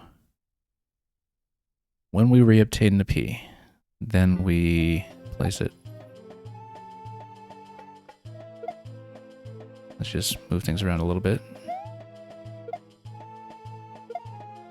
Where do I want the Goom right now? We don't want it to trap us on top of that donut block. I think we send it to the right at the moment. And again, put the P in a drop position here. Now we use the Goom as a blocking piece, but we don't actually need to take it with us. We can do jumps for the coins.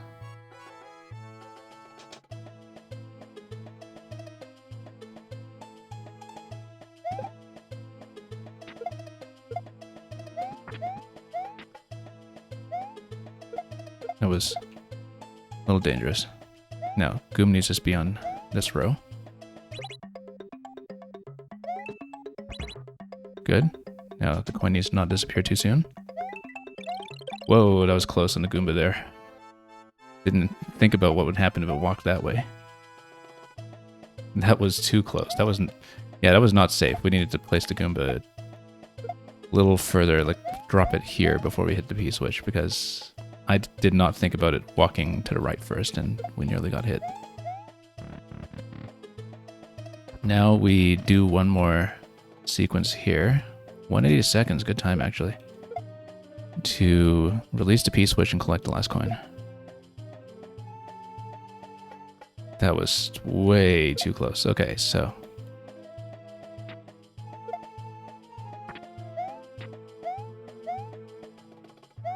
no. That's okay. We can get out and reset this if we miss.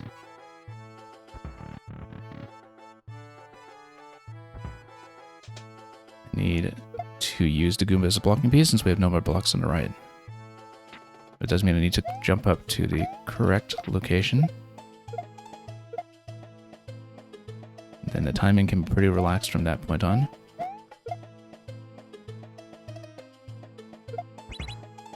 The stuff that is most execution dependent should be done at this point.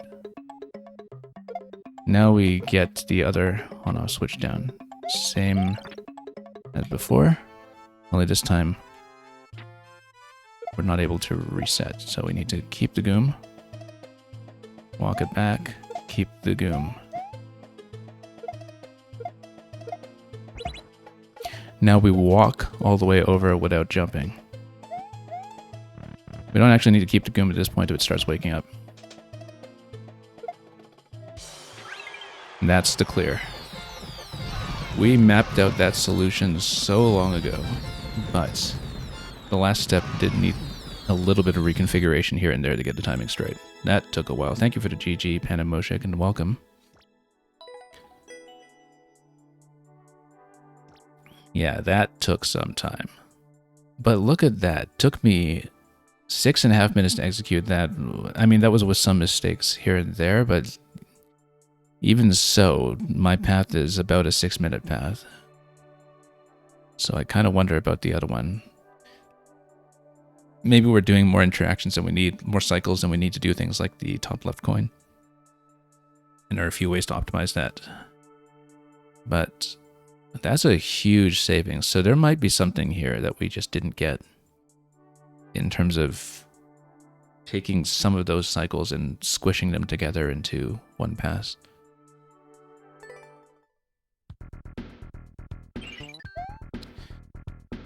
So yeah, this was a bit of a single puzzle stream today, but I think it is too late to really make a serious effort at reading the next one.